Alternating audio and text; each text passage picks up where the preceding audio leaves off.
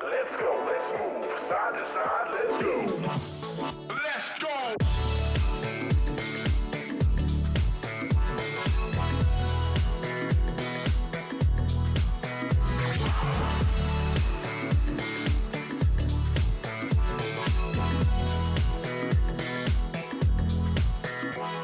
Let's go, let's move. Side to side, let's go.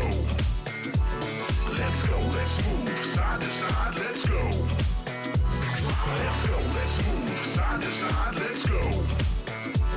Let's go, let's move. Side to side, let's go. Everybody bring it in.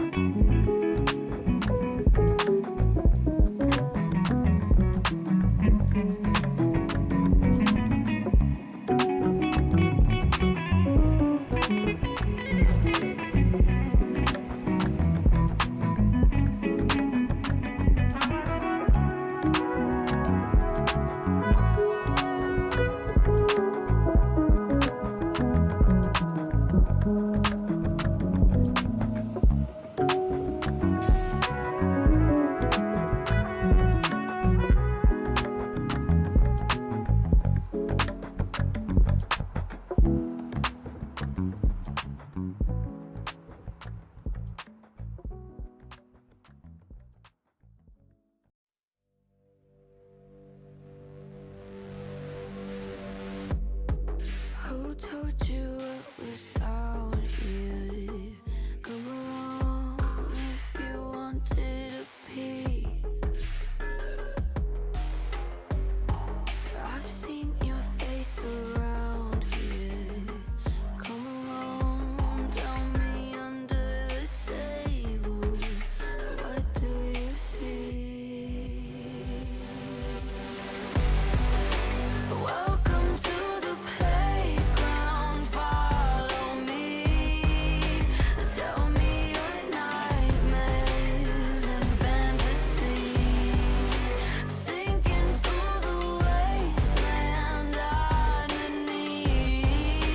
Stay for the night, I'll sell you a dream.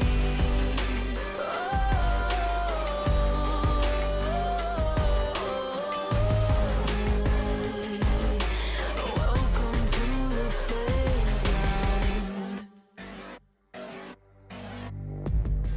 What brings you to the lost and found, dear? Won't you pull up a seat? Everybody got a prize round here to play. Make me an offer, what will it be? Oh, what will it be? Welcome to the playground, follow me.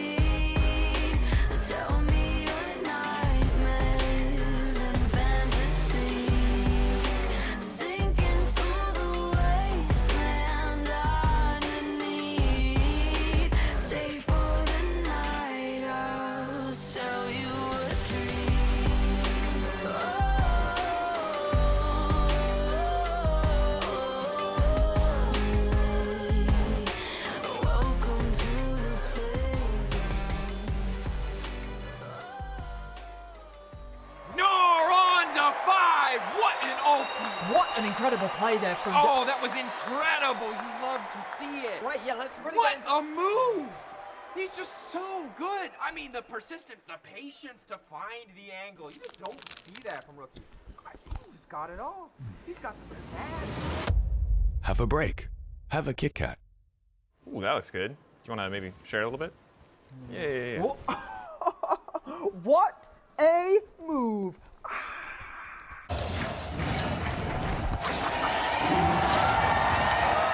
Red Bull gives you wings. Hey there. Every season starts the same way. Everyone wants to win. But not everyone prepares the same way. I can't wait to show you what I have in store. And trust me, this year, everyone's leveling up.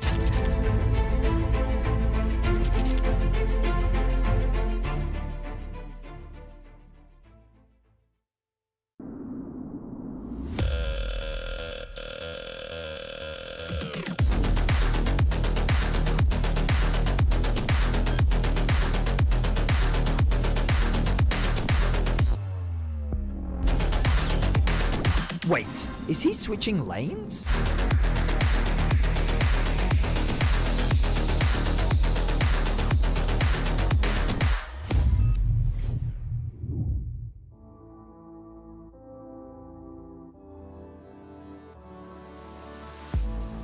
If you had it all, would you look the fall in the eyes?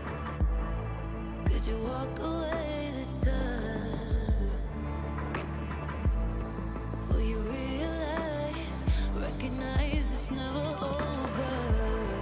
And the flame that once had died, awaken. Will you rise above the days to come? Will you be enough? Will you walk away this time? Look to your left, to your right, leave the pain behind.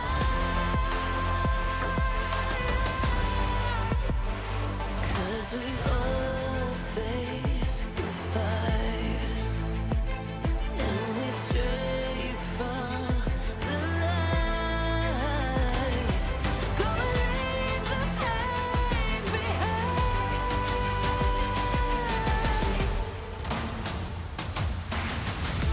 Feel that rush, feel the taste. Can you feel it? Rid the pain. Wash it away and stand again.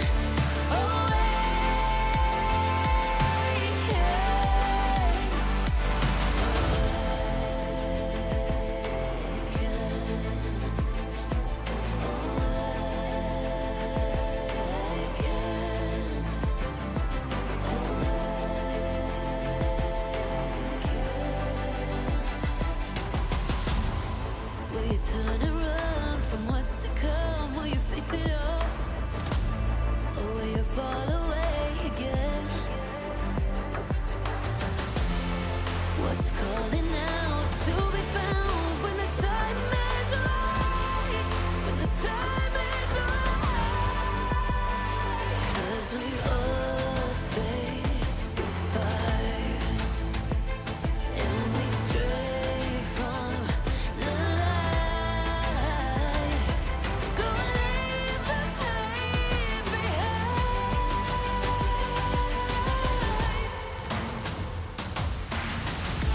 Feel that rush, feel the taste. Can you feel it?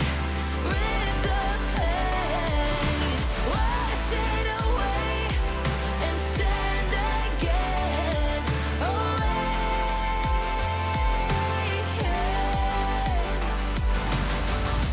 Feel the rush, feel the taste.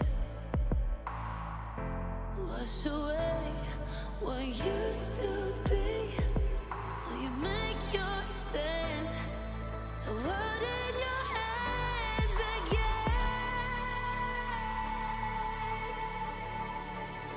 'Cause we all face the fires, and we stray from the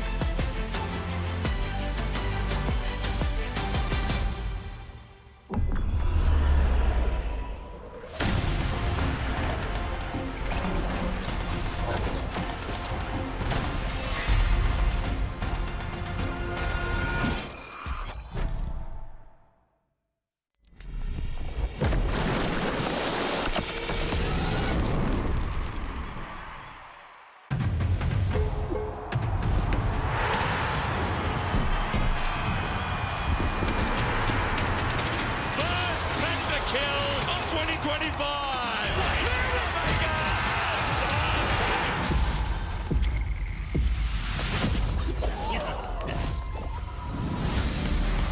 wave is coming to the LEC! That's gonna be one of the best LEC intros I've seen in years. Oh, Jackies! For a bit, another. Crowd's already been a dredge line. Their rapid, crazy minds brought the arcane again. Everything blue in this arena. Everything blue.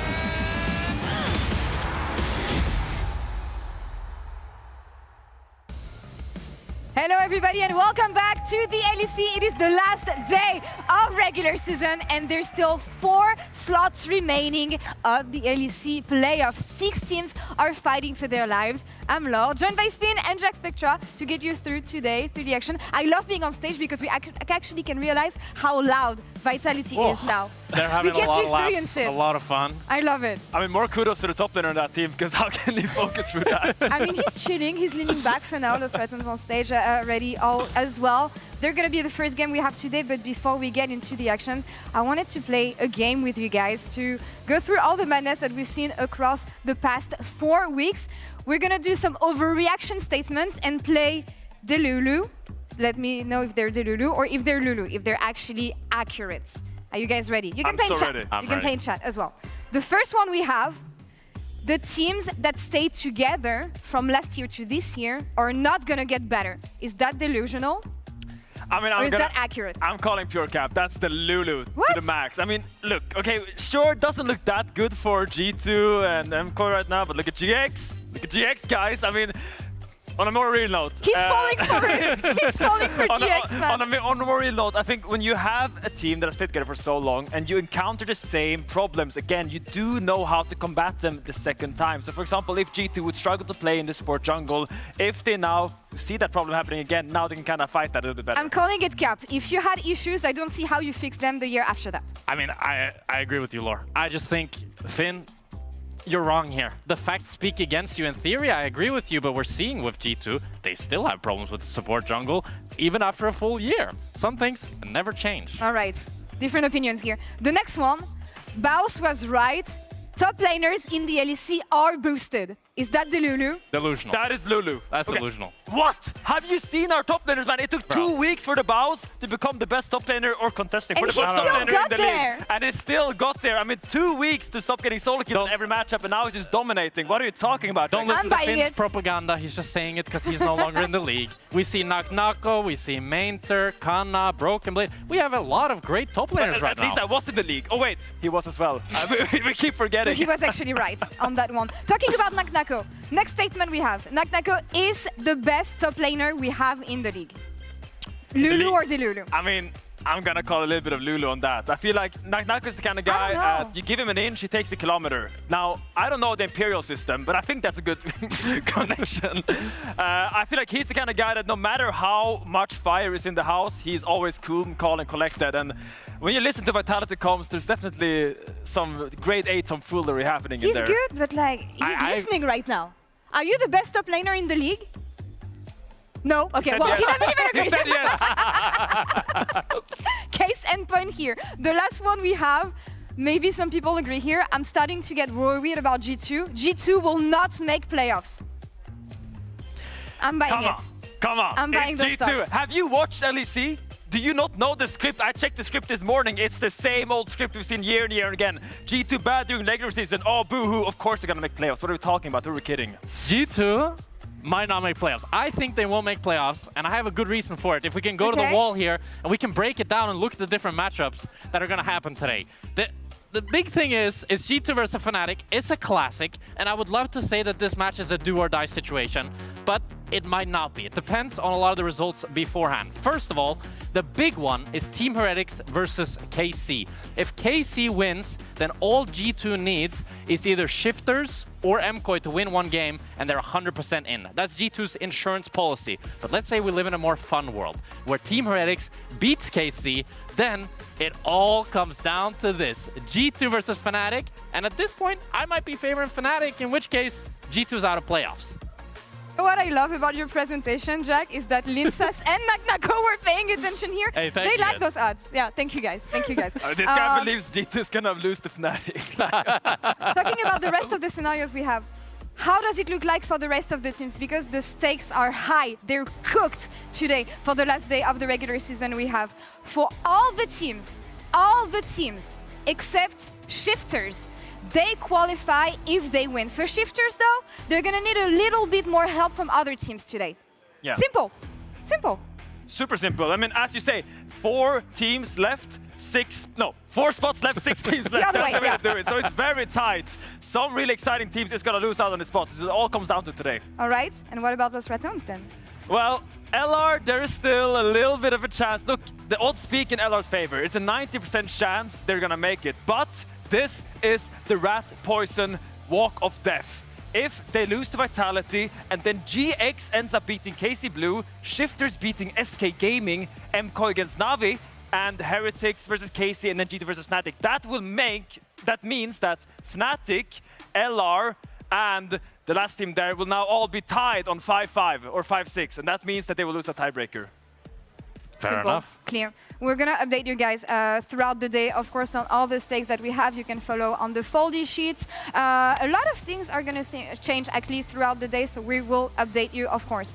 One thing that I want to talk about, the first matchup we're going to have. We see the teams behind us. Los Ratones versus Vitality. And the matchup that I have my eyes on, sorry I was confused, but I'm also thinking about what Baus said yesterday. He is coming for NakNako, the best top laner that we have in the league. And actually, we're going to check the video because I think Baus called him out yesterday, live. I was watching NakNako stream. He said I was a bad laner. A viewer asked him, what do you think about the Baus? He's a bad laner, but good macro. Okay, tomorrow I will show him what a good laner looks like. Let's go! Bad laner, he's gonna show it. I mean, big words from Baus. In my opinion, Baus's biggest weakness is his laning phase. So we'll see if he's able to punish NakNako today. I don't know what you think as a fellow top laner, Finn. I mean, Baus did say that a lot of our top laners are boosted. I think NakNako to that is the exception. I think he's had an amazing LEC Versus so far. And I feel like he always makes so much out of every champion. I think in laning phase, Baus is going to struggle. I really want to see Baus kind of do what he did yesterday against Wunder, which is getting through laning phase and coming to that team fights. Because I think that's where Baus can actually shine. You were saying that NakNako might be the best top laner we have in the league. What makes him so good? I mean, NakNako's, first of all, laning phase. So many solo kills. Always, if you check at the gold, actually, he's always almost ahead in gold in the game and XP. He's just always putting himself in a good spot. We know Vitality is a scrappy team. They like to make things a little bit chaotic, but I feel like NakNako, he thrives in that chaos. He always makes himself get ahead. I completely agree with you, Finn. If Balsi is going to win, it's going to be through scaling. It's going to be through his superior team fighting. And that's the way that you can actually take down NakNako, because in laning phase, I don't think it's going to happen. A little bit more on NakNako, and you've been in this situation, Finn. Being good in lane doesn't automatically win you games. So what made him stand out and maybe picking up for the slack for the rest of his team later on in the game? I just feel like he's not really scared to make plays. I think of this moment where he was standing, like they had just lost a fight, but then he's camping at enemy red buff just to pick off the enemy jungler on Rumble. Yeah. And I feel like he sees these angles that a lot of other top laners would not even dare to go to. It's about his fearlessness, and I think this is why Vitality looks so happy. I think they're very joyous. They kind of remind me of the old Mad Lions team where they just laugh off mistakes and then look for the next play. Something that I'm wondering is what's going to happen in top lane, because I believe NakNako on stream said that it's gonna be too easy for him, so maybe as a merciful god, he might leave Sion open? Dracos, can we ask him? That is an excellent question. Can we get a confirmation? Did you say that you're a merciful god and you're going to leave Sion open for the boss? I mean, I said it. I also told my coaches that we should leave Sion open. They were kind of confused, and they kind of want to ban it, but they also don't want to ban it. But we'll see what happens. So if we see a Sion ban today, it is the fault of the Vitality coaching staff. You personally would leave it open? Yes, I will for sure leave it open. I just want him to play Sion because everyone is banning it. Do you stand by what you said? Do you think you're going to absolutely dominate him in lane today? No, even if there's a Sion? I did not say that at all. He will stomp me.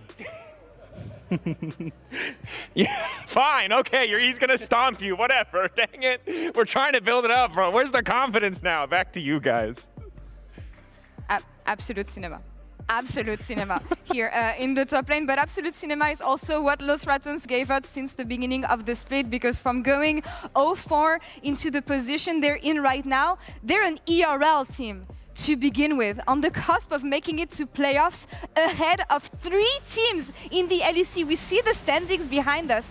Generational run from them so far, and they made it happen game after game after game. They're making history happen right now. This feels like a ragtag team of friends that came together and they went up from the ERLs, and nobody believed in them. Even me, I watched a lot of their games last year. I didn't think they would make it this far. They're heading in potentially into playoffs, and that's their comfort zone, BO5s. I mean, I feel like the step up has just been so significant. Like, we came in and they were just losing lanes. They felt like they couldn't really get a grasp in the game, but week after week, game after game, they are becoming more and more stable. Yesterday, against SK, they just held on super well. Such a long game, and when LR gets to that late game, they are actually one of our best decision-making teams in our league right now. So that really is their game plan. They have such a strong fundamental understanding of how the game should be played in the later half of the game. So I really want to see them hone into that. And you can only imagine what it means for Casual, especially with this project that he builds from scratch. It was supposed to be a fun project initially,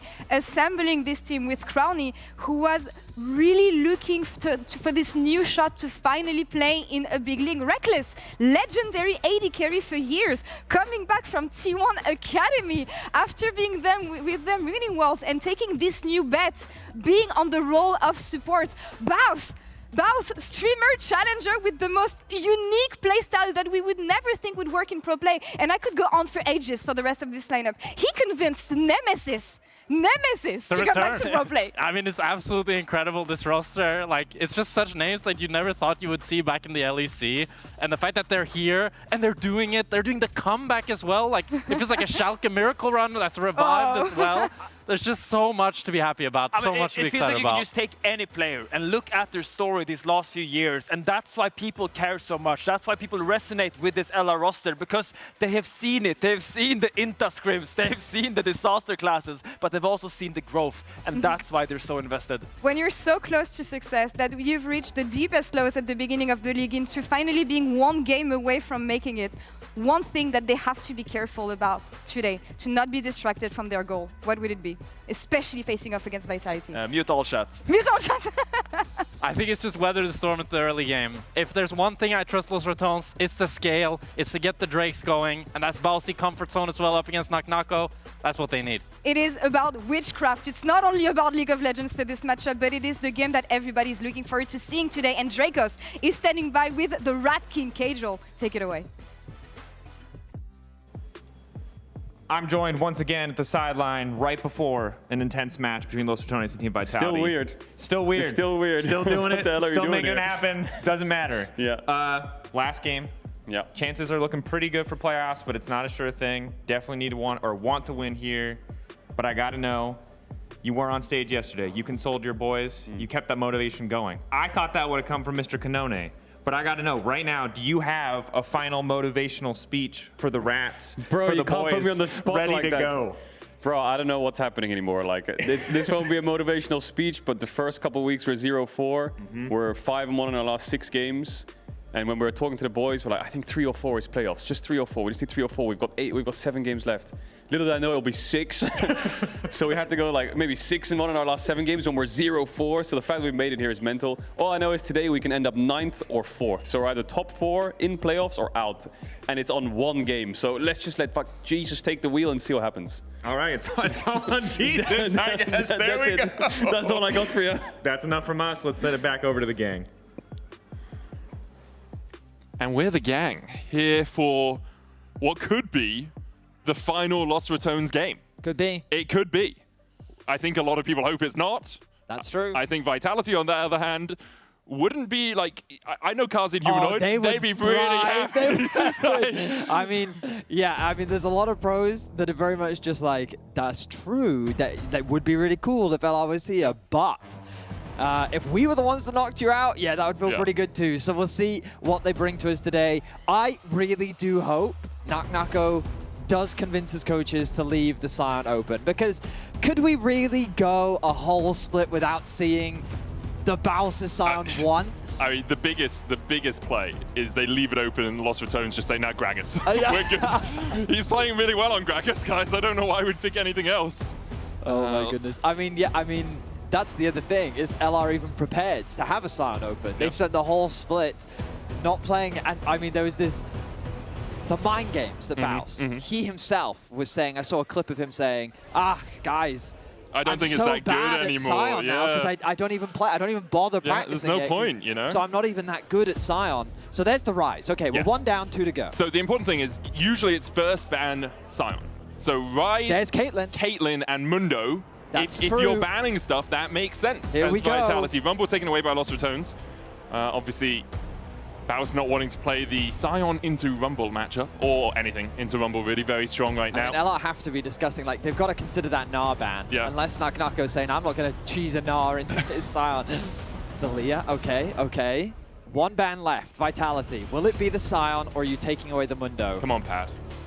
Who's in charge of this? What's it going to be? Let's see. Nami, okay. Scion is through. Been open. Naknako, he stayed true to his word. Vitality have first pick. There's no way. Imagine if they They're lock gonna hover Scion, it. man. They're gonna hover 100% he's The gonna hover it. You can see smiles, yeah. Naknako, man. Okay, he managed to convince his coaches to leave the Scion open. The gauntlet's been thrown. Also leaving Mundo open, importantly. Something That's Veli has had a also really very good true, time on. yes. So where do we see Lost Returns final ban? It's going to be the Vitality with first pick, already locked in playoffs at 6 and 4. Can improve their seeding. There's the Scion hover. We all knew it was coming. There's the Mundo hover. Then we'll see where Vitality decide to go. I wouldn't be surprised if they do pick the Mundo. Absolutely, yeah. Right? They made no deals about the Mundo. Exactly. They were very much like, we'll leave the Scion open. He goes to which team he chooses, and he's chosen to go So they're going to take that away from Vitality. them. And honestly, I think that's a smart choice. Like, I think Mundo's super strong. But there is the Scion lock-in. Vitality staying true to their word. The Baus, we're going to get to see his legendary pick on the LEC stage. He has never lost professionally on this pick. He has played it 11 times and has a 100% win rate. Okay, Baus, you got to show us what you can do. His playstyle slightly nerfed because on 26.3 they changed some of the gold that you give when you die many times in a row. Good sir. You can nerf this man to the ground. He'll find a way. He's still very strong, you know, still very powerful. Corki is the lock here for Crown. He won his first game on it yesterday of the split. And we'll see where Vitality decide to go. Vitality been making some waves in the last few weeks. Their win against KC was very clean. Yesterday, their victory, not quite as clean, but still very solid. I think they've been... they're not really a dark horse. You can never really call a team with Humanoid and Kazi on it a dark horse. Absolutely. But playing above expectations, been more consistent than inconsistent recently, I'd say. Well, I mean...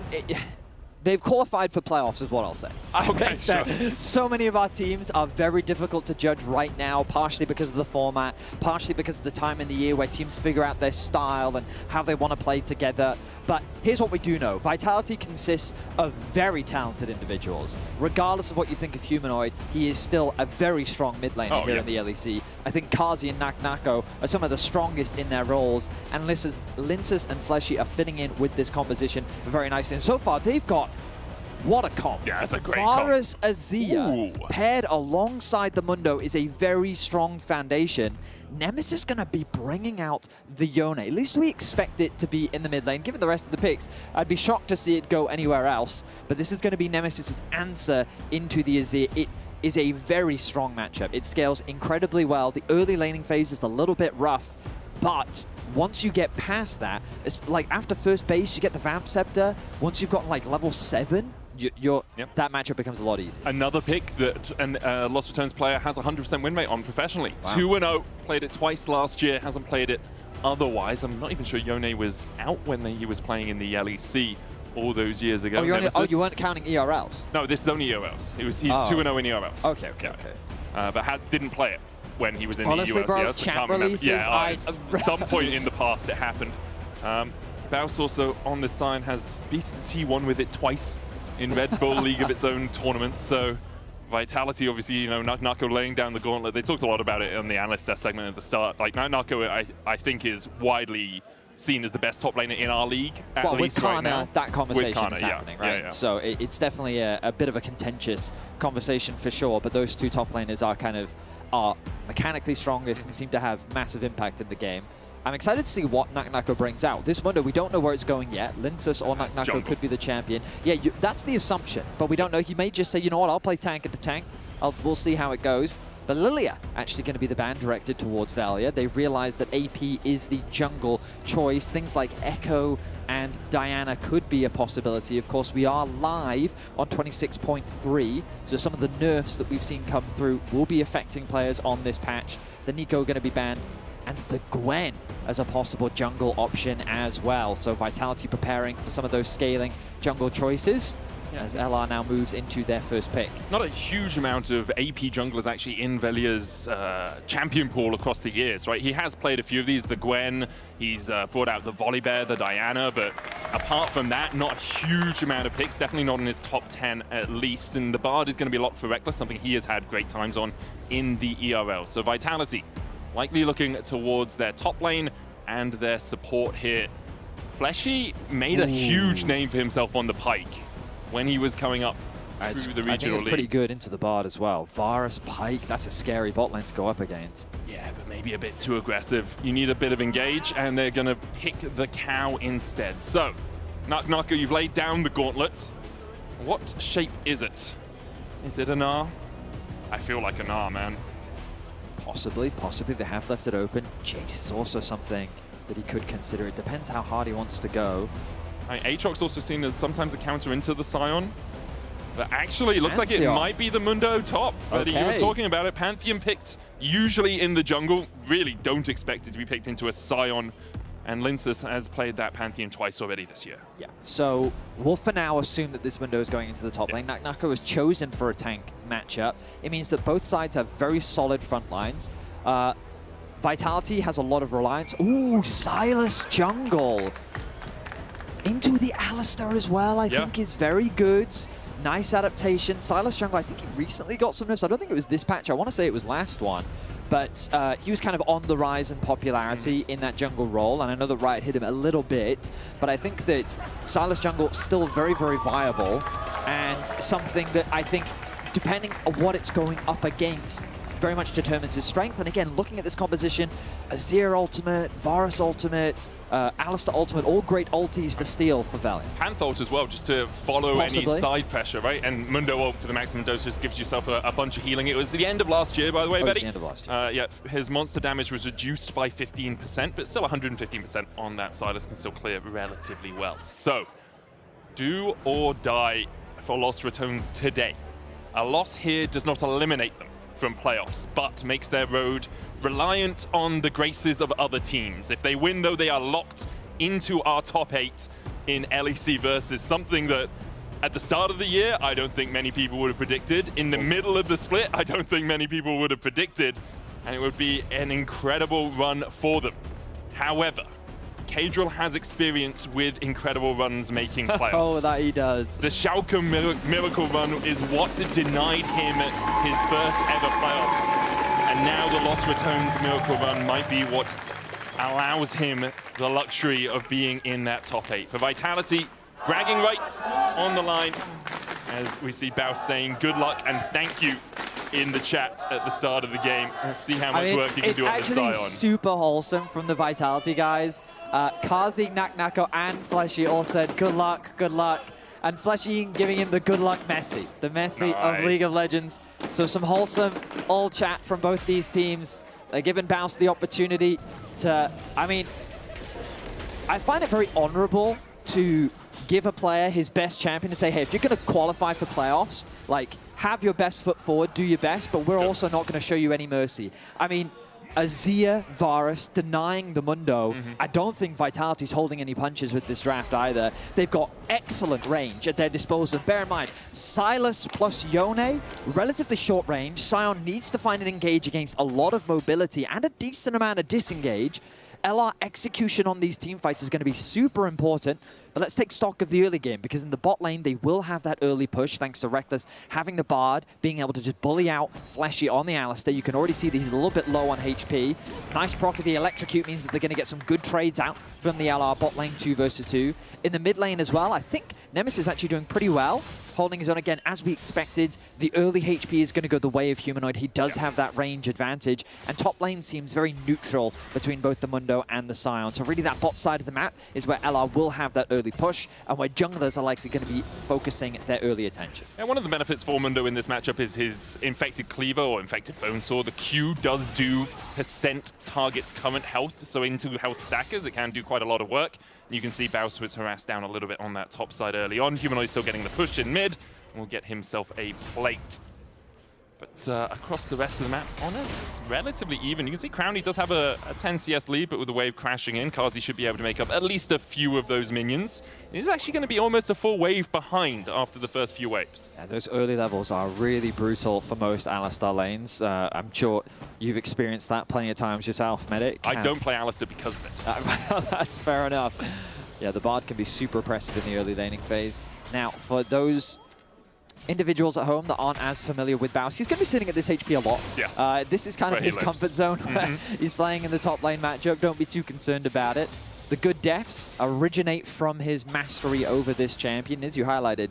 An impressive domestic record in the ERL with 11 wins. 11 wins, 0 losses. 11 wins, 0 losses. Oh, Fleshy going in here, looking for the Trample Sun's going to have to flash away. Flash forward from Crowny, in fact. Needs another order, will find it! Lots returns with First Blood. Meanwhile, on the top side, Naknako's trying to trade onto Baus, who uses the Salt Furnace. Can he get him in the zombie form? Naknako flashes the wall. Baus is on the chase, but the Bonesaw will slow him down enough that Naknako gets the solo bolo. So it ends up being a trade of kills as LR, again, they're used to playing with the Scion, so they get an early First Blood down towards the bot side of the Rift. Naknako adds to his solo kill stats as he picks one up onto Baus. He was confident in his laning phase against Baus, but Baus not going to be too deterred by his early death. He's gone Cull Longsword, Veddy. He's gone Cull Longsword. Picking up all those stacks. We'll have another look at this, because Fleshy thinks that they have the damage to get onto Crowny, but with the Valkyrie away, now Fleshy's just in no man's land.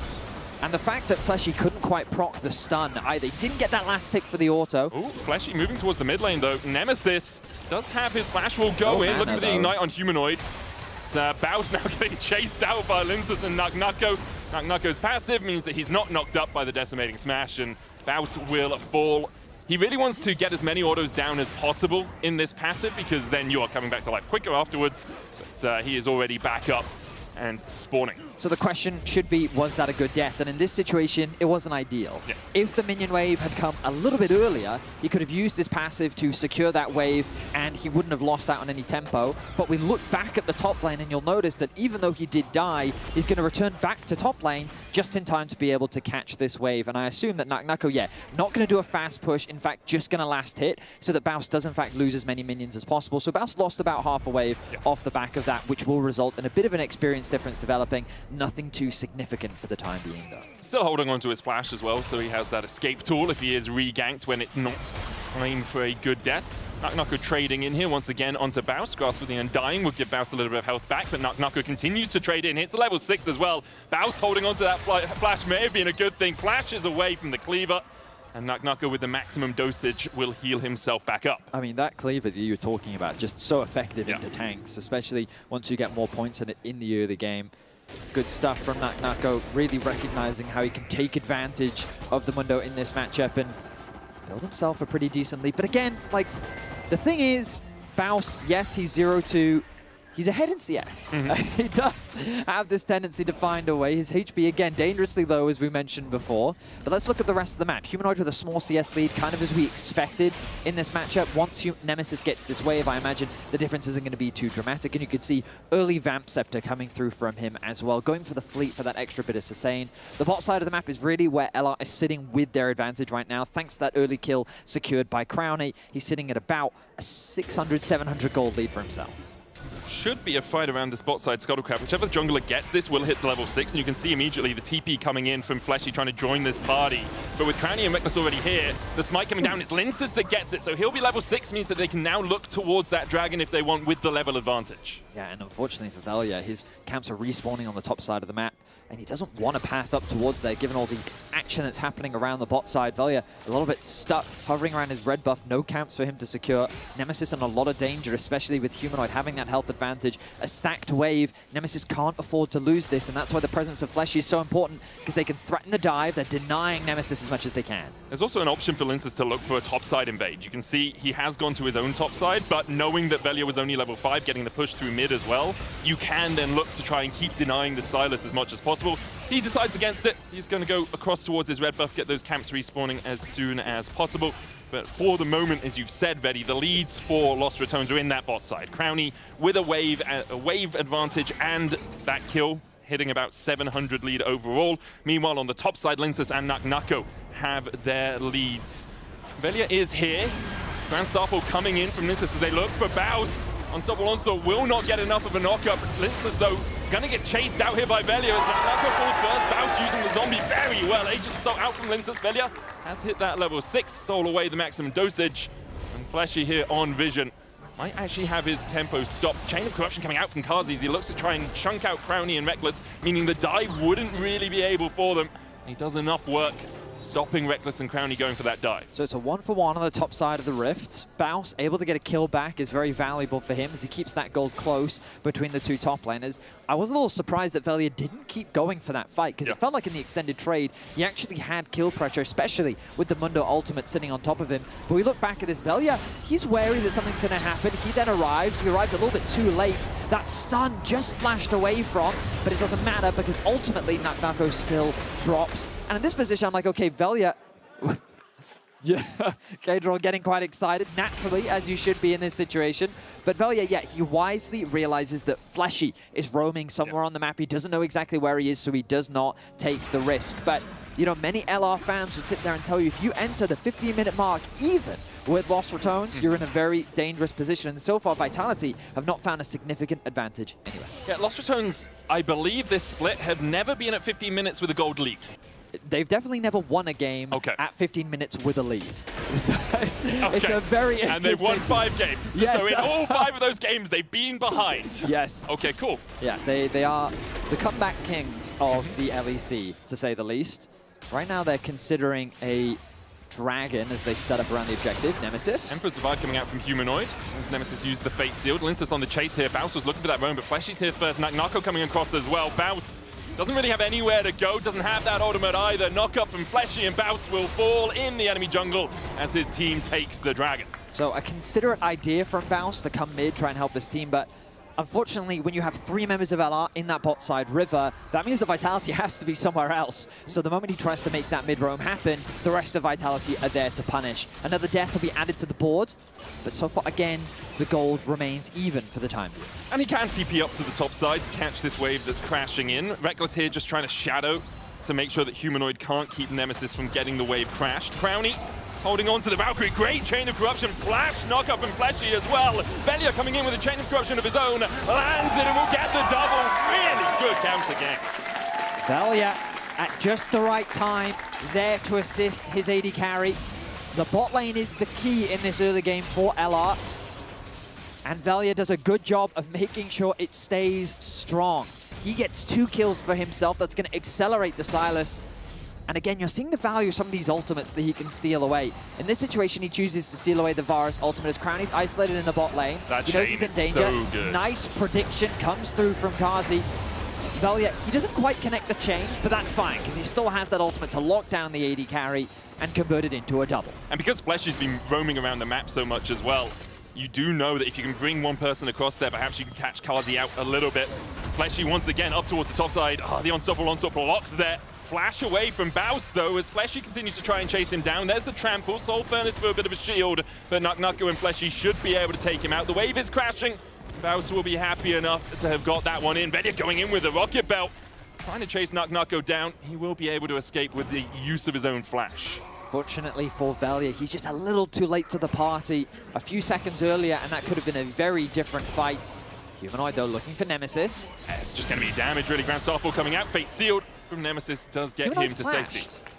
He did. I think he flashed in front of Nemesis. To try and get in front of the Fate Sealed? I think he was predicting the ulti, but then it doesn't come out. Nemesis kind of stays steadfast. So flash advantage gained for Nemesis? Sure. A little bit of an odd one. But, yeah. Happens. Nemesis will be happy enough to only use his ultimate in exchange for Humanoid's And flash. now, I mean, Velia should come in. Yeah. There's no flash. There's the Emperor's Divide. Humanoid needs to get out of here. Shifting Sands will get him a bit of distance, but there's no one on this side of the map to help him out. Velia can keep chasing in, does have the flash. Absconder ducked, goes in with the Abscond. Kingslayer closes the gap, Duck goes wide. Emperor's Divide, though, now catches Humanoid out, but Lintus flashes forward. Still, Velia gets the kill, his third of the game, popping off on this Silas. LR find themselves with a gold lead 12 minutes into the game. Velia is continuing to get stronger. Vitality putting a lot of resources into Nemesis. Humanoid doesn't have a flash, doesn't have an ignite, but can dash away with a Mortal Strike. And now Velia comes back in, trampled from Fleshy for the stun. Velia still chasing forward here. In the end, will just retreat as Reckless comes to back him up. My goodness, a scrappy game. Vitality, they're a team that likes to skirmish, and we're seeing it so much from Fleshy. He's roaming around the map and having as much impact as he can. You're expecting this from a Pantheon, but this Alistair wants to get involved in the action. And LR, while they are a little bit slow to react in the moment, they are there to respond a few seconds later, resulting in some return kills of their own. Velia's doing a great job in this early game of punishing that aggression, and he finds himself with a 3-0-1 scoreline. But the big lead really for LR is the fact that Fleshy hasn't been bought, and because of that, Crowny's almost 2k ahead. Velia, once again, up towards this top side, maximum dosage coming out from Nucko as he tries to escape with no flash at his disposal. The chase down might just come out. He goes where he pleases, picks it up again, trying to get that CC resistance, but can't get it. Velia steals away the maximum dosage, will heal himself back up, and Linsus can only catch the wave. Fate sealed in the mid lane as Nemesis looks for the chase. Reckless is here, Fleshy too far away, and Humanoid can't shift the sands. Apart from the ones that fall on his face, 6 feet under now. Humanoid down, a 1.8k, 1.9k lead for the Lost Ratones. Lost Ratones have decided that it's their turn to take control over the Rift. A gank in the top lane, a gank in the mid lane, pressure continuing bot. Fleshy though, he wants to answer back. Crowny holding the flash, but still is going to get head-butted up. No Valkyrie on him, there's the trample, he tries to turn it around, and puts the damage into Kazi! Crowny forces Kazi away, the Trinity Force core field so much from Crowny there. Lost Ratones with a 2.6k gold lead. Crowny is just dominating in the bot side of the Rift. Nemesis now with a gold lead of his own. The Blade of the Ruin King completed makes him a much greater threat in the side lane. And now with these quests done, LR, I expect them to start opening up on the map. Look at the mini-map. You can already see Nemesis making his way towards the bot lane. Crowny going to take up Mantle in the mid. Dragon is ready and available, and you have to imagine that that's going to be the next objective. Baus doing what he does best. Proxying, steals a wave away, and he's going for more. He does not care. He's hunting for that extra wave, and this is how you build that massive tempo advantage. The Azir is going to be coming up, and if they kill Baus, that's fine, but they're losing the Dragon in exchange. Yeah, Humanoid comes in, Fleshy there with a follow-up knockup. Baus will die here, doesn't have the unstoppable onslaught, but he is distracted Vitality for as long as they needed. The Drake now will be going over to Lost Ratones. Humanoid just trying to get some gold into his pockets. As now Lost Ratones 2 Drakes up. We crest the 15-minute mark. This is untrodden ground. If you are a Lost Ratones fan, this is brand new, really. Have never won from this position in LEC Versus, but what a lead they developed. And off the back of Velia, this guy is 4-0-1 on this Silas, not known for his AP picks at all. Brings it out in a perfect position to play it. And now is doing so much work through this early game, Betty. I think a lot of people doubted him. I think I myself definitely doubted him. I thought off the Mundo, his Jarvan performances weren't exceptional. But now he's showing up for Lost Ratones when they need him most. A win here gets them into playoffs. And they are controlling the map. They'll take the Rift Herald as well. And I wanted to look at that, like, because that would be considered a classic Baus good death, right? And so I want to look at how much gold did Nemesis actually get off, sorry, Humanoid get off the back of that play. He got 313 gold. In the bot lane, though, Nemesis got 2 plates, getting himself 240 gold, and they also got themselves the second raid. Overall, on top of all the minion waves that he still got after his death, that is the definition of a good death. Grand Starfall coming down towards the bot lane. I agree. Nucko's going to be chased out by Reckless on the top side here. Cosmic Binding does land. Baus just trying to clear out the way. Fleshy going in with a knockback under the tower. Nako pops the maximum dosage, but with a cosmic binding on him and the ignite taking maximum dosage, healing him up. Velia's going to have to chase him down. Meanwhile, Baus is killed on the bottom side. Velia will get one. Both the top laners fall. It's a trade of top laners that I think LR is quite happy with. Yeah. They have the Rift Herald as well. They have the Rift Herald. They're going to get this tower, and they should be able to run it into the next tower as well. Fleshy is going to be hovering around the top side. There's nothing he can do about this, though. Velia just going to run that straight towards the tower. Gold continues to be TP behind Veli. Humanoids looking for this. They think perhaps they can catch Nemesis and Velia unawares. Fate Seal available for Nemesis. Does have the flash as well. Fleshy goes in, looking for the knockup. Sun Disc down. Emperor's Divide collide. But the Fate Seal finds Humanoid. He tries to chip the hands and get the shield, but it's not enough. And the Sun Disc won't save Fleshy under the tower because Baus is here. The Soul Unbound out of Nemesis gets him to safety, and Lost Ratones are 5k up. Lost Ratones are dominating in these skirmishes. Vitality keeps trying to bring the fight to them, but it is LR that is coming out ahead. Beautiful execution in the 2 versus 2. The double as their ultimate will be traded, but Nemesis's ultimate ignores it all. It results in a winning skirmish, and as you highlighted, this is a 5k gold lead that LR is sitting in the early game. Now Vitality's topside jungle. A slew of vision there for Lost Ratones. We'll have another look at this because with Humanoid TPing in, you're worried for Nemesis. You naturally are. But with Varus on the way, you're thinking, okay, in the 2 versus 3, this could be dangerous. The Azir ulti comes, sorry, the tower comes up, but a beautiful ulti from Nemesis locks down Humanoid. And I mean, where is Humanoid going to go? He has no options available to him. It's an easy double. Baus going to pick that one up. Baus TPing in as well meant that... No, perfect description, Kadril, yes. Baus TPing in meant that Kazi couldn't react. Like, he couldn't walk forward because Baus was there at that point. And Kazi still only sitting at 1.5 items where Crowny already has his Manamune stacking up towards the Muramana. Nemesis now with an Immortal Shield Bow, 2 items on all the key carries for Lost Ratones. The reason why no one wants to give Baus the champ, he has 2-7-1. He has a 350 gold advantage. That is the Baus Classic. That right there. The problem is the automatic detection system. Yeah. Still sometimes, if you have 7 deaths in 18 minutes, ready, sometimes it procs, you know? No reports after the game, okay? No reports. If there's a new top laner for playoffs, sorry guys, we did all we could, okay? It's not our fault. It's an automated system. I mean, very honorable from Vitality to give the Baus his best champion. And again, like, do I think that he's the key difference maker in this game? No, not necessarily. But you know what he is doing? Gang after gang after gang after gang. So much has been thrown towards him, which just alleviates pressure for the rest of the map. And Crowny in the bot lane has been decimating Kazi. He has been using the full strength of this Corki to find advantages. He secured that bot tower.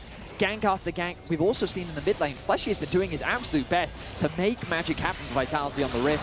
It has not resulted in anything as Nemesis throws the ulti towards Humanoid. He's going to sidestep that. And that's why having such a strong pushing early game bot lane for Lost Ratones when you have Baus on the side is so important. Absolutely. Because Baus draws so much pressure that you garner these leads because you know the jungler isn't likely coming again, bot. Look at what's happening. Yeah. They're ganking Baus. Dragon is available. 3 uncontested dragons. And again, like, you might sit there and say, like, oh, why are they being so biased? Why are they... This is just the Baus. We are explaining to you. It's 1 letter difference, guys. Okay? 1 letter difference. This is what he does. But the... Oh, hang on a minute. I'm looking at that Pantheon, and I think he's ulting mid. Crowny has the flash, has the barrier, has the Valkyrie. We use the first of those tools with the chain of corruption chasing him down. The shutdown going over to Kazi. Here's the thing. Much needed pick, because now they can threaten the Baron. 2 are dead. Baus doesn't have TP. He's dead for 15 seconds. Crowny overstayed his welcome in the middle lane. Nemesis knows this isn't worth contesting. He's going to stay in the bot side. Velia might look for a sneaky steal, but he's just clearing out mid. First Baron of the game doesn't usually get you too much other than towers. There's only 1 tier 1, 2 tier 1s in fact for Vitality to raise after this. But while this is happening, something that Lost Ratones have done really well this split is understanding when you just play the other side of the map. Get something for yourselves. They get the tier 2 down towards the bottom side. But Vitality now can get that scaling up. They've got triple TP, so their map movements later on should be better. As the first teleport does come out, Humanoid sliding into Reckless, who flashes away. Velia not caught by the Emperor's Divide. Able just to sidestep it, and Great for him. He's got a 700 gold bounty on his head. If Azir's picking that up, that is not good news. I mean, Vitality not giving up without a fight. They find a beautiful pick on mid lane. They give a lot of that gold over to Kazi. They significantly close that gold gap between the two AD carries. Securing this Baron also takes this objective away from LR and will delay the game a lot. This next Dragon is going to be extremely important for both teams. Vitality is going to use this Baron to stall the game out, get as much gold, get as many items as possible, and then they're going to look to fight over this Dragon. Remember, Vitality do have a lot of scaling of their own. The Azir is going to continue to get stronger as the game progresses. Kazi has a ton of range, and ultimately this is going to be the biggest challenge for LR. Can they get past this range that Vitality will look to use, the poke that they'll have available around this Dragon? 3 minutes, we've got some time, so we'll calm down and we'll take this moment as both teams kind of get ready for that fight that's inevitably going to happen. Yeah, you have to feel it's going to be around that Mountain Drake. You do not want to give a sigh on Mountain Soul at all. Titanic Hydra for Baus for that wave clear and for that extra damage, but Naknako has managed to garner a very slight gold lead in that top lane. Now 200 gold is basically nothing, it's a refillable, but still for a while that had turned blue and now goes back towards the red. The lead that Crownie had developed cut in half pretty much by that kill. Kazi was able to get himself, and with the Baron buff, you'll see this tower in the mid lane falling. Vitality getting more of that standing gold off the map. That's all the tier 1s down. Bring the gold lead down to 2k. Emperor's Divide out from Humanoid as Nemesis gets chipped away at. Reckless is here to try and help him out. Has those Bandor pipes that do a lot of work in terms of speeding up that Yone's attacks, but can't really get close enough to do too much with it. Haven't really seen Reckless have to use that Tempered Fate as of yet. It can be a very effective tool when you're playing against low mobility carries. There it is, onto Humanoid. Fleshy gets the knockback onto Velia. Humanoid able just to walk away for now. Velia steals away the Emperor's Divide, exhaust out from Fleshy, but he has the Unsealed Spellbook to have another summoner in just a moment's time. Long range damage from Kazi with the chain going wide. In the end, a good trade overall for Lost Returns. They only used the Tempered Fate. Velia does pop out the Emperor's Divide to get his hijack back on cooldown, so he can steal away an ultimate he finds more apt to the situation. Well, I just have to imagine that it may have been running out, but also Dragon's in a minute. I mean, he only just stole it, so... Yeah, okay, so right. I think he wants like the Alistair ult or a Chain of Corruption or Basically, something, right? He's preparing for the upcoming Dragon fight, and he just wants to have it available. That makes sense. Naknako now looking to contest some of the gold that Valia is after. He's still a ways away from level 16, which is really where Sylas, I mean, he's already quite powerful at this point in the game, but level 16, that very low cooldown ult can be exceptionally strong in these team fights. I mean, Vitality, look at how the momentum is shift, though. Vitality, it felt like they were constantly being pushed back on their side of the map, but now pretty much full control. Observer's highlighting for us the vision. There is some deep wards on the top side of the mini-map that LR do have as potential flank TP wards, but with Dragon being the main focus, Vitality have full coverage around this bot side. That single Baron has really swung the momentum in their favor. Now they're looking for a pick. Velia stepping forward, Chain of Corruption. Not quite timed with the rest of the CC. That is Velia down to half HP, though. Has enough time to get back to base and then get back out onto the map. 30 seconds before the next Drake does spawn. There's also an option for Lost Returns just to give this one up. Say, okay, let's wait for 3 items apiece. Let's wait until Nemesis has finished whatever he wants to go to with this BF sword. Yeah, Infinity Edge is what I expect as well. Crownie needs the Mortal Reminder as well to work his way through Naknako. They do have an Ignite on Nemesis, but no other tools to apply that Grievous Wounds. TP coming out. Leave from Baus. They're in position to contest this Dragon. Naknako's the going to TP to mid. Finished for Humanoid could be a very big deal. Here comes the TP from Naknako now as well, and here we go. Baus on the flank. Look and see if he can get behind Vitality. Naknako will keep him at bay. Nemesis chipped away at. Naknako's still just standing on the Baus, going to block the Unstoppable Onslaught. Velia steals away the Alistair ultimate. Fleshy goes in with a knockup. There's the Tempered Fate as well. Fleshy down to half HP. Baus on the backline. The Dragon, an afterthought here for Lost Returns as they see the fight that could get them into playoffs. The dive in from Nemesis, Lynx was forced away. Baus low, Emperor's Divide in as Humanoid takes down Crownie. Naknako now on the backline trying to kill off Nemesis, but Velia's in his way. Baus forces people away up towards the top side as he goes down as well. Lynx is coming in, Velia healing up. Lynx is trying to flash the wall, but he face plants. Nemesis can rejoin the fight with Immortal Steel. The stopwatch from Velia. Nemesis trying to get in here. Velia gets the magical journey away from the fight. Nemesis able to keep Naknako and Lynx from chasing any further. Oh my goodness, the fight is so close. Valley, he needs a heal for the W. He's going to steal the ultimate away. Maximum He's going dosage in. for him. Reset coming out from Linces. He does have the Grand Sample, but Nako needs his teammates on his side. Velia chases him down. The Mundo can't go anywhere as Velia brings down the chains. That is going to be the team fight for Los Ratones. The Dragon is up for grabs. Linces is not going to be able to get in range. He's got Grand Sample. He does have the ult. Linces doesn't have Smite right now, but he'll have it in just a second. Magic He's coming coming out as well as Linces dives in. Fletcher with a double knockup. Linces steals it! Linces steals it, and they get the kill on Nemesis. Velia and Reckless now need to run for the hills. They need to get out. Tempered Fate perfect, and Reckless finds the two. Crowny looking for damage onto Fleshy, who will go back in with a headbutt pulverize. No Emperor's Divide. At the moment, a Humanoid is a 4v3 in Lost Ratone's favor. Velia steals away the Emperors. But he can't get the damage in as Humanoid uses the stopwatch. Linces with Nature's Assault, knocked up with a decimating smash. Onslaught going in from Bounce as he continues to chase forward. Humanoid turns it back around, Crowny on the back foot. Reckless no mana, and Vitality will disengage. The Baron is available. If either jungler died there, it would have been an immediate call to go for the objective. But my goodness, what a close fight. LR win the initial fight, but the re-engage from Linces, the smite was just too early, 76 HP on the Dragon. It is secured by Linces. He gets the shutdown onto Nemesis. The soul is denied. And we have to get back to live because the Baron is available. Both of these teams are eyeing up that objective. And you can see how close it was. If either jungler fell, that would have been a Baron. That could have been the game. But the game will continue. The gold lead, insignificant at this point. 3 items across the board for both sides. Humanoid looking for a bit of a scrap with Baus. Has the Leandries and the Nashes alongside that Zhonya's. Velia and Linces still yet to die in this game. Velia doing so much work in these fights as Vitality will deny vision around the Baron pit. Lost Ratones and Vitality vying for pressure in the mid lane. Nemesis looking for that flank position. No flash on him. In fact, only Baus has a flash at the moment on Lost Ratones. None of that summoner either on Vitality, so the engage has to be a flank position. Linces clears out the control ward. Tempered Fate going out as Baus looks to the backline but can't get in. Nemesis is going to chase Linces out, stunned up with the shield bash. There's the Emperor's Divide onto Baus. He has to flash to try and get out, but the Chain of Corruption is going to chase him down, and Baus has fallen. Perhaps not a good death there for Lost Ratones. The gold lead down to a K. Vitality turn their attentions towards the top river once again. I mean, it's really hard for LR to follow up on that. Once Baus is in the thick of it, there's no easy angle for LR to play for. That means the Baron will be secured by Vitality, and this Dragon becomes the main win condition. My goodness, what a scrap this game has been. An 8-0-3 scoreline for Valley. He's getting closer to that level 16 mark.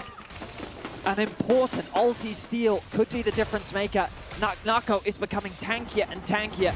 We look back at this pick. A decisive play made by Humanoid after seeing the Tempered Fate comes through. They now know that that disengage tool of that ulti becomes unavailable. Baus is isolated. Humanoid with his quick thinking forces the flash out from Baus. It's not enough to escape. Fleshy picks up the kill, and Vitality converted into a Baron. The gold basically even, and the game basically even again. Lost Ratones, a win here gets them into the playoffs. Vitality already have that spot. The higher you up, the lower seed you play though. So a win here would get them to 7 overall. And you can see this game means a lot to both teams. Vitality will deny vision down towards the bottom side. 2 minutes left on their Baron buff. The Drake up in 1:40. Perfectly timed for them, means they can have these waves pushing in and makes it hard for Lost Ratones to gain purchase over this bot side jungle. Humanoid still only on those 3 items. Infinity Edge is complete for Nemesis, but you see if someone gets CC'd, the chains, the chain of corruption, the shield bash coming in from Linces, the ability for them just to keep you locked in spot. So damn difficult. With Nako pushing in the mid lane, there's a wave of red down towards the bottom of our screen for the first time in a long time. Nemesis trying to answer Nako has a 3-level lead. I mean, yeah, XP is the biggest thing that LR's been losing. 2 Barons off the bat. I mean, look, there is a 2-level difference between the AD carries. Kaz level 16. Tempered Fate. Humanoid doesn't flash it. Fleshy goes in. Look at the knock up here. Humanoid holding on to that flash. Chain of Corruption's going to go down, but only onto Baus, who's channeling that Decimating Smash. Still locked up. Another Decimating Smash coming out as Baus almost falls, but he gets the shield just in time. Velia going low as well, though. He needs to get out. Oh, the piercing arrow. Almost clipped his heels, but he's able to escape. Keep that perfect scoreline up, but now Lost Ratones need to go back, need to heal. Need to bandage those wounds, and because of it, they'll lose an inhibitor tower. 30 seconds on the Drake. Resets coming out from Vitality. Nako does have his flash coming off cooldown in a couple of seconds' time, but with the TP coming in, he needs to run for now. Baus looking for the flank as well. Kazi will be able to reset in that bot lane bush. And Baus's TP, not for naught, but doesn't find the kill that Lost Return so desperately wanted. Well, I mean, there's... Oh, good. Hang on a minute. What are they fishing for? Bowser snuck his way in. Looking for Linces, looking for Linces. Nemesis going in with a base shield as well. Linces with the Aegis Assault has to flash across the wall. TP coming in from Nako. Nemesis looking for more damage, but Linces is able to survive for now. Valia going in, stolen away the Alistair ultimate. Valia will get the shutdown. Kills his enemy jungler now with the Unbreakable Will. He can do a lot of work. He can survive a long time. Trample coming out. Unstoppable onslaught from Baus, distracting the enemy team once again, allowing Valia to escape. Nako on the front line. Taper Fate out and Reckless. Meanwhile, the Drake is Crowny, and Nemesis are trying to take it. They'll secure it! A mountain sword for Lost Returns the height of the century as Baus just distracted all of Vitality. It's a 1-for-1, but the soul's secured by Lost Returns. My goodness, what a fight it has been. And what a trap they had set. Baus snuck his way into that river brush. Fleshy and Linces had no idea. Our observers highlighting how they just had no clue. Linces gets CC'd, the follow-up from Nemesis. Linces almost gets away if it weren't for Velia. Chases him down, and this is where Baus kind of has to give his life. He's saying, in order to keep my jungler alive, I've got to make this trade happen. He dives into the backline, commits his ulti. Velia says, I've got to get out of here. It's too risky for me. Reckless does what he can, but it's not enough. But the sacrifice was worthwhile as the team secures the Mountain Soul. Baron 2 minutes away. The gold really doesn't matter at this point. Items are pretty much equal across the board. XP is still behind for LR. We're grouping up in mid lane though. Fleshy Here we go. Knockback onto Belly, but he still has the Zonias. Fleshy now he went in. He's caught out. Chain of Corruption coming out of Castle just before he gets caught in the Tempered Fate. The Emperor's Divide back. Baus on the front line. Nako caught up with the Abscond. He's going to have to flash as well. Vitality fighting a man down as Lost Returns begin to advance. Still 90 seconds before the Baron comes up, but Lost Returns will be looking towards those inhibitors. If they can get through mid, it makes the Baron play a lot easier. It's only a single pick. The rest of Vitality have to back off. Humanoid so close, but look at the damage he throws back onto Valia. Nemesis, Fate Seal doesn't quite connect. Humanoid dashes in with the shifting side. Decimating Smash coming out as well, but he pops the Zonia's just in time to avoid the knockup. Humanoid trying to get away from Baus, who does have the flash. Decimating Smash, Humanoid has to flash away from it. Meanwhile, the wave is here to continue Lost Returns advance. 6 seconds before the support is back up for Vitality, before they can make it a 5v5. A Grand Star fall in as Nemesis falls first, but Baus is in the way again. They look for Crowny, he flashes. Can he escape? Baus sacrificing himself, and Crowny on a sliver. Holding on to life by the tips of his fingers. He'll survive for now, but he's spotted out and Kazi's on the chase. TP's behind him. Crowny's used that Valkyrie. The Mountain Soul shield is back up. Piercing arrow short again. The Corki not quite caught yet, but Linces still looking for him and spots him with the oracles. Crowny, they know you're there. Linces sinks a spear through his heart and perhaps through the hearts of Lost Returns. Only Velia and Reckless left alive. They have to stall. They have the Tempered Fate to use onto the tower. If they want to buy a little bit of time, they're going to use it early. They need to store for as long as they can. LR overstay their welcome in the middle lane. Vitality have set their sights on the Nexus as Kazi crosses 1,500 kills. 1,500 kills, but looking for one more scalp. Lost Returns their target right now. Velia caught in the chains. Fleshy knocks him back. The Nexus towers will both fall. Velia and Nemesis there with a face shield. He catches 3, but it's just not enough. Vitality will cull the rats, will take them down, and will take their destiny out of their hands. My goodness, what a back and forth scrap.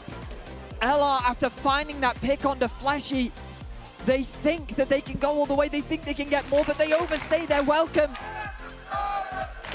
My goodness.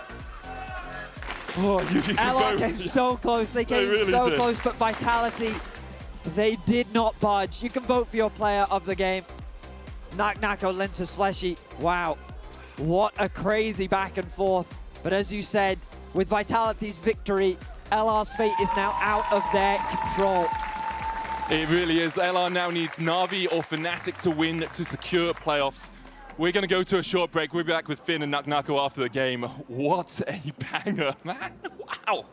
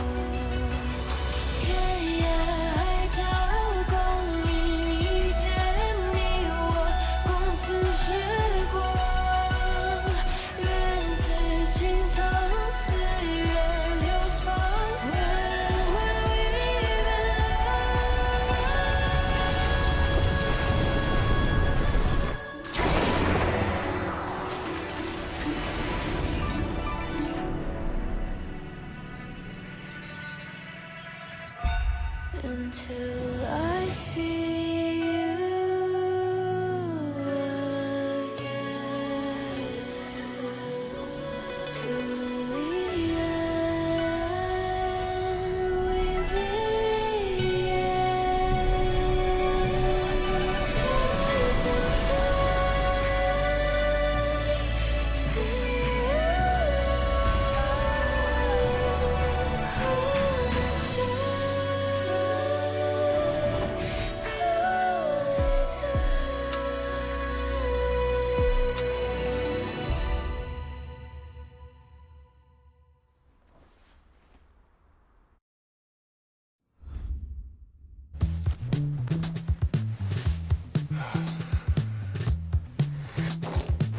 Damn it. Hey, Dragos, you ready for the...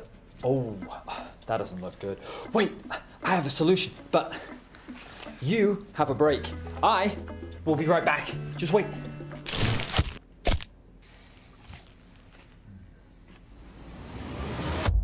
Have a break. Have a Kit Kat. See? I told you we'd figure it out. I don't think this counts. Come on, let's go.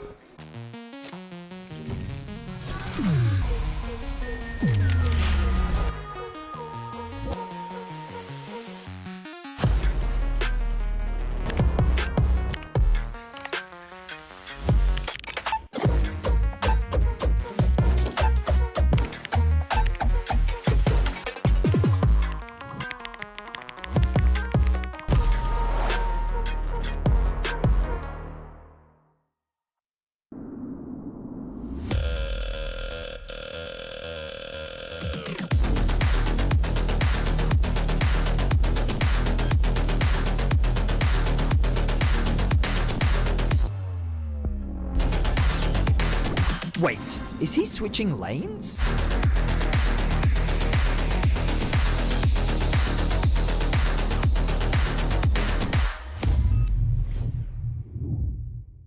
The human body was built to move. Not trapped at a desk in one singular posture for 12 hours a day. It's time your chair evolved. This is Secret Lab Titan Evo. Ergonomically engineered for you. Gamers, hybrid workers, artists. Backing your every move.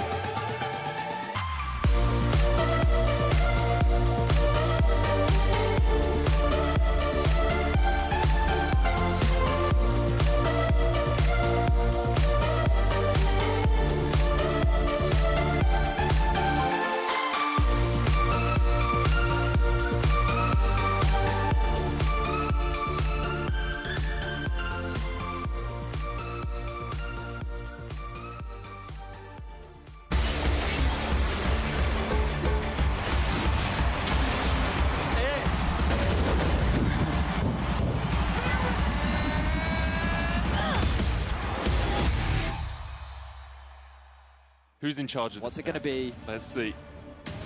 Nami, Nami, okay. okay. Sion is through.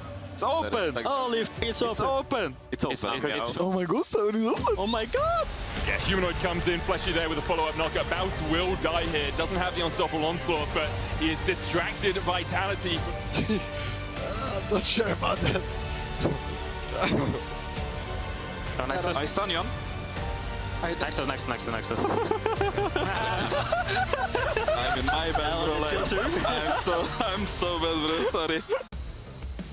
Hello and welcome back, ladies and gentlemen, as I am joined by the victorious man of his word, Nak, who promised and delivered to leave Sion open. Welcome, congratulations on the victory, Nak, and how do you feel after that game? How many of Baus's deaths were good deaths? Thank you, Finn. I think most of them were bad, but he was creating pressure on the map, so he was just playing good. I mean, you did say that he would stomp you before the game, and you did need a lot of help to deal with him. Was that because of the intense pressure in the 1v1? Yeah, I'm not sure if I was losing because I solo killed him level 5, but the dive was kind of questionable. I mean, I think the lane is just chilled, nothing should happen, but he was just fighting me, so it was just fist fight. Damn. Take the fight to him then. Yeah. I actually want to break down one of the team fights that you played that game. I think this team fight was one of the longest team fights I've seen in my life. You were playing Mundo, I think it was the 3rd or 4th dragon, where you were just running around. We're gonna get the clip there for you, as you can see. Can you break me down what you think about in this fight? Because it's really difficult sometimes in this chaotic fight to really see things clearly and know your role.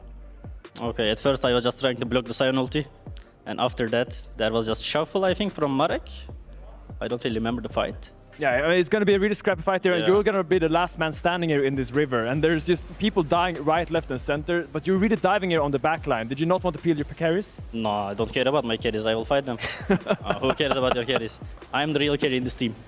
I mean, Sylas gets my ultimate and kills me after, but if he didn't, I will just carry the fight. Unlucky, Velya was him. I mean, you say you are the real carry, and actually, news are just in, you got the Kia player of the game for that series. Do you think that was deserved, or do you think someone else deserved it? I think I didn't deserve it, but I don't know who deserved it in our team, because we just played disgusting. You played disgusting and you won anyway, okay. Yeah. Well, just one last question here, because as the clip is still rolling, looking ahead in playoffs, Los Ratones might still make it. How do you think the chances would be in playoffs when you come into a best-of-3 scenario?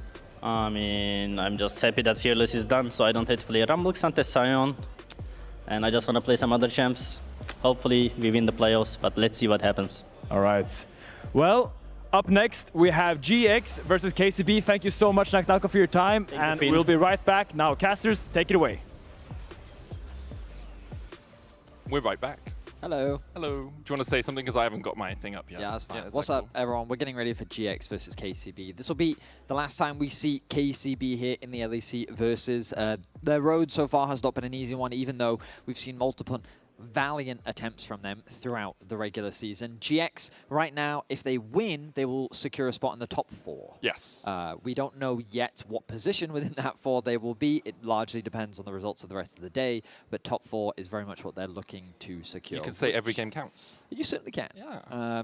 The thing for KCB is they're ultimately just looking to prove what they've got. Yeah. I think that multiple players have demonstrated high caliber performances, and again, when you kind of look at how they came into the regular season, expectations were relatively low for this roster. A lot of second division players, LFL players, like very fresh players to the stage that, I mean, people weren't expecting to have super high performances, and I think at various points throughout the split, they've demonstrated a lot of great qualities, in particular their laning. I think the mechanical skill they've demonstrated has been very high. Unfortunately, it's just when they enter that mid to late game space where they do make those mistakes, they're not always paying attention to where they are on the map. Sometimes they get caught and it results in the enemy team being able to snowball. So even if they do get early leads, they can't always convert it into success. And I do largely think that that's just an experience thing where they don't have that same pedigree of well, experience. Yeah, exactly. I think they just don't have as much stage time as most of the players that we have on in the LEC Versus. And for Giant X, I think they've had a pretty solid split so far. Yeah. The LEC Versus, they've put out some really good performances. Yes, against KC, they really struggled. But overall, Noah and Jun have really been stepping up to the plate.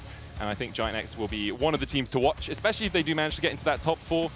The way that our playoffs format works is seed 1 and 2 will be put into opposite sides of the bracket. Yeah. And then 3 and 4 will be seeded in, and I believe 3 gets to pick out of 5 and 6 which team they want to play. And I think 1 also gets to pick out. Yeah, so 1 picks of 7 and 8, 2 gets the other one, and then 3 gets to pick of 5 and 6, and 4 gets the other one. So it does give you a little bit of an option, but as Vedi has said, like there's so many permutations still, and because there's no lower bracket, upper bracket, there's no fighting for double elimination. All of playoffs is double elimination.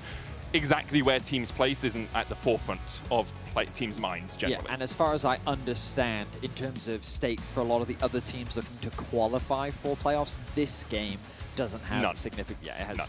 Yeah, so the reason it doesn't have any is because Giant X have already qualified, so it's not like they can knock someone else out by going higher or by going lower, and then the Calm and Cold Blue have not qualified. But ultimately, what it does determine is their position, right? And that's what for Giant X, they can be fighting for that top 4, maybe 1 or 2 if they do really well. We will see exactly how things permeate as we go through the day.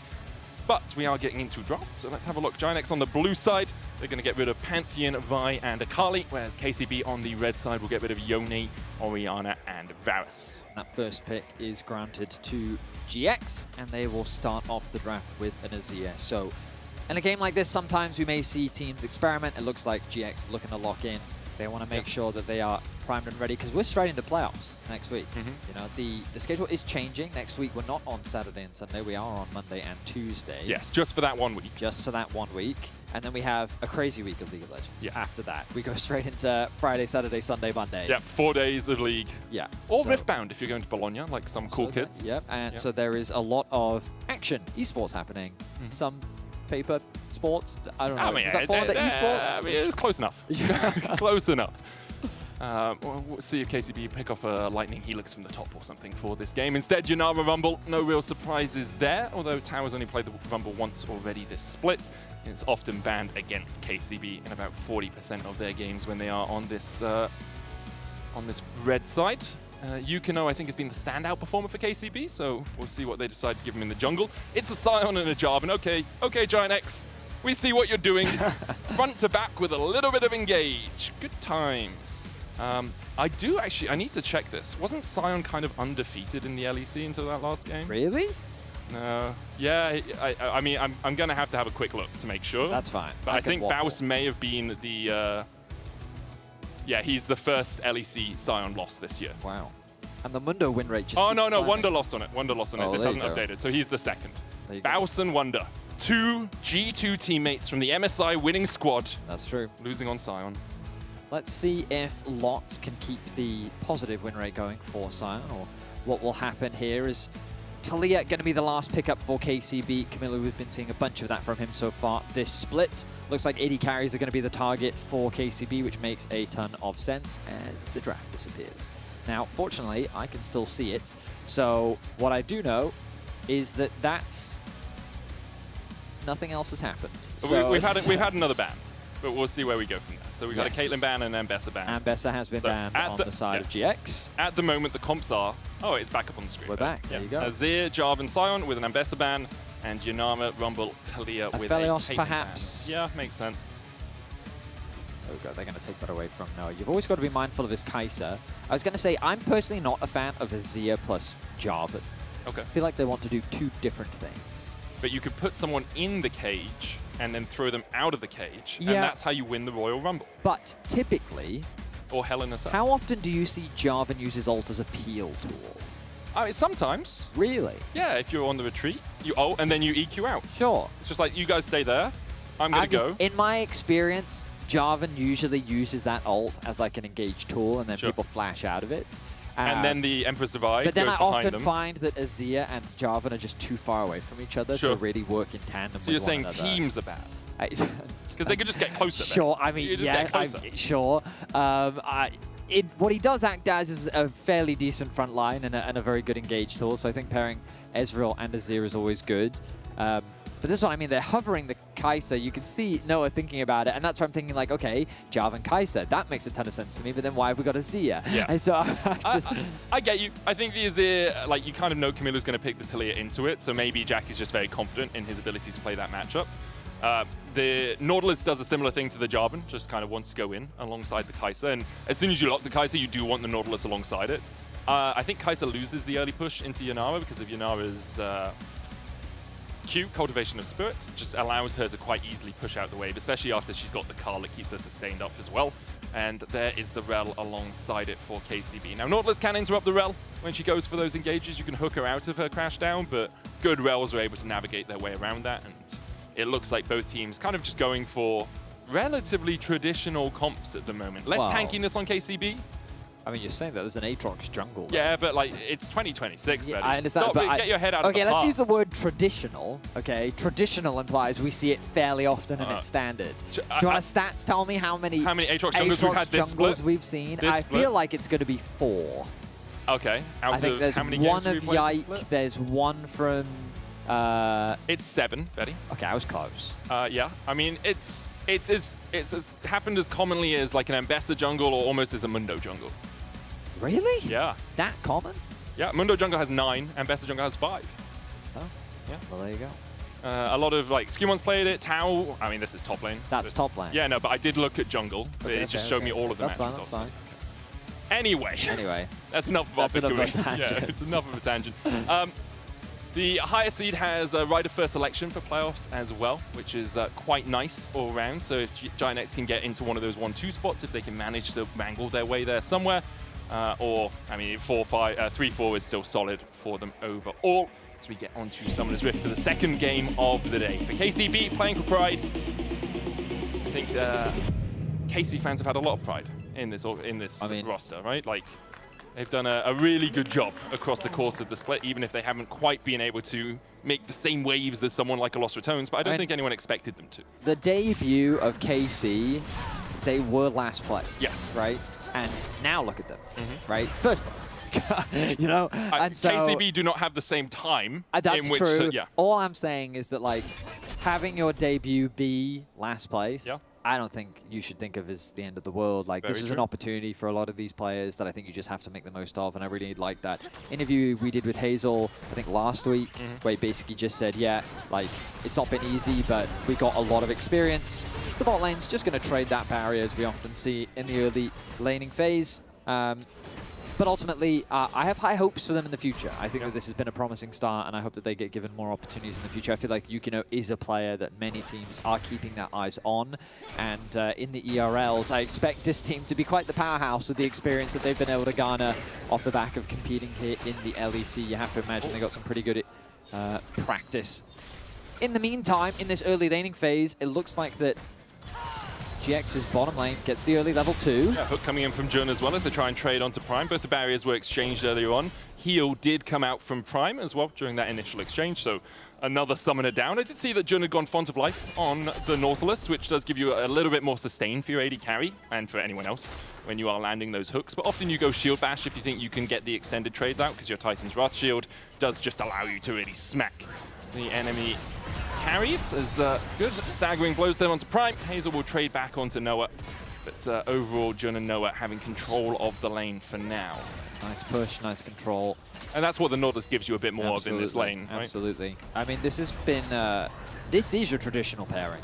Kai'Sa Nautilus we've been seeing for a very long time, especially given the synergy it applies with her passive as well, right? So, nice to see Camilo, though, getting nice pressure in the mid lane. I've seen this matchup many times before, and I think that on Taliyah, it's really important that you play hyper-aggressive into the Azir. You don't give him the luxury of having like a comfortable lane. You can see about a 4 CS lead, nothing too major, but a lead nonetheless. So Camilo going to be committing to his first base. Jackie's going to look to do the same thing. Small pot advantage for Camilo. He actually sells that to pick up the refillable, so both mid laners largely going to come back into lane with similar itemization. Bot Crab going to go the way of Yukino, it looks like. Yeah. You can see Isma actually already recalled, went back, got himself a long sword and a Ruby Crystal, and was like, I know I'm going top. I know I don't really want to try and fight the Aatrox this early on, so Yukino will be able to get that crab, and now he's looking for a flank down towards this bottom side. The wave is crashing in, though. He can dash across the wall. Don't really think you want a dive to materialize, and it looks like that's not going to happen at all. As, maybe Noah and Jun step up a little bit further. Camilo still trading onto Jackie's as much as he can. Meanwhile, Isma is here for that gank. Camilo holding on to the Unraveled Earth, so if Isma flag and drags, he can use that reactively. Seismic Shove keeps Isma at bay. and Yukino did just recall on the bot side. So a bit of farm lost for Camillu, but no harm, no foul for the most part. This tower gets a very nice trade onto Lot.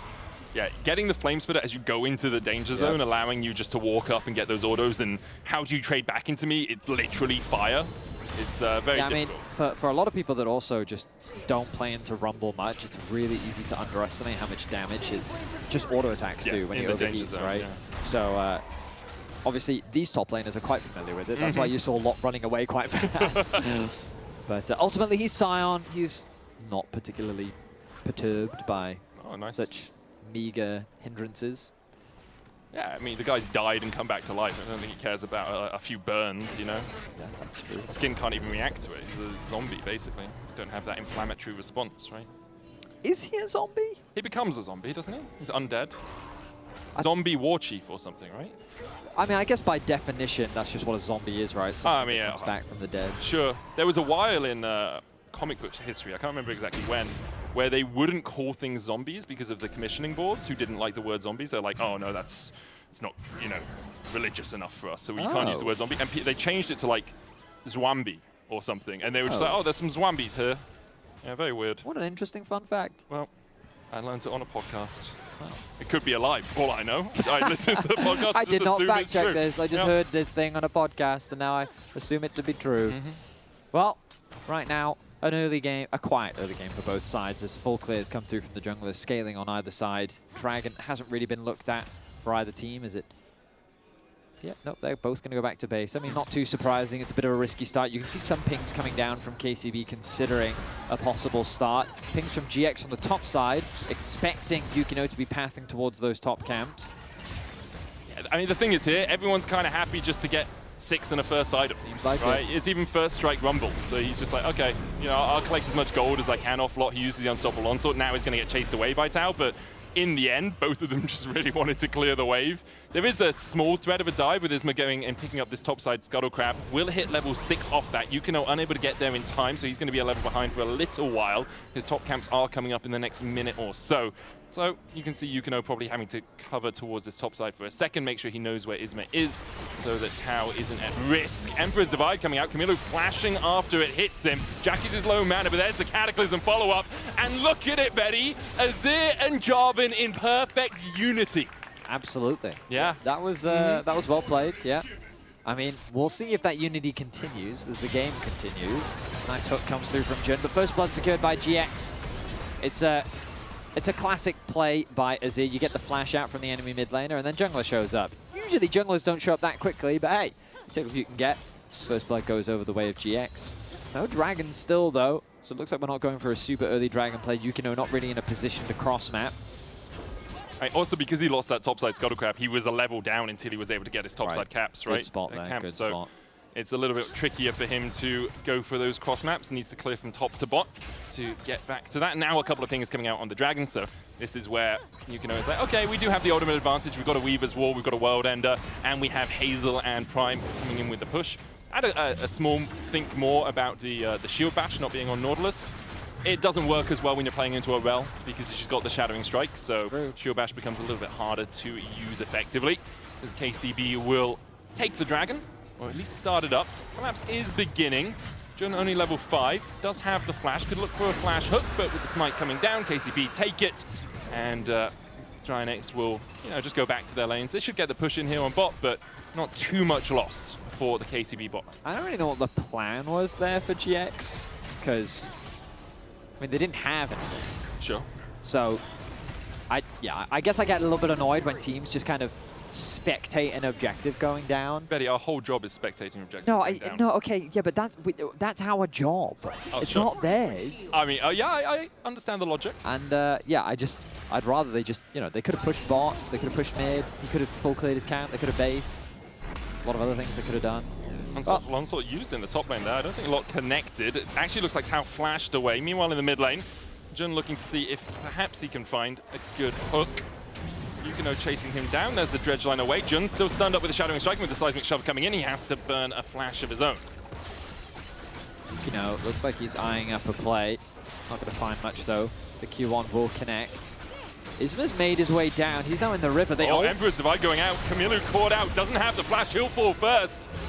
And thought he had more protection with Prime and Yukino being around, but unable to be protected from a good Emperor's Divide out of Jackie's.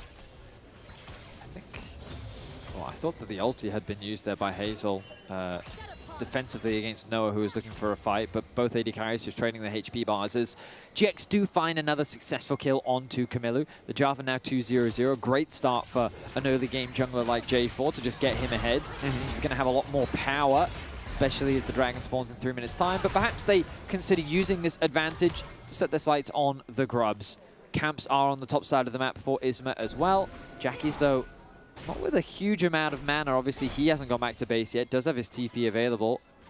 Yeah, I think with Jun moving across, they'll likely look to push this out, have Jackie's TP back, and then play towards the Grubs. Both the supports now level 6. You can see Prime opening up through the mid lane as well. Looks like Yukino wants another camp. There's a Sundered Sky advantage on Ismo, where Yukino is yet to complete his first item, so might be that they decide they can't really fight around this first objective. Good dredge line. Shadowing Strike still going to connect. Magnet Storm for the pullback. Jun has no flash, does still have the heal, has the aftershock as well. Depth charge down onto Camilo. Isma there for the chase with the flag drag and the knock-up. Can still chase him down here with the Cataclysm, but with Prime coming in and Yukino there, Jun's going to fall, so is Camilo. Jackie's TP's in. Hazel here to bolster the attack, but Noah's going to join the fray. Hazel dashes away. Yukino needs to do the same. A Killer Instinct in! Immediately locked up by Prime with a Shadowing Strike. The ward's going down. The Oracle stops the vision for Noah, but Jackie slides and glides, and Hazel falls as he flashes into the the Wolf Pit.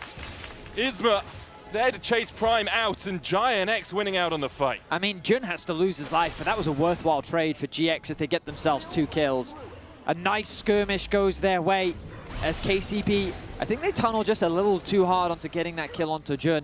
They spent a lot of time securing that extra kill, and I think it just cost them too much. We look back at this play, and it's an initiation onto Jun at the start. They don't really have the damage, though. Camilo's just used everything to clear out that mid wave. He's waiting on those cooldowns to come back. He doesn't have them just yet. Nice sidestep from Jun. Finally, he throws the ultimate out. Then Camilo gets targeted. Rather than peel for Camilo, they turn their attention on Jun. Now it's a 1-for-1, but they say they can fight longer. I think if they just disengaged at this point, they probably would have been fine, but they looked for more, and it cost them. Yukino going to start up the Grubs as TP coming towards the top side as Isma looks for his next target. 3-0. Unstoppable Onslaught out from Lot as he chases onto Tau. Flash forward, looking for the slow here as well. With an equalizer down, Yukino might be able to turn it around onto Lot. Tanks a couple of tower shots. The Infernal Chain's going to pull him back, and there's the Q3 with the Darkin Blade. Yukino gets his second of the game. Okay, so a 1-for-1 trade. At the very least, this Aatrox is beginning to get stronger. The only downside is that Jarvan is a full level ahead of him and has been involved in every single kill that has happened on the map. Isma being as proactive as he can to build a healthy lead for GX. Yukino gonna steal away his blue buff though. At the very least, a small trade back in his favor, but really the whole map is going the way of GX. The fact that Hazel ended up falling, Jackie's picking up that kill. He's now got a 1.3k individual lead over Camilo. And this is it, is already ramping up so fast with that mid lane quest completed as well. Yeah, doing a good job of getting Camilo's flash off cooldown as often as possible, and then having the follow-up of Isma and Jun hovering around that mid lane means that Camilo's always had to play pretty far back. Nash's Tooth already complete for Jackie's. Hazel is waiting here in the wings. Isma around the corner as well. Looks like Jun might just go up into this jungle. Hazel back underneath this tower. Prime spots them.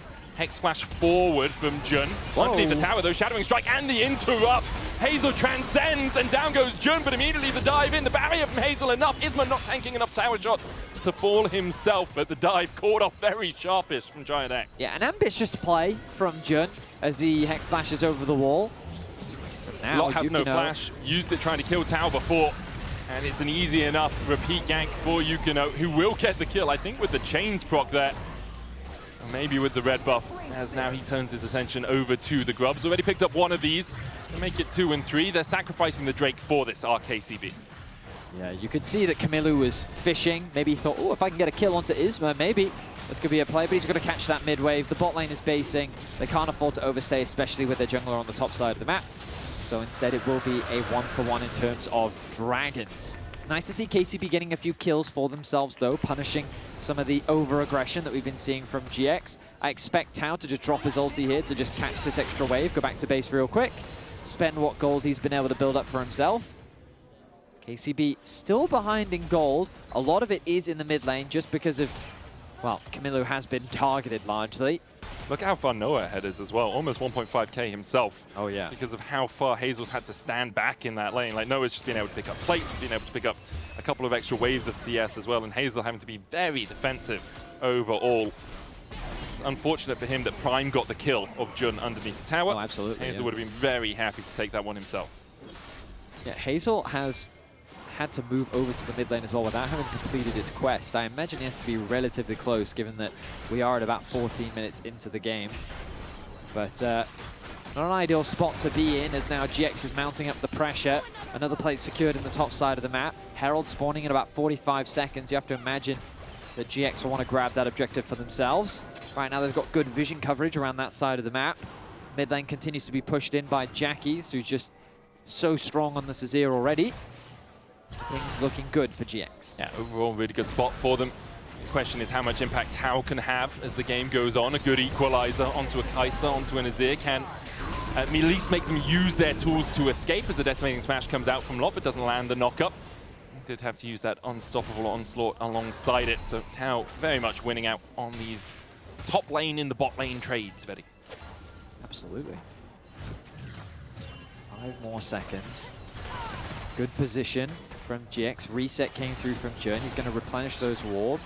Wards.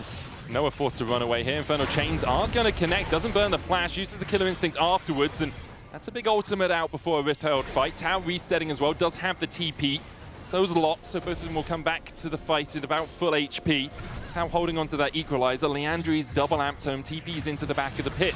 Right. Ismo and Jun are looking.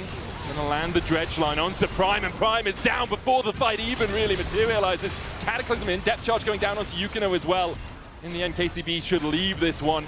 Hazel can't get across here easily. Another hook going down. There's the equalizer on the backline. Slice and shove, not gonna connect. Camilo already very low, but Isma's burned to a crisp with a TP coming in from Lot. Now KCB disengage. A good dredge line again from Jun. Emperor's Divide will catch out Yukino, and Giant X collapse on the fight. Yeah, Prime just steps a little too far forward, and he doesn't respect how quickly GX can engage. You also highlighted, Medic, how difficult it was for Hazel to really approach that fight because all of the GX members were on the top side of the river while he was stuck in mid. These are some of the coordination issues that we've seen from KCB this split, some of that lack of experience that we've been seeing affect them. GX was just in a much better position.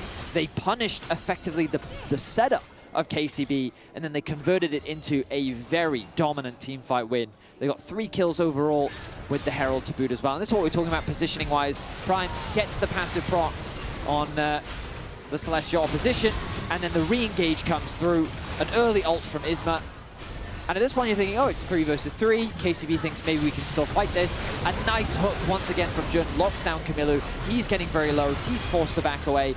And you think, okay, they get this kill, maybe they can turn it into something more, but the arrival of Lot means, this is a little bit dangerous now. Jackie's with a really nice punish as Yukino tries to help his top laner out, but ultimately it ends in despair. 8-5 the kills now, a healthy gold lead for GX as they look to secure themselves a spot in the top 4. And as much as we praised Yukino throughout this split, and he's had a relatively good game, going back in there to try and help his top laner, definitely a mistake. Like, Tau was dead. Shouldn't really be stepping back into that sort of position, and Jackie's well and truly punished him for it. Noah now with a 2,000 gold lead on this Kai'Sa. Kraken Ginsu's already complete for him. He is in such a strong spot, has not lost on the Kai'Sa this year in LEC Versus, and across the course of his career, it's his 4th most played with a 60% win rate ready. So no real surprises that Giant X are very willing to put a lot of eggs in the Noah basket. Yeah, I mean, Noah Kai'Sa, man. Trying through pick. Jun, though, talking about positioning, but awkward for him. Crashdown's going to come out. Death Charge used as well. He's going to have the aftershock, but he still gets burnt by Tau. Another kill going, first kill going over to the Rumble. Drake up in 16 seconds. Not great timing there from Jun. It's the second time this game we've seen a support caught out with an objective on the cards for either team. I mean, let's not forget Jun also Hex flashed underneath the tower bot lane. Obviously, that was a coordinated play, but coordination wasn't quite there from GX earlier on. It's mildly off as the equalizer comes out from Tau. Just clearing this wave, Unstoppable Onslaught will get locked to safety. That's kind of all he wants to do. Make sure he's got the push in, get the ultimate out of Tau, and then Makes it a lot harder for Tao to influence the other parts of the fight. Drake will be taken by KCB. Giant X not going to contest it without their support, who is been one of their primary engage tools in most of these fights. His dredge lines have been on point, as you say, has been caught out a couple of times though. Yeah, overall, a solid game. Good flashing from Jackie's. Camilo has not had a fun time at all on the Talia in this game. Jackie's constantly finding him when he doesn't have that flash up. We're just continuing to see why Azir is such a staple in the pro play. He does everything: side lane, wave clear, scaling, engage, disengage. He's the whole parcel. Soon he'll be a jungler, I'm sure. I'm just very glad he never went through the Victor Grasp of the Undying. Oh, did he? Was there a Azir He's Grasp? played, yes, he has. He's played every Keystone as well. There is no Guardian, though. You leave that to Impact, as Yukino gets hooked with the dredge line. He's going to land the Dark in Blade. Rifto's going to charge in here and take out the tower, but Yukino's able to escape from the Cataclysm. Still the turret going over to Giant X, and Isma, he's going for red buff. He's using it to get to his camps faster. Is that even faster? Probably. Probably. I think if he'd actually avoided the wall, it would have been a lot faster. Maybe. But yeah, in the end, Rifto wasn't really going to get a second charge in anyway, so he's willing just to get to his red buff as quickly as possible. And a 3,000 lead for 3,000 gold lead for Giant X. Tao is almost 2k ahead on this Rumble. He's kind of the small breath of light for KCB with the Bloodletters and the Andrews complete. If that sticks, if that sits on Jackie's, on Noah, I mean on anyone, for Giant X, is going to burn them pretty rapidly. Only Lot really with the tankiness to survive through it. Yeah, I mean, I'm kind of looking for ways in which KCB can come back into this game, and ultimately it's that unfortunate position where you're relying on your opponents making a mistake. It feels like this Azir is just far too strong. Noah has too much of a lead on the Kai'Sa, and if you ever try to force a fight, unless you can one-shot one of these carries, it's going to be a difficult play, and they've already set their sights onto Camilo once again. He will clear out that wave quickly enough, though, that he's going to be able to get away to safety. Camilo can smell that there is a jungler in the area. He's already experienced it enough in this game. Ward's going to be dropped by Prime, but that'll be quickly cleared out as GX continue to control this top side. Yukino using the time to try and get himself some more gold.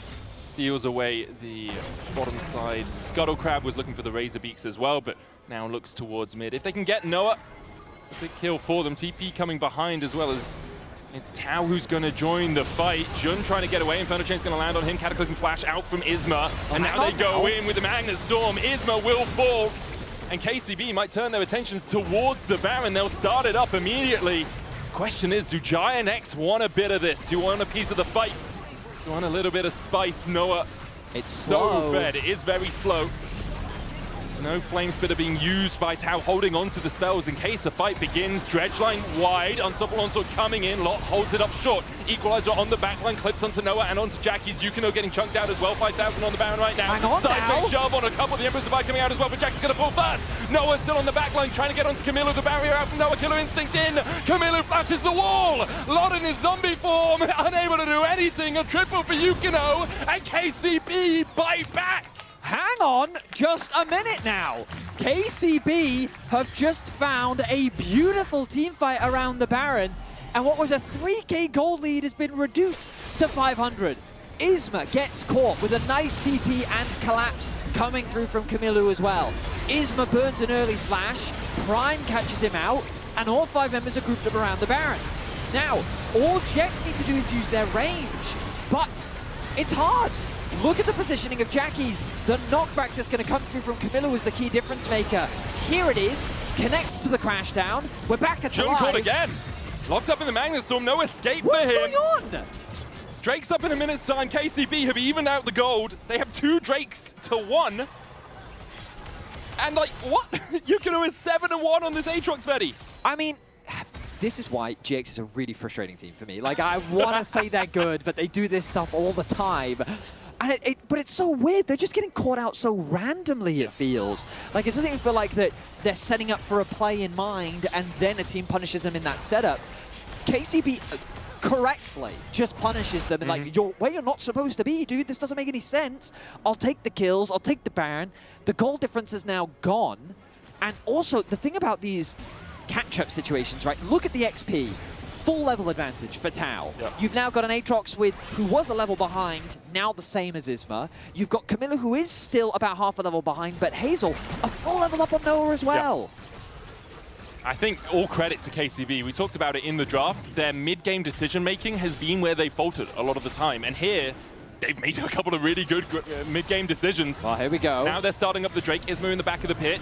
Weaver's wall out will separate Noah and Jackie's. Isma needs to get out as well as Noah dives in with a killer instinct. Hazel able to dodge across the wall. The damage onto Lot is huge as he dives in, but Hazel still takes him. 1-for-1, the exchanges. We've already seen Jun go down as well. Noah on the wrong side of dodge. He's just going to die to this tower. Tries to supercharge his way away. Meanwhile, let's have a look at the Drake, because Noah's just going to die to tower anyway. Drake was taken and is by KCB. Noah able to escape and was divided onto Camilla, the flag and drag in. Yukino needs to do a lot of work here because there's 2 damage dealers to 1. Prime runs for the hills as Yukino escapes as well. In the end, KCB get the Drake, and most of them get out alive. I mean, it's a 3 for 2, but again, you put yourself on sole point now. Yukino continues to get stronger. This Aatrox is becoming a real problem, but the coordination from GX, I mean, I'd have to have another look at the fight, because that was just a clump of messiness. It certainly was. I mean, I can tell you right now, Jarvan ultimate on top of a Rumble ultimate. That Rumble ain't yours. Jackie's has to realize here, Isma's on his way across as well, and Tau now needs to get out because there's a TP behind him. Prime is coming in to try and help out his top laner, but wisely decides to back away. 1 death is still Prime, and it's all that KCB will give up in this bot side. So a bit of a blunder there from Tau. His team can't really cross-map anyway. He overstayed his welcome on the bot side, and he's going to lose his life as a result. We look back at this fight. A great ulti from Camilo. Noah's forced to ult early. He almost takes our Hazel, but this Rumble ultimate is fantastic, forcing the Jarvan out early. Jackie's, bear in mind, really isn't involved in this fight at all. I actually think the killer instinct from Noah puts him on entirely the wrong side of the fight. Yeah, I mean, he's separated from his entire team. Jackie's can't get in with the Emperor's Divide, and so he's just left away from the fight the entire time. Well, Nothing he can do. I have to imagine his logic is, I think that we can one-shot Hazel. Yeah. But Hazel beautifully dashes over the wall. Jun then force-flashed over the wall to try and follow it up. They do end up getting the kill because Noah gets a nice snipe, but yeah, I mean, that was an overforce from GX, and I mean, it does feel like a degree of disrespect coming through in the way that they approach some of these fights. The fact that they would so confidently dive in on a play where Jackie's really can't get involved is, I mean, you need this Azir in these fights. Maybe just a little bit of miscommunication as well. Jackie's does still have a 4K lead over that's Camille. What I mean, yeah. And Noah still has a 2,000 gold lead as well. He's almost the whole item up. It's going to be Dusk and Dawn next for Noah. He's gone Kraken, Ginsu's, and Nash's Tooth. Hazel scaling into the game, albeit slowly with 3 items himself. But Tau and Yukino, the game on their backs for KCB as Isma begins to step in here. Next Baron up in about 80 seconds time. Tau will get another tower and a level lead over Lot. In fact, an entire level for him as Isma here with the Guardian Angel just dashes away. Prime and Yukino are looking for something here. Whoa. Yukino going in very deep. There's the Cataclysm as well with the Weaver's Wall. TP coming in from Tau. Yukino has to flash out, even using that World Ender. Jackie's caught up in the Magnus Storm, the Equalizer on top of it as well. The Emperor's Divide will buy him a bit of time, but he's going to burn. Not quite enough for Tau to take him out. In the end, Giant X do manage to extricate themselves from the situation, and they'll have a TP advantage with Lot having used his Tau having used his to get into the fight. The only problem I see for KCB is that was a big commitment of resources. So Prime's Flash, now gone.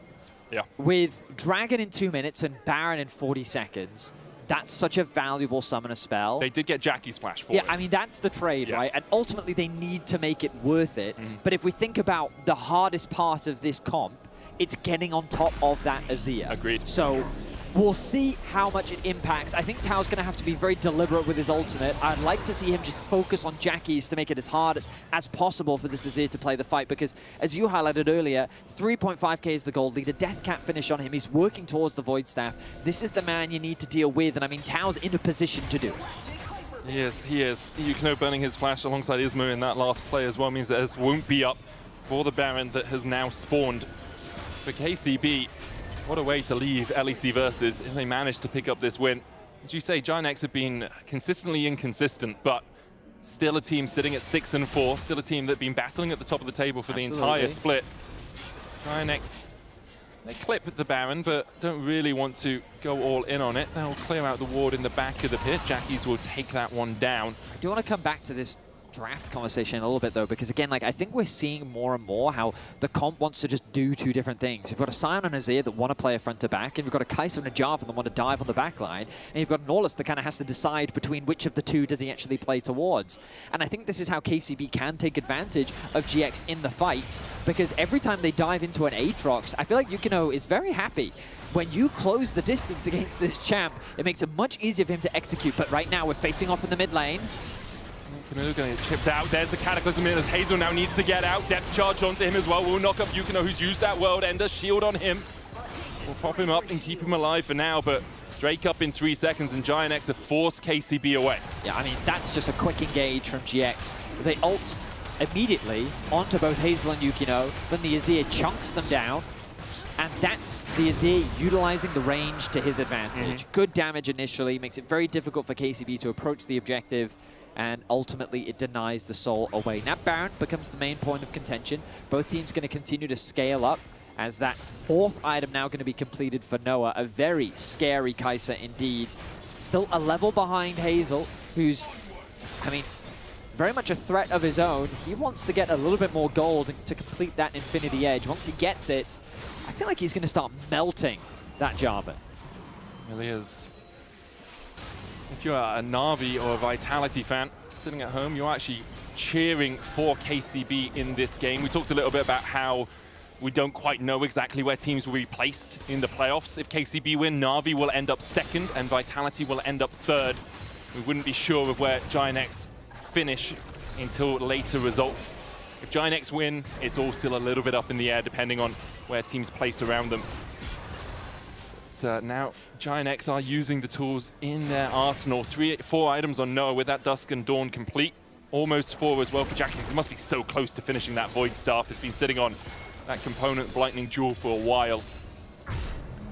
And there we are. I expect Void Staff on this recall. Noah's going to start up the Baron with Dusk and Dawn and the Plasma procs going. Oh, they're melting this.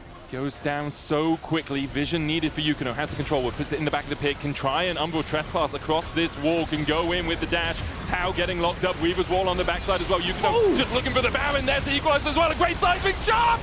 Giant X started it! The KCB are damn well finishing it! The only one left standing is Noah, and Yukino does not want that to happen. Yukino on the chase.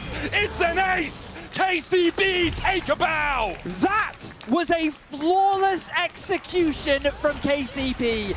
A perfect ult from Prime into a perfect team fight, and a Baron steal to be the icing on the cake.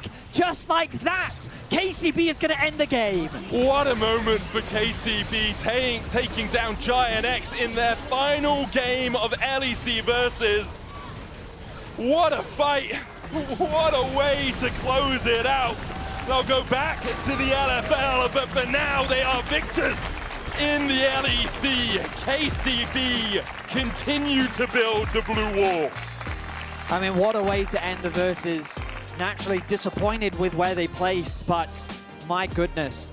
Some names on this roster have had some serious impact. I think Prime has made great plays, but what a way to end the split like that. Yukino, a 7-1-8 scoreline, but to also steal the Baron, be a key carry throughout that game.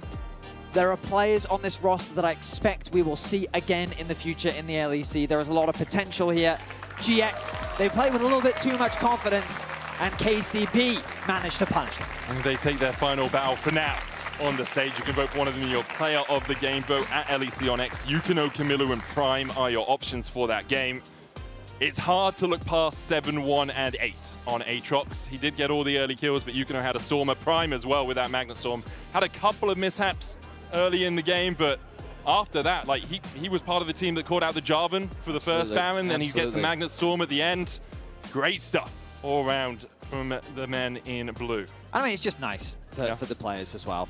To end their split on a win. Again, 2 wins across the split is going to be frustrating, but still, as we said, expectations, the situation they found themselves in coming into the split was not an easy one, and they should hold their heads high, because I think a lot of these players did showcase really high-level performances throughout the split. Prime is definitely a player I'm keeping my eyes on. He's been competing for an incredibly long time, bouncing from team to team in the ERLs, and I'm excited to see what his future looks like. Yeah, well, we're going to send it down to Law, who's standing by with Yukino for KCB's farewell. Thank you so much, guys. Berlin, one more time for KCB, please. Yukino, thank you so much for joining me. I interviewed you in the LFL, I interviewed you in the LEC this time around. It has been a pleasure having you guys in the league, but talk me through your experience during those 4 weeks playing on this stage. How was it for you, even if the results were maybe not the ones you expected? Well, it was definitely a humbling experience for me. I mean, I definitely thought when I was going to LEC, I would actually win against some teams. Yeah. But it was like definitely hurt. I mean, I'm happy that the last game, like, we won, you know? Like, I feel like I played a pretty good game. Yesterday, I feel like the worst game of... I feel like I played the worst game, so kind of like today I was... Even though like we're out of playoff, like I still want to show people that I deserve to be here, right? Yeah. So I definitely think that's what I did today. You got the peak LEC experience, winning against the top 2 team, losing yesterday for what happened. What do you feel like you've learned the most as a jungler here, playing against the best in Europe? I mean, definitely like a lot of the aggressive plays that I do, I can't really do as much because the second I mess up once, I feel like I'm really behind on enemy jungler. So I feel like I'm spending a lot more time just farming my own jungle, like just farming the Raptors, farming the Krugs. So, I mean, I feel like that's why I learned the most, like how to be more efficient, because I definitely think that I'm not really efficient. Like when it comes to fighting, I'm really strong, but before then, like, yeah, like I had a lot I needed to work on, especially like my early to mid game. So definitely that, yeah. I feel like it's gonna be pretty easy for you guys going back in LFL now. You agree? I mean, I definitely agree. Like, I mean, we showed really strong early games versus a lot of the LEC teams. So, and in LFL, like I expect that would just win us games. Like in LEC, people are more experienced. So even if we're ahead early, like I love it. We're kind of a new team, so we just get stomped in mid game. But I think it will be way easier when we go back. Yeah. And I know it's just the beginning of the journey for you, Yukino. We will see you back on this stage. I have no doubts about this. I want to give you the final thoughts. You see this camera, it's on. Any words that you want to give either to the fans or maybe to the LFL teams, because they better watch out with you coming back. I mean, thank you for all the fans for supporting us, especially the KC fans. Like, I mean, we didn't really do the best, in my opinion. Like, I had definitely had more expectations on myself that I could be the difference maker in getting us some wins for LEC. But nonetheless, thank you guys for the support. And thank you for being with us for those past 4 weeks, Yukino. Until next time, and best of luck for the rest in the LFL. That's all for us here for now. We'll be right back after the break. It's going to be Shifters versus SK. Stay tuned. Thank you. Referee, you will be sad because it's last game for us? I can't say if I'm sad or not. I can't show any bias. Yeah, but you can say if you're sad that you will not see us thing, you know? Yeah, it's not really biased. It's not biased, yeah. It is. Kill him. It rocks too. Nice. Good job. I'm stuck in the pit now.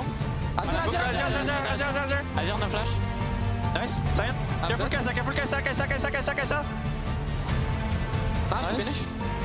Can you guys finish? Oh yeah, I'll finish. It's you, bro. Yeah, I have to.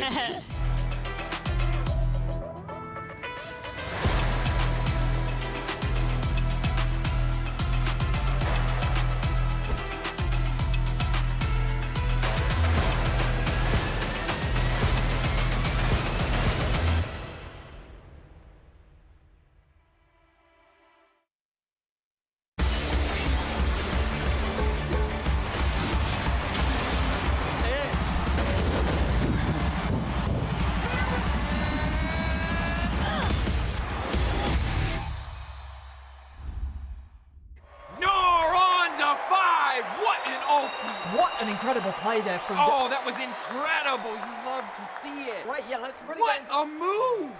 He's just so good. I mean, the persistence, the patience to find the angle. You just don't see that from rookies. I think he's got it all. He's got the pizzazz. Have a break. Have a Kit Kat. Ooh, that looks good. Do you want to maybe share a little bit? Yeah. What a move! Hey there. Every season starts the same way. Everyone wants to win. But not everyone prepares the same way. I can't wait to show you what I have in store. And trust me, this year, everyone's leveling up.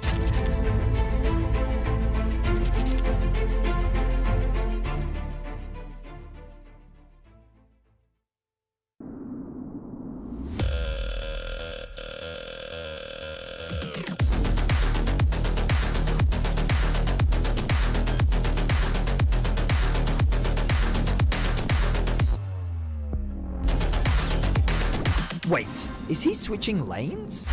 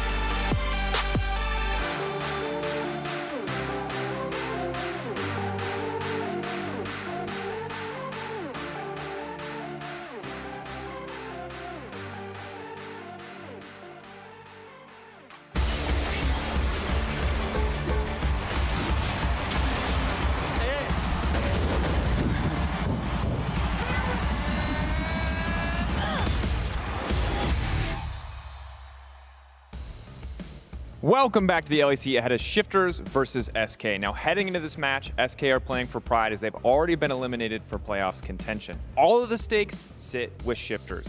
For Shifters, a loss spells elimination, and even if they win, they're not guaranteed in. For a chance to qualify, they both need to win, and between the combination of Na'Vi, KC, and G2, they need 2 of those teams to win as well. Now, before we get into the game, Lore caught up with Trimby. Let's see what he had to say about this pivotal matchup.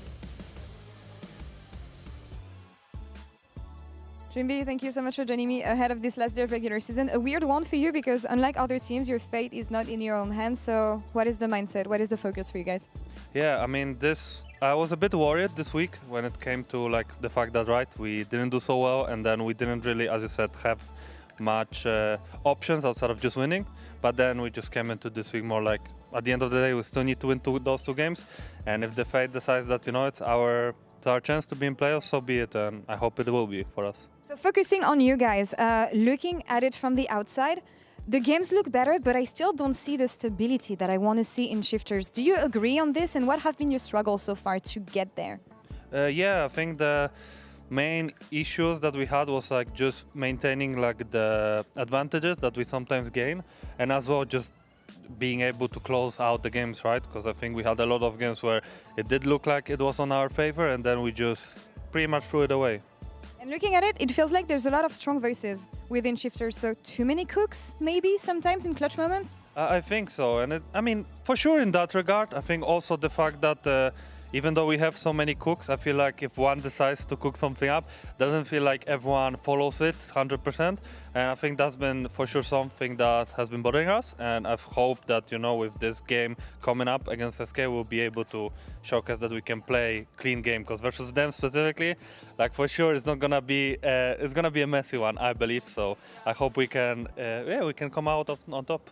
That's the thing, SK, they're eliminated. They have nothing to lose. Knowing these guys, they're gonna have egos and they're gonna want to fight. So what should you guys be careful about specifically when it comes to SK? Maybe a specific player? I mean, I played with Wunder quite a bit. I think he's been the most consistent out of all of them.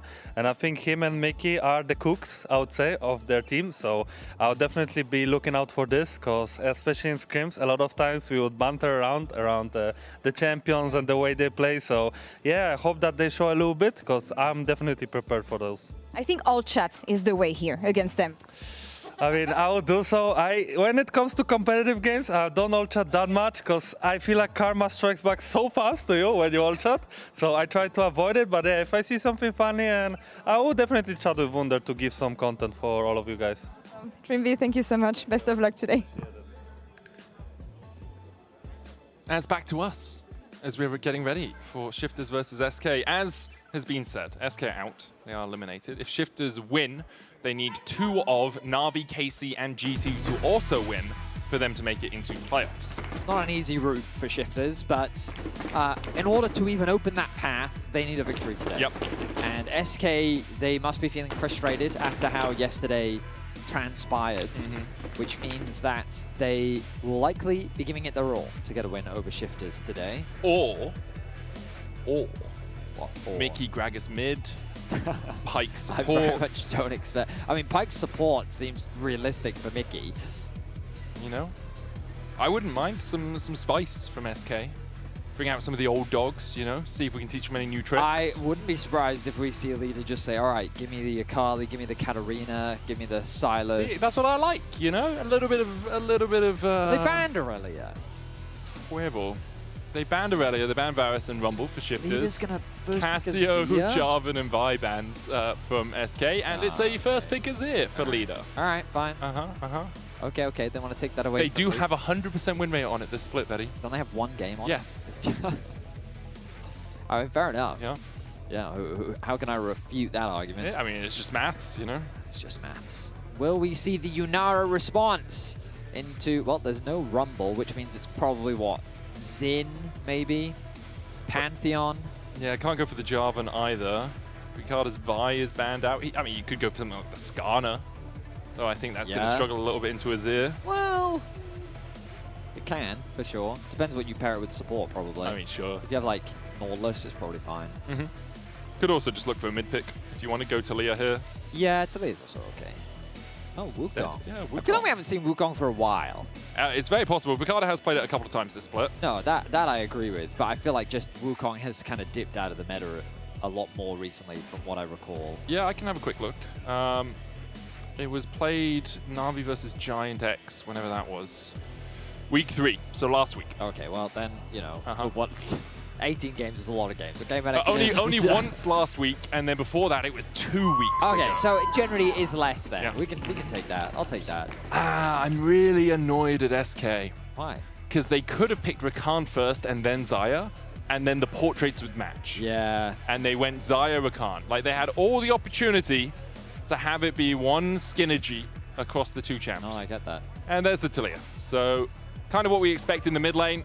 The Wukong does have quite a lot of CC as the game goes on with that Cyclone, or at least can get on the back line. I think Wukong Rakan is a great partnership, so I'm not surprised that SK decided to get rid of that by picking the Xayah Rakan themselves. It's also Mickey's Rakan. They have a 100% win rate on it this split, buddy. Again, is it one game? It is one game. Was he perhaps playing Rakan? Yoppa also has a 100% win rate on Xayah. I'm starting to think this might be the draft that they won on. I'll have a look. It is so far. Yeah, it's the important thing is, they played Pantheon and Rumble that game, and both of those are banned. Okay. So we're going to have to see a different top jungle. Not to brag, but I was about to say perhaps Pantheon ban. Yeah. And there's that Nautilus we were talking about. So far, it's almost like a decent amount of drafts are quite predictable right now. I mean, it's best of one, right? Like You say that. I feel like when we move to Fearless, the meta's not going to shift that much. No, the first game will be the same. And then after that, there'll be a few picks. You're like, oh, they could do this or this. Okay. Whereas right now, it's kind of like, well, they'll probably do this. Okay. You know? I like your optimism. And best of 5 if they go to 5 games, Now, which best they of don't fives often will do. be, yeah, that'll be Because we could just get 3 O's across okay, the board, and then it's the same. Okay, we'll worry about that when we get to it. Yeah, okay. For now, let's think about what else they could ban. Another support, perhaps? Nope, Get rid of the Renekton. Renekton. It kind of implies an Ambessa. Renekton very good into the pick, although Wonder on Ambessa is not something we too commonly see. Could be Ambessa jungle as well. Yeah, but then that wouldn't really lead to a Renekton. They could also be thinking about a Cassante, and they just think that Rooster will go for Renekton top as a response to it. It's possible. Goes the hover right now to give Trimby and Paddock a little bit more of a stronger 2v2 in the bot side of the map. But Alistair can also work if they want to go for that instead. And looks like they're going to go for that instead. All right. I mean, isn't Nico better into Xayah? No, because you pop Blossom to just ults. Yeah. Right, so... Okay. We'll see where SK decide to go. It looks like they're going jungle as their first of these 2 picks. Will be a blind top laner for Wonder. Oh, baby, it's a Mundo. Okay, a tank. I think the champ is just OP right now. Oh, is it the Ambessa? Okay, so it is Ambessa top You're for right, Wonder. good prediction, yeah. So it was almost certainly a Mundo jungle. This is very straightforward front to back. I also think that normally I would say I don't love dive when you're playing with an Azir, but I think that in the context of Ambessa, it's fine, especially when you have a Rakan beside you, because at least they can work together a little bit. Ambessa is very much going to play in isolation, looking for picks, whereas the rest of the team comp is going to play more of that front to back style. Shifters do have decent skirmishing once they hit level 6. Their scaling also isn't that bad. We're going to see a return of the Rek'Sai towards top lane for Rooster. Very much just a neutralizing tank matchup towards that side. Yeah, you have so much sustain as Rek'Sai. Flandre shows it off incredibly well throughout all of his games. Probably one of the best Rek'Sai tops in the world. I do feel like SK's comp is just very cookie cutter. It wants the team fight, it wants to scale, it wants to take its time. Shifters, they do want to, well, I was going to say they want to play through silence a little bit more, but I think that their scaling is something, like ultimately both comps want to do very similar things, they'll just do it in different ways. Yeah. Mundo is going to be the biggest problem for them, which means that Yunara, if they keep her down, then how do you get through the Mundo? How do you get through the Mundo, right? So the Talia wall is going to be really important. Where Wukong chooses to focus is going to be really important. There are a lot of threats onto this Azir. Wukong plus Rek'Sai have very easy access onto the Azir, and while all that chaos is going on, a Talia is going to try and shift you with a rock. So you've got to be cautious of a lot of things that'll be... You have to be able to smell what she's cooking. Absolutely. Otherwise you will get shifted. Absolutely. So Shifters need a win. Shifters need this win. Whereas SK, I mean, they're mainly just playing spoiler. After their defeat yesterday to LR, they're out of playoffs. They're going to be looking forward towards spring. And to hopefully end the split on a high note. Yeah, which KCB just showed us that you can do. Absolutely. Victory over Giant X for SK. You know, finishing 4-7, much more respectable. I mean, you could say, TNA. depending on who you ask, today could be the day of upsets. KCB winning. Yeah. Vitality winning. Again, I said depending on who you ask. I think... I did say that specific wording. Like, Lost Returns, I think, still went into that game as underdogs. Absolutely. And I think that's where they take thrive, as well. right? And that's why I said, depending on who you ask. Sure. So we're just asking people that don't watch the game. No, we're going to ask Kadril, because he definitely would have said. No, I think Kadril would have said. Nah, like, he wouldn't. Honestly, I think he would have said they were the underdogs. Nah, he wouldn't have. Okay. Okay, I get you. You can go ask him now if you want. No. He's probably listening and actually, Kadril, can you type in your chat and we can bring it up on the screen? We could actually, yeah. And then we know whether you thought you were the underdogs or not. It would be a little bit like, if he now comes out and says, no, we should have thrashed them. Like, obviously, he's not going to say that. Anyway, we see Mickey using the Gleaming Quill here early to make sure that Yoppa and he are topped up. Something you can do really easily into the Alistair because you're not really any threat at level 1. And there is the headbutt back. I thought there's something comical. Oh, yeah, just about just getting across. heated. Have this imagery of just, you know, a bird landing on like a cow in a field, and the cow just... that sound effect. No, Zai, get over there. Early push going to be gained by Nuke in the mid lane, kind of as we expect from this matchup. And it's the same old, same old. Level 6, Azia. You know, has some threat. Seeing, I was talking to Jack about this yesterday. He was like, you know, we tolerated this for years. Yeah, it was one of those things where, like, now that people have tasted Fearless, they're all just like, wait, we watched these same matchups. And, like, from the same players for a full best of 5. Yeah. And it was like, oh, in this one, will they not do the salty run back? Yeah. I mean, to be fair, the salty run back was the best thing about it. Oh, yeah. When you'd see a team run it back, there was that super famous one where they ran it. I say super famous. I don't even remember who was playing. But, like, they tried it, like... 3 games in a row. Yeah, no, but the third game, they changed, like, 1 or 2 things. Like, their bot and mid were the same or something. They still lost. Good times. Well, it wasn't, actually, because of all the other bad times. There were good times. Absolutely. It's just... we didn't know how good it could be. That's true, but now we do. As Skeens goes through his first jungle clear very rapidly, something that Mundo really excels at doing already towards where that Scuttle Crab will spawn. And it's going to come up in a couple of seconds. You can see Bukado realizing, yeah, I can't really challenge a Mundo at level 4 for that first Scuttle Crab. Both of them left one baby Krug alive to tell the tale of the murder of the rest of the Krug camp, which is something I see a lot of junglers do in the LEC. And I'm just like, man, there's a lot of XP and gold. It's efficiency, in that man. Krug. It's efficiency. But is it really that much more efficient? They seem he to was think there so. like 15 seconds before the Scuttle Crab even spawned. Seem to think so. So we're just appealing to authority, are we Absolutely, now? yeah. Okay. Who am I to question the will of the junglers? You're an analyst, Fetty. Yeah, no, You're allowed to do that. I was hoping you wouldn't bring that back up, but... Oh, Picardo maybe looking to steal away these Krugs, just puts a ward on them instead. And he's got a ward towards the Razor Beaks as well, so we'll be able to track Skeens through his next jungle clear pretty easily. Leader is TPing to the mid lane, and Bukado is here, flashed away from Leader, yep. The bird flew in and immediately realized, not really where I want to be. That was a wise flash, I would say. Mainly because... A bad TP, though. Yes, absolutely. Because some may say, well, I don't know if they would have had the damage, which means that, okay, he was going to flash anyway. Yeah. So if you're going to flash anyway, you may as well keep your HP while you're doing it, right? Yeah, because otherwise you just use your teleport and your flash, and then you have to come back to the lane anyway. It's like, okay, well, I'll take another 30 seconds to get back here, I guess. As Leader will be able to clear out the wave underneath the tower. Does get seismically shoved. And oh, he's getting cooked. Yeah, he really is, man. That was a nice trade by Nuke there. Just really good spacing as well, just that he knew there's this very brief moment whenever you last hit a minion that you have to stand still, especially if you're using a soldier to do it. And so Nuke just took advantage of that. Now, supports have made their way mid lane. Trimby here first, lying in wait on the trap ward. Mickey, though, he doesn't care. He's going to face check. I think this is the most animal League of Legends game we've had in a little while. We've got 3 birds on one side, and then a cow and a monkey on the other, you know? Would Rek'Sai fall under the animal category? Oh, she's a void creature. She is right? scorpion-like, mole-like, perhaps. Like one of those blind ones? Yeah. We'll see if Rooster... Exactly! Yeah. I mean, that's why she has the tremor sense. That does make a ton of sense. Whole blind mole thing. A lot of the League of Legends champions are actually based off real-life things. That does logically make sense. Rooster getting pushed in the top side, as he will just be able to dodge away. In the early game, relatively slow between these two teams. We'll remind you all of the stakes for Shifters. It's still not in their own hands.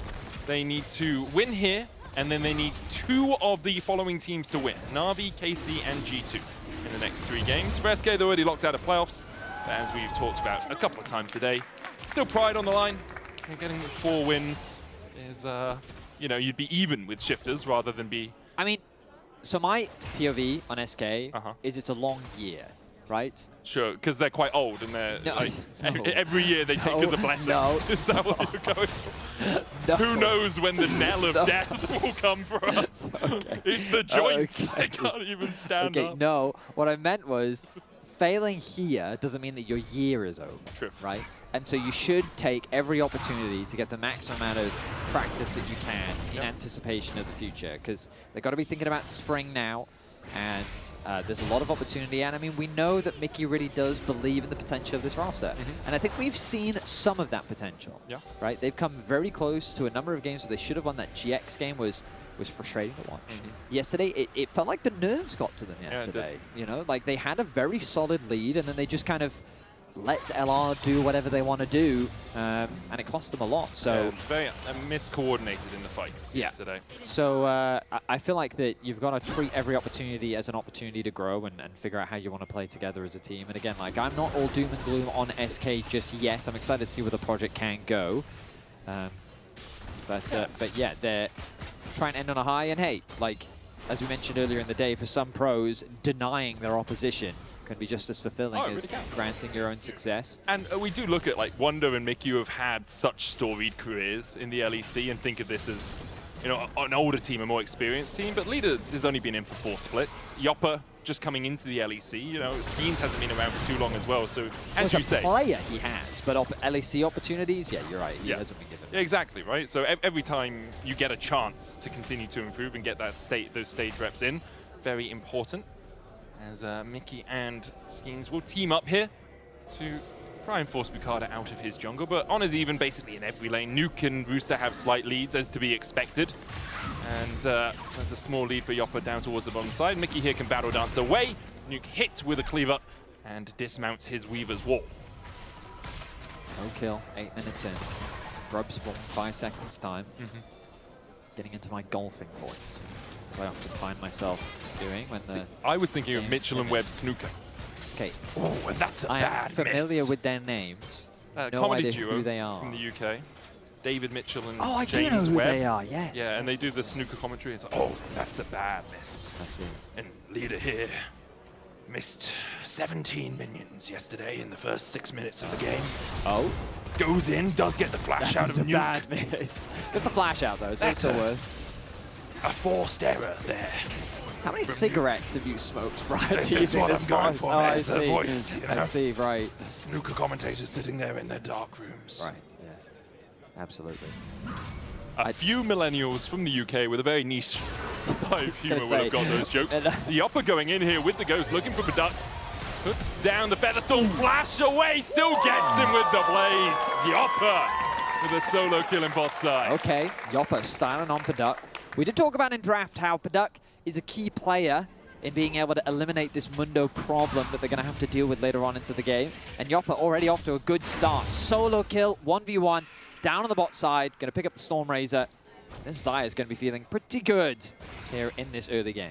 Yeah, really good to get one of your scaling carries out to a lead like this. Leader obviously struggling a little bit in the mid lane, while Yoppa almost 1,000 gold ahead now. First Drake as well to SK. It allows them to play through that bot lane even more. No Featherstorm, no flash, but Paduk doesn't have his ultimate either, nor does he have that flash. Trimby looking towards the mid lane. Skin's going to try and chase him down. Mickey taking a little bit of a scenic route, dashing to Leader first, but Trimby forced low means that should be an easy enough Drake for SK. Trimby, though, does have time to reset and regenerate that HP bar before the Drake does spawn. Just gives Mickey a little bit of time to deny some vision. Does want to hit level 6, so isn't actually going to clear the ward. Instead, will go towards the bot lane, get the level 6, and then path back out towards the dragon you have to expect.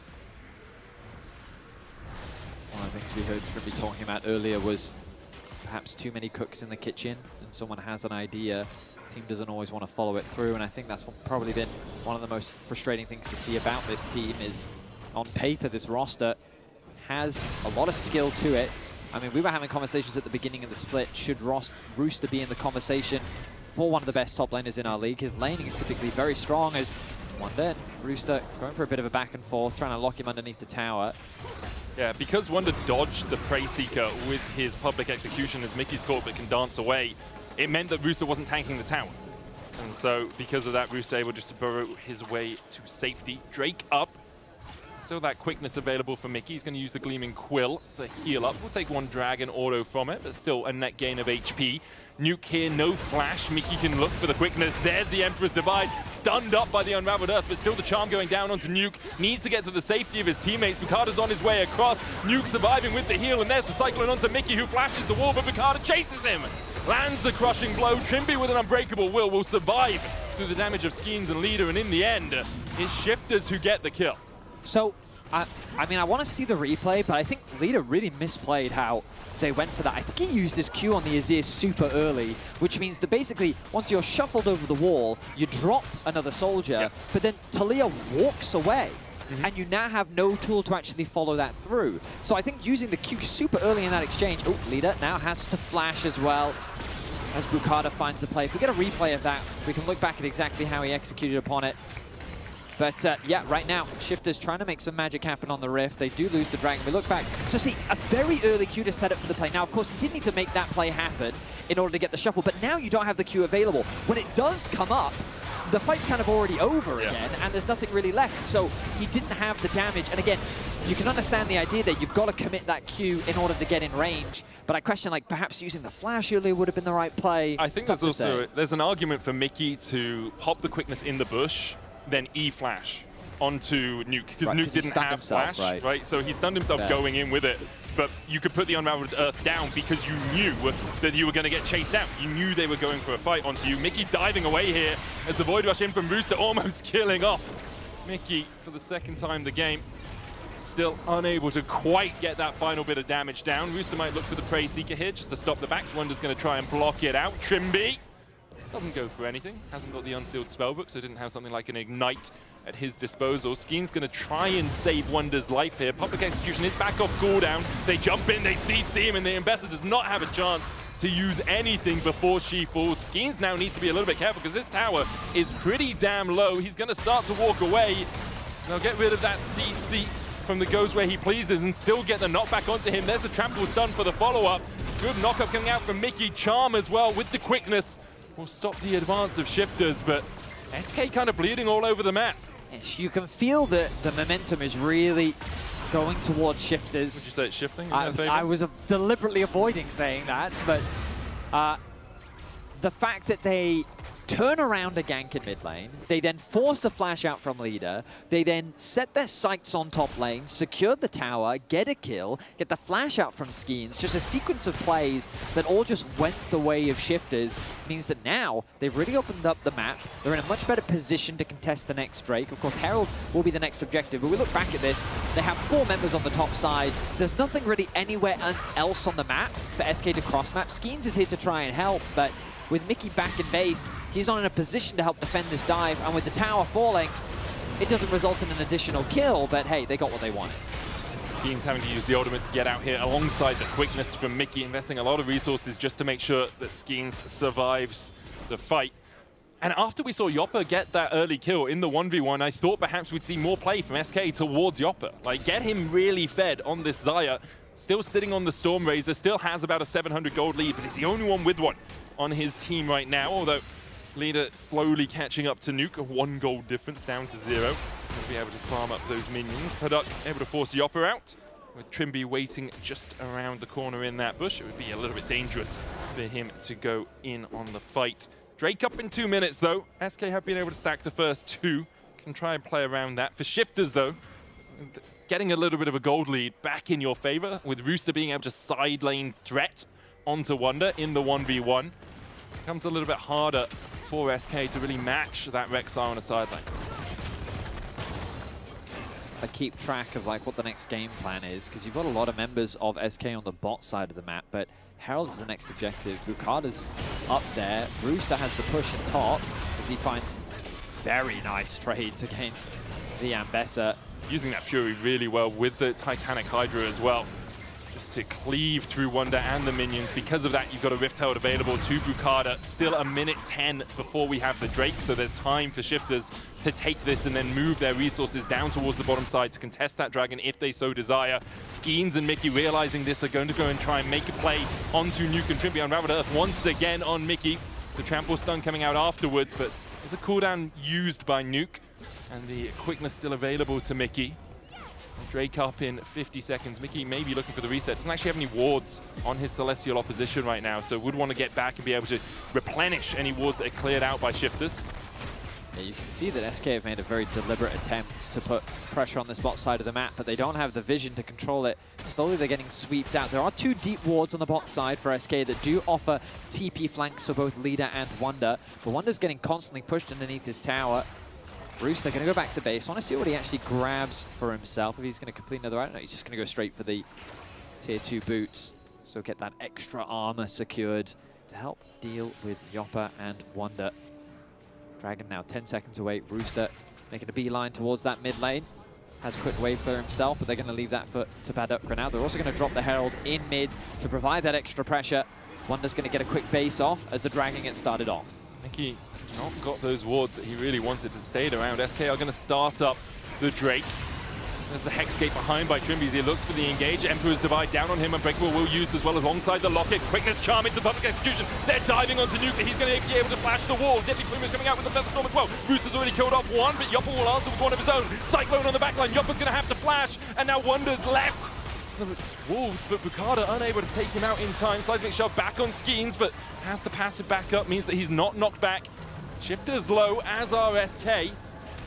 Question is, can Skeens and Leader with the maximum dosage heal They up? have the HP, I feel. And the Hex Soul is actually, the Hex Drake is slowing down Shifters. They need to be worried about these bouncing autos. They're coming back already. Supports back out onto the Rift. Hex Gate's going to be used. Trimby's on his way. Bukada just doesn't have the HP. I think Shifters can't afford to fight this. Weaver's Wall coming out. Nuke trying to separate the fight out. Seismic Shove missing as Nuke, even with the Saris, is unable to trade into Yopper. Meanwhile, the Dragon going down. It's Skeens that gets it. We'll see Leader falling. Paduk exhausted, but Mickey trying to play a 1v4 here. Doesn't have the damage to kill off the enemy AD carry. The Drake is secured for SK, but they lose 2 lives for it. I feel like that was a really unnecessary play from Mickey, but hey, they do get the Drake. They put themselves on Dragon Soul. Shifters know they have the numbers advantage, so they're going to try and get some more plates in this bot side thanks to Rusa. Reset's going to come through from across the board. Ultimately, I'd say a win for SK. Yeah. But it is close. I think in the end, getting one away from Soul opens up the map a lot for you later on. Yeah. So we'll have another look at this. So this is a super early ult from Leader, which, I mean, he's cautious of the engage from Trimby, so I understand why he does it. And then the fight becomes very scattered. Basically, you've just got to hit whoever you can. I think decent damage comes out from both sides, and ultimately it's just a trade of supports as everyone is flashing for their lives right now. Then the reset happens on the second half of the fight, which, with the HP advantage, a good ulti comes through from Nuke. That ends up isolating the AD carry. Leader then just feels like he's forced very deep into the pit, which puts him in a very difficult position. Kind of wastes the flash in that situation, but once you're already there, I don't really know where else you can go. And then Mickey, hoping to get a kill, trade back, ends up really not getting much off the back of it. Yeah, a little bit greedy from Mickey, I think we can say. It's him and Hylissang shaking hands, creating space. That's what he did in that fight. Yopper's still only at that one item with the Storm Raids complete. Almost has the Infinity Edge, but the tower will fall in his face as Rooster has a 1.6k gold lead. Pretty hard to take down as that armor from the plated steel caps. Yopper now caught out, doesn't have the flash. Featherstorm will be used. Quickness out from Mickey, but he can't dash forward because he's in Unraveled Earth, and now tries to dash away, but he's locked up again with another Cyclone. Shifters find 2 in the mid lane, and really SK overstepping after their tower went down. Yeah, some nice picks from Shifters as basically SK think that they can push out that mid wave after losing that tower, but then Shifters are quick to punish it. Excellent play from Shifters overall. I saw something duck, and I was like, we're not doing Year of the Duck again, are we? He's not in this game. He's not even in the region. Then I realized Paddock now is the Year of the Duck. That it is. Okay, let's not, no. Bring it back. We don't have to bring it back. So have another look at this. Yeah. And ultimately, SK's just trying to push out the wave. They don't expect this collapse to come through. The collapse is fast, and a nice shove back once Yopper's ultimate wears off from Nuke to help secure that kill. Paddock gets the other one. He gets another added to his score. And now he's ahead of Yopper. Now he is ahead. Remember, there was solo kill. Yeah, there was like a 900 gold lead for Yopper early on, but after getting all these towers, after finding 2 kills, he's now in a fantastic position. Rooster really with all that gold lead. We talked about how, as a player coming into this split, behind the scenes, we did have really high expectations of him. Even last year, I think we saw a lot of his potential. But you give him some of these winning matchups, and he can do some serious damage with them. Definitely managed to do it this game. Knockup happening. Mickey will grand entrance, try and get away from Bukada. Paduk on the flank position here with the Arc of Judgment. Will get hit with a cleaver in response, but vision control for Shifters, who are playing a very solid game so far. 3,500 gold ahead. They're looking towards that Baron side of the map. Need to be cautious for the next 90 seconds because that's when the Drake will spawn, and don't want to give a Hex Solar over to a Xayah and a Zir. And even if they are behind, going to struggle to be able to really match the extra damage and slows that can come out from quite long range with the double daggers and with the soldiers. A minute 10 now until the next dragon. And Soul. And Soul. So, let's check items real quick. Nuke in a really good position. Leader would love that Leandris to be finished. Now, I'm going to quickly check how far off he is. If my thing will work. Yeah, too far. Yeah, he's too far. I think he's going to go back to base now, and he'll pick up the Faded Ashes. But yeah, he won't quite have that Leandris in time. 40 seconds. I mean, he does have TP. If he can just get another wave, he might even be asking Yoppa, hey, give me this next wave. I think I can get Leandris off the back of it. Which would be huge as well, because if they do decide not to fight around the Drake, they could look for a sneaky Baron play. Yeah. I mean, look at what they're doing on the minimap right now, Meta. You can see Yoppa actually pathing towards top. They're basically conceding pressure around this objective. Shifters haven't really got any vision around the Dragon for now. Trimby, he does have 4 wards available to him. He's not committed to anything just yet. I think they realize, I mean, they've got information as to where Yoppa is. They know that he's on that tower. He's going to be chipping away at that in the top lane. Trimby is not really giving SK any space for the time being. Reaver's Wall coming out. Yoppa's going to burn the Ghost to make sure he escapes from any possible collapse. A tense moment both teams find themselves in, but this is exactly why putting yourself on that soul point gives you such an advantage, because should you start that objective off, then the possibility of a Baron is real, but... This is smart from Rooster. Yeah, Rooster can just start soloing it. And Trimby's invested those one ward for now, around this Baron area. He does not want SK to be doing this while the Dragon goes down. It looks like SK have said, okay, we don't want to take the fight. Leandris will finally come through for leader, but unfortunately for him, a little too late before being ready for the fight. Yoppa able to pick up a bit more gold himself as well. He's ahead of Paduk in terms of gold, but not quite in terms of items yet. The Infinity Edge obviously costing quite a lot. Absolutely. So the Fiendish bolts, Fiend Hunter bolts, that's the one. Relatively cheap, actually, for an AD carry item. It does give you a lot of power on the Yunara. For Shifters, don't blame them for being a little bit tentative. A win here keeps them in playoff contention.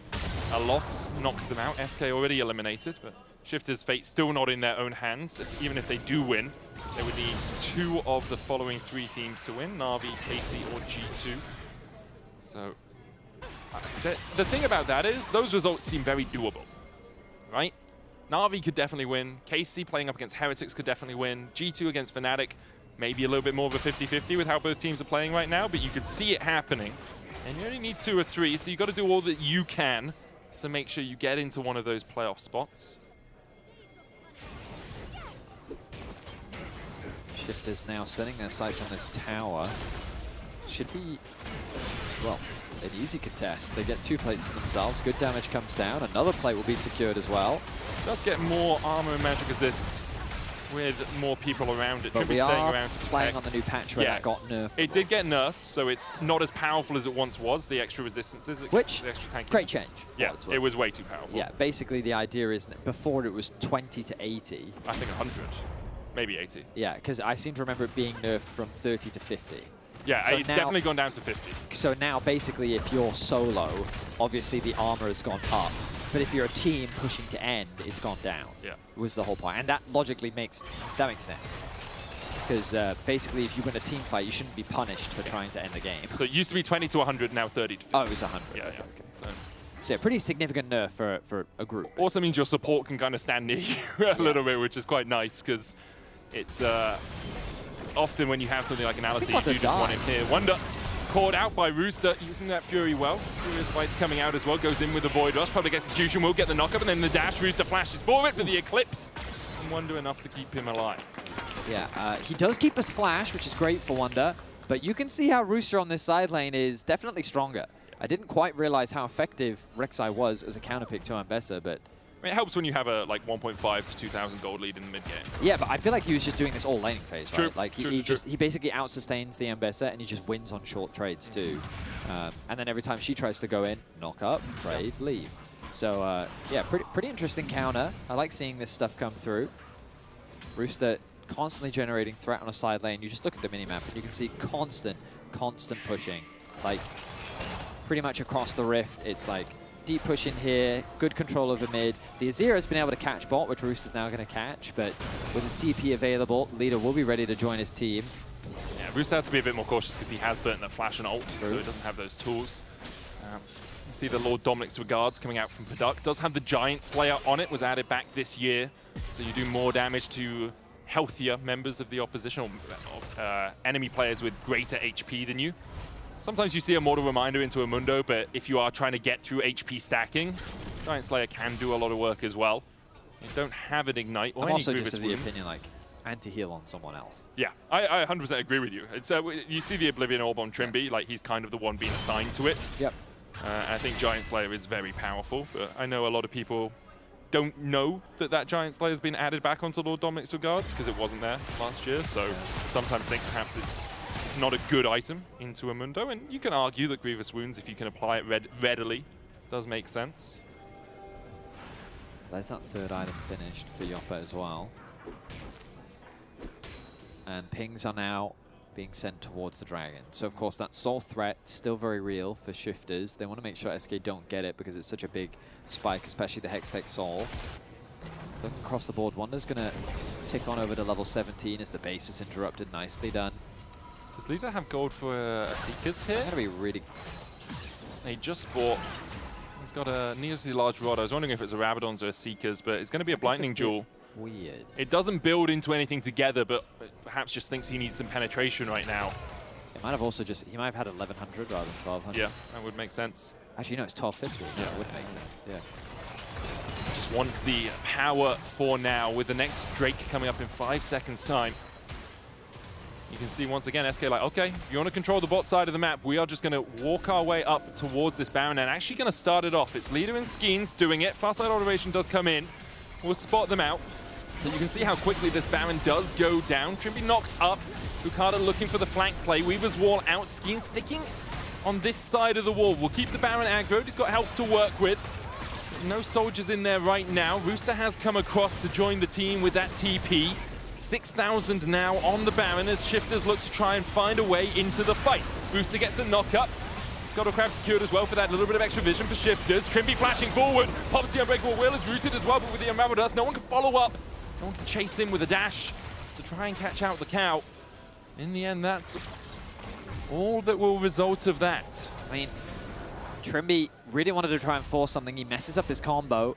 Flash into the Pulverize does not connect onto anyone, almost loses his life, so he has to burn that ulti quickly.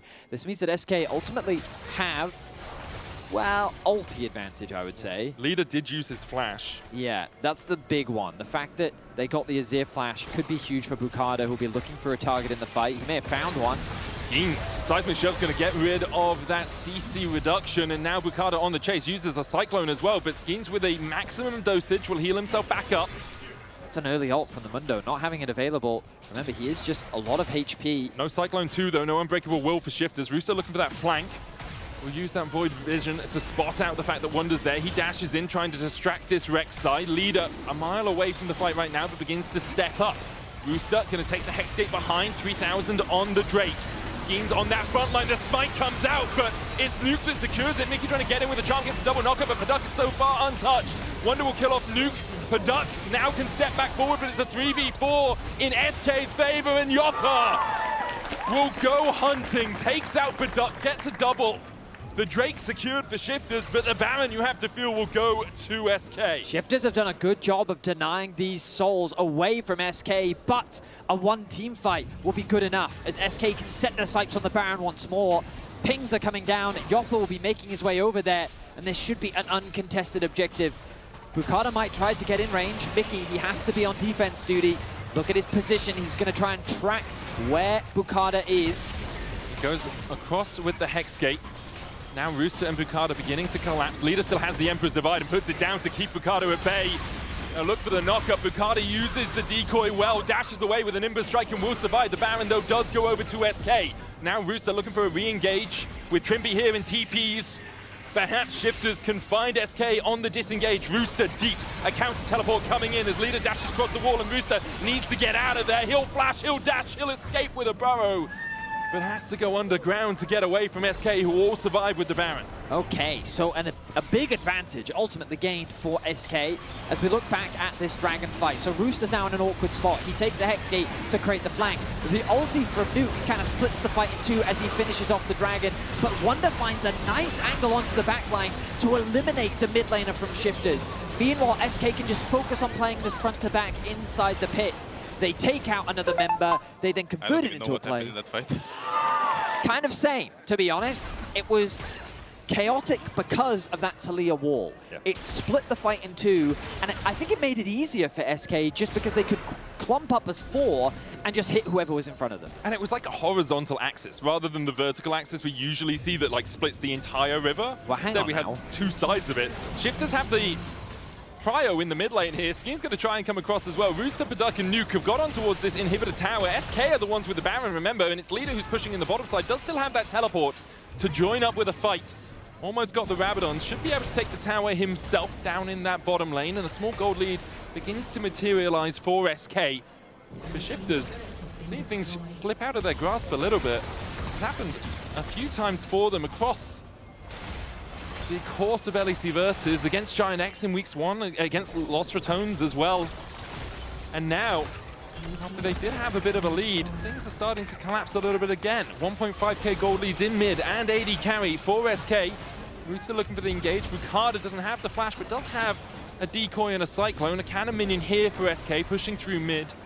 Meanwhile, in the bot lane, Leader continues to hound Nuke, puts the Sun Disc down, and will buff up these minions for a moment before backing away. Does have the TP. It looks like it's just going to be a 3-way push for SK as they try and take all of the remaining outer towers. Good job by SK. They're really making use of this Baron to the fullest. Looks like they're not going to be able to win off the back of this. I mean, they might. The quickness going out. Rooster's going to fall. Wonder on the right side of the wall as well, but Skeens joined by Mickey as they get knocked back with a seismic shove. Public execution onto the backline. Nuke.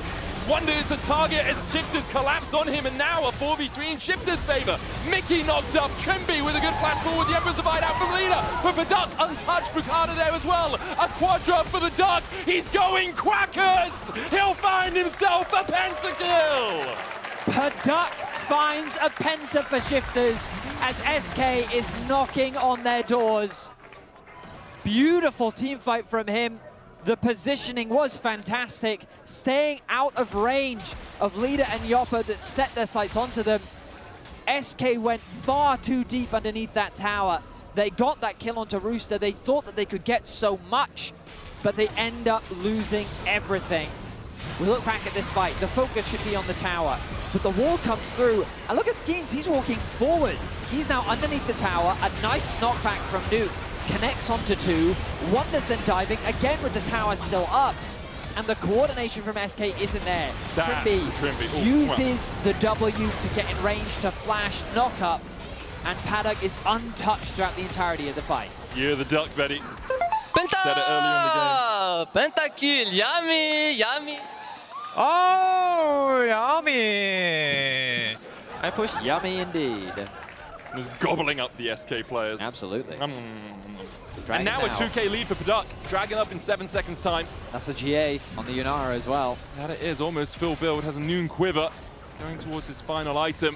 For SK, if they can get this, it is still sold. The gold is still pretty much even between these two teams. A 1.6k lead at this moment doesn't matter too much. Skeens walking in and just dying. Deleting where he stands. Rooster on the back line looking for Wonder. The Drake secured by Shifters. As Rooster continues to chase in, Mickey able to dash away. Public execution. Rooster blocks it. Paduk trying to chase down Wonder, but a good flash across the wall will get him to safety. And with the waves, it looks like bot wave might be the target for Shifters. They have a man advantage for the next 40 seconds. Mickey, you just got, okay, flash, gets the knock up. Yopper's just going to kill off Nuke. There's the quickness flash we were talking about earlier on, Betty, as Rooster TP's in. Counter teleport coming out as Wonder's going to join the fray. Exhaust onto Rooster, Cyclone from Bukada just to try and buy some distance, and manages to do exactly that. Trimby should be able to use the movement speed from the Shrine to get himself to safety down on the bottom side. But Shifters now do not have that man advantage, and so can't push in this bot side. So, Shifters find a drag, they find a pit. They're threatening to go towards the base of SK. SK, in turn, find a pick of their own. And what does that mean? Baron becomes the player once again. 45 seconds until that objective spawns. Both players that died will be back alive, but we got to some pros seem to have this impression that when you ult on Mundo, it gives you a chunk of HP. It does not. It is regeneration. Yes. So if you lose 75% of your HP and then pop the ult, like, people can still just kill you. They could just do the rest of your HP. And I think that, yeah, Skeens could not go where he pleased in that situation. The thing about it is it does give you increased base health, but it doesn't give you health. Right. Does that make sense? Yeah. So your maximum health does become bigger, but yeah, it's pretty tough. But he didn't even pop the ult. Yeah, he just died, man. The guy just died. He walked in, he was thinking, oh, if I can just steal the soul, maybe that's enough. His SK set up around the Baron once more. Oh, they're just going to start this. Okay. I mean, they do it very quickly. 5-item Zaya. Mickey going to dash across here. The Baron already gone. Schemes will land the smite on this one. Rooster now the target as Wonder dashes in. Rooster able to escape for now, but SK might look for the offensive. Product still has that GA. Trimby dashes forward. Mickey knocked back and Shifters find one. Picardo going in with the Cyclone as well. Good effort survived by leader, but Product is dashing in and looking for these kills. Schemes his target, public execution on him, but he's still got the GA. Yopper with the Featherstorm will be able to take out one. Trimby's his target. Rooster, though, kills off Yopper. Wonder's going to fall as well. And SK may have got the Baron, but at what cost? An ace is secured for Shifters as they tear apart SK. And it's all from an overstep from Mickey. He gets too close to Trimby.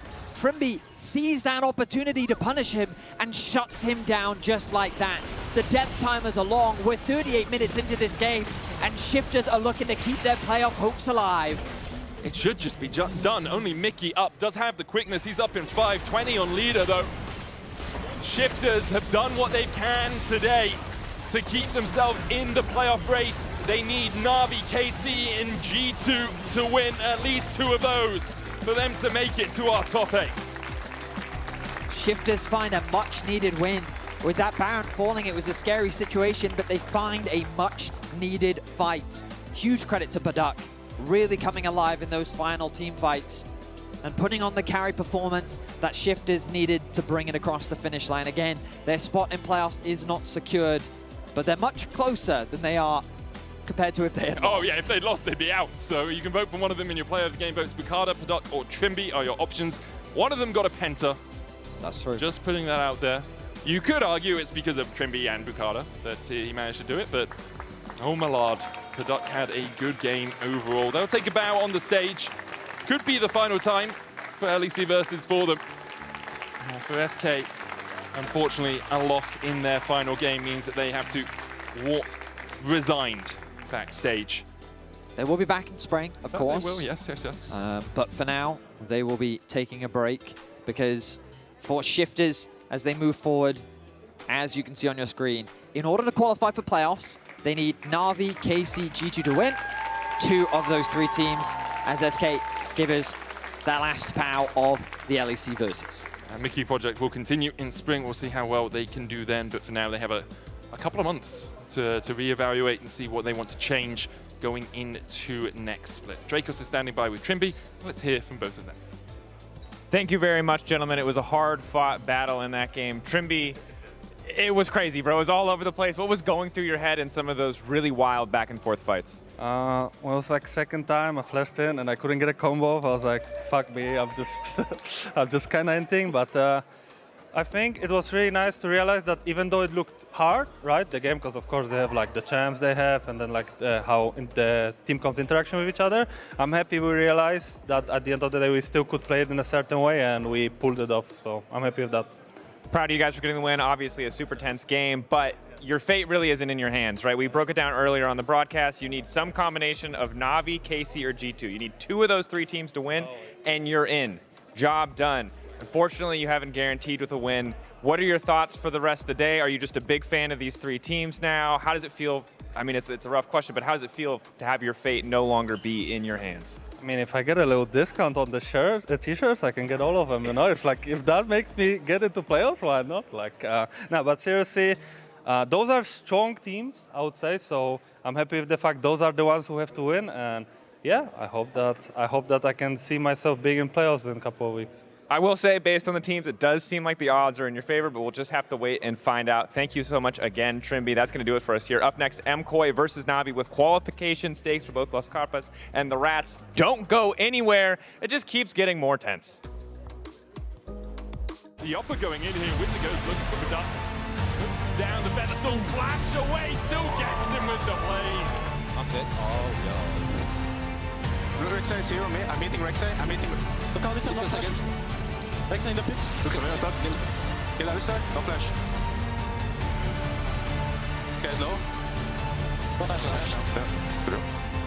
Maybe can we no flash? No flash. Wait, TLC.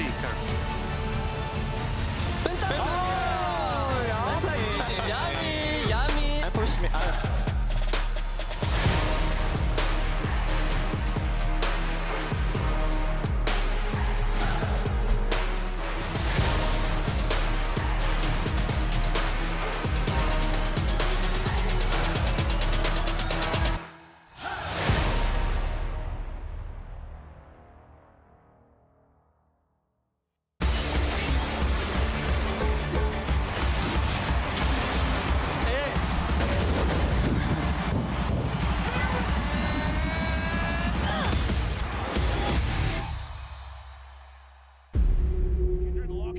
Drake is now Doran. Decent position. Doubles. Break down my walls, but I won't rise again.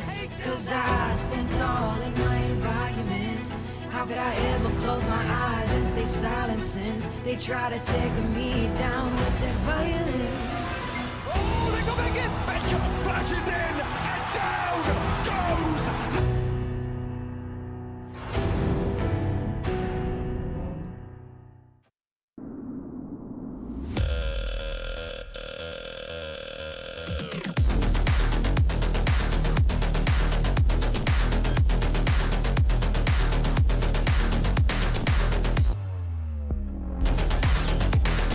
Wait, is he switching lanes?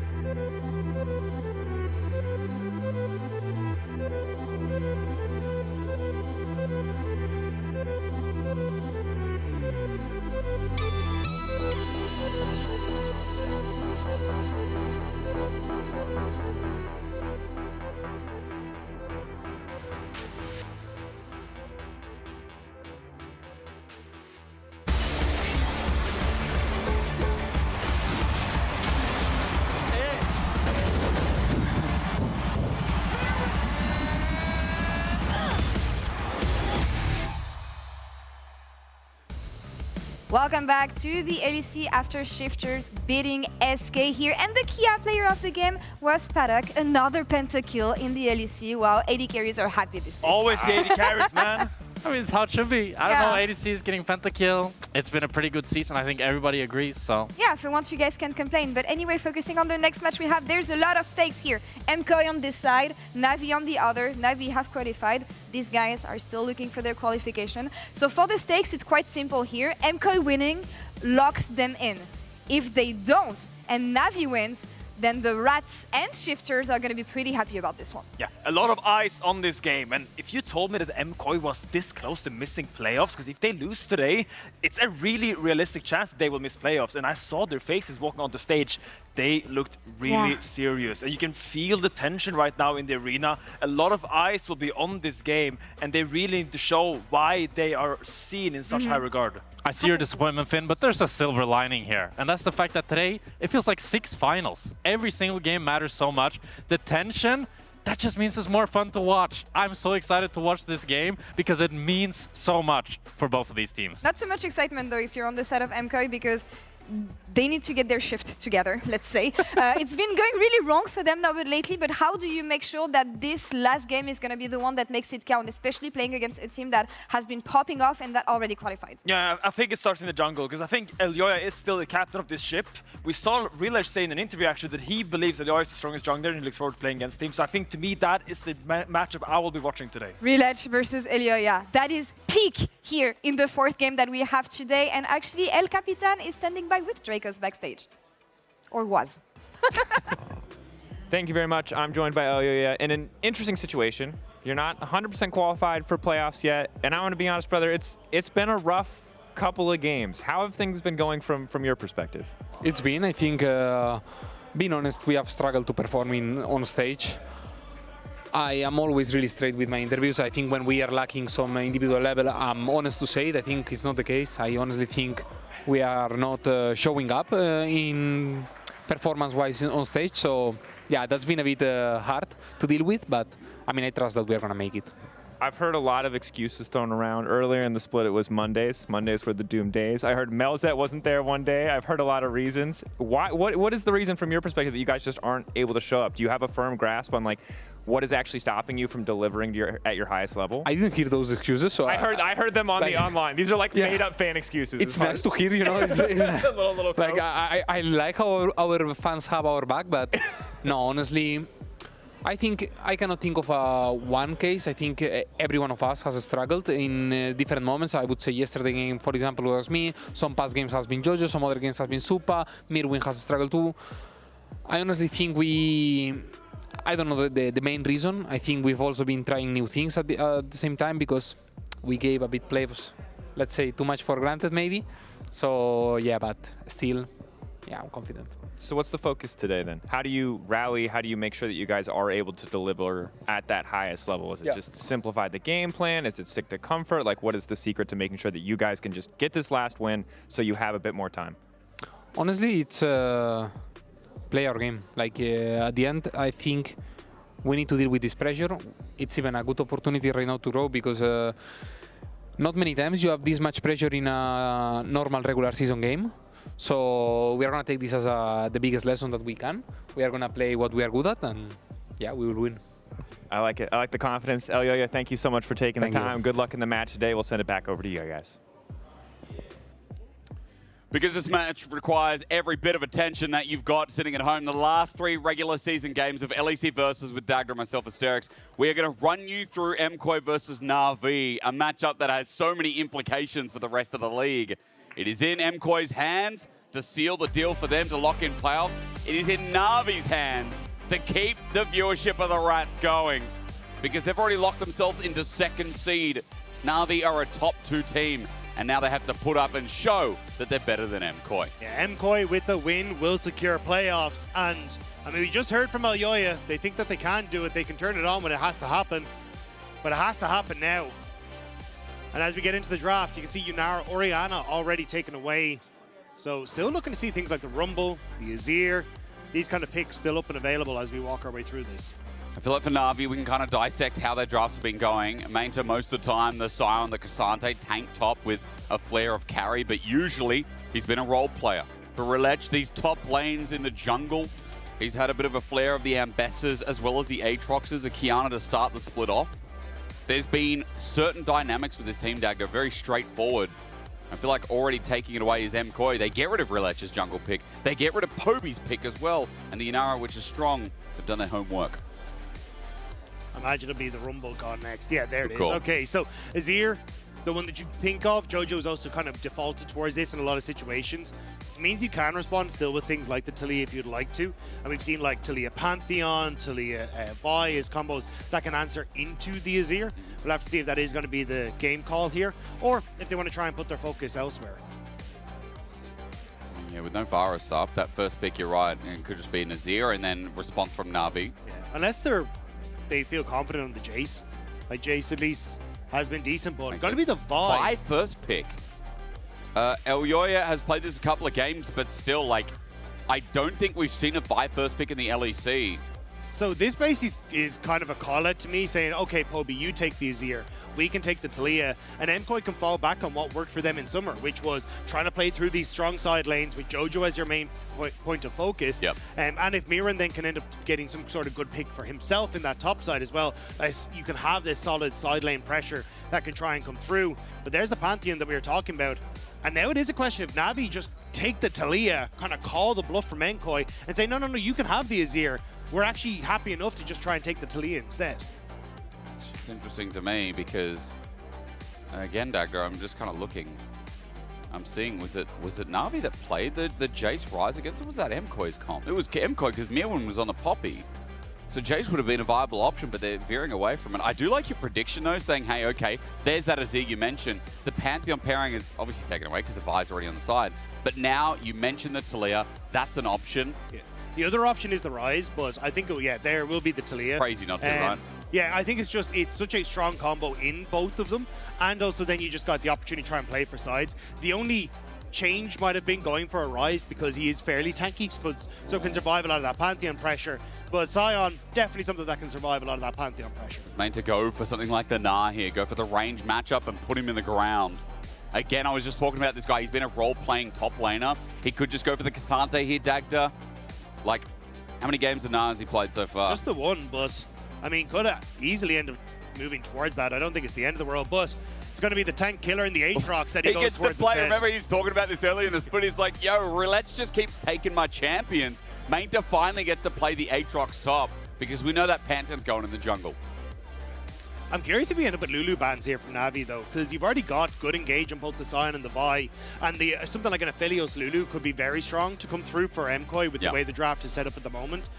So I wouldn't be fully surprised to see them maybe even try and ban away the Aphelios himself or try and take away the Lulu. But actually, it's MKOI that ban away the Aphelios instead. Maybe with the Ezreal fish as well, they're kind of setting up for it. I like that you do bring up hyper carries as well when we do have a Scion on MKOI's side. And a lot of setup already. I'm surprised too as well, Dagda. What else we got? I mean, the Inara's taken away. Ezreal, Varus, Aphelios we just witnessed as well. What else do we have in the pool? The other thing that can pair well with Vi is the Caitlyn, because you can put the trap underneath and then you just go for it. So maybe that's the game plan here for MKOI on this bottom side. We haven't seen it. Sorry, actually I'm looking at the wrong one. No, you're right. Yeah, Super hasn't played it. Okay. Zaya's gone though. But yeah, always an option here. Media lock into the Nico. Yeah, I mean, you could go Caitlyn Karma if you really want to. Go for the hyper pushing lane. Nico doesn't tend to like things like the Karma into her because she can match a lot of the push, and also the AoE speed up in team fights can get you out of that Pop Blossom or reduce a lot of that damage as well. So I'm wondering if that's a thought here for MKOI. Looking at the Corki now for mobility, if the Corki gets locked in here, I just wonder the Na'Vi AD carry to pair. Things like Siva are available for Sam D. Enchanter in the Nami. Now, I truly wonder for Na'Vi, how do they round this out, Dagda? Sam D. Options are Siva, Jhin for range, the Aphelios, the Varus, the Inara, the Corki, that he's all played the splitter off the table. Yeah, it may just be the Jhin to be like, okay, I'll open up a curtain call and not actually try and play in towards fights and not give a target for the Vi. But Caitlyn works pretty well as well, and matching that early damage and early push from the Corki. Great lane presence as well, right? Because Corki's become this bully in lane, thanks to his changes a while back now. Caitlyn, Nico, very strong 2v2 when we knew Nico was so good because of her lane bullying prowess. With the Caitlyn, Sam D and Paris, obviously the attention's on them, while the rest are going to be playing out in their isolated lanes. Yeah, and the reason I was talking about the Karma is that Karma has the opportunity to push the lane into Nico because she can hit Nico while also hitting the wave. Nami doesn't have that same level because all of her spells interact with the enemy team. Yep. So it means that for Nico, Caitlyn, you actually have a decent time of getting pushed now in this bottom side of the map. And it means that for Navi, I think that gives you windows to have pressure on this bottom side, even like try and trade Void Grubs for potential dives with this Pantheon on the bottom lane, and really try and hurt Super and Alvaro. Quicker snap as well for things like the Tangle Barbs, as well as the Blooming Burst. But we'll see the matchup in action. This 2v2 important, but MKoi throwing a spanner in the works. His first pick Vi. We're going to find out if it's worth it here for Elyoya as MKoi fight for their spot at playoffs. It is such a crazy LEC split with the fact that MKoi, Fnatic, and G2 are still not locked in. But here instead, we have KC, Na'Vi, and Vitality, along with Giant X, now locked in. What a new realm we're in. LEC ain't the same as before with 12 teams battling it out, rather 10 left to go, 6 spots available. Here's one of them up for grabs. Maybe more. If you're a team like Na'Vi, potentially pushing MKoi into that knockout territory could be the perfect way for you to start off playoffs. MKoi is a team that from the start of the split we were saying is a potential favorite to win it. Now, they've had a couple of whoopsies which has put them in this position, but if you could actually take MKoi out of playoffs here, Na'Vi could not only do themselves a huge buff, but everyone else is joining them in that playoff slot. There it is on the side of the screen for you as Relech goes for a deep ward. In fact, this is not just going to be a ward. Maybe he's starting at Raptors. He is indeed. No, red buff for now. Remember, MKoi win, lock playoffs. Na'Vi gets the rats to scurry into it as well. I love this from Relech. You've got 2 pushing bot lanes and 2 enchanter bot lanes that want to really fight for that control of the wave. Now you're causing a split map position, which is just opening up for Sam D and Paris to really try and play through this bottom side of the map.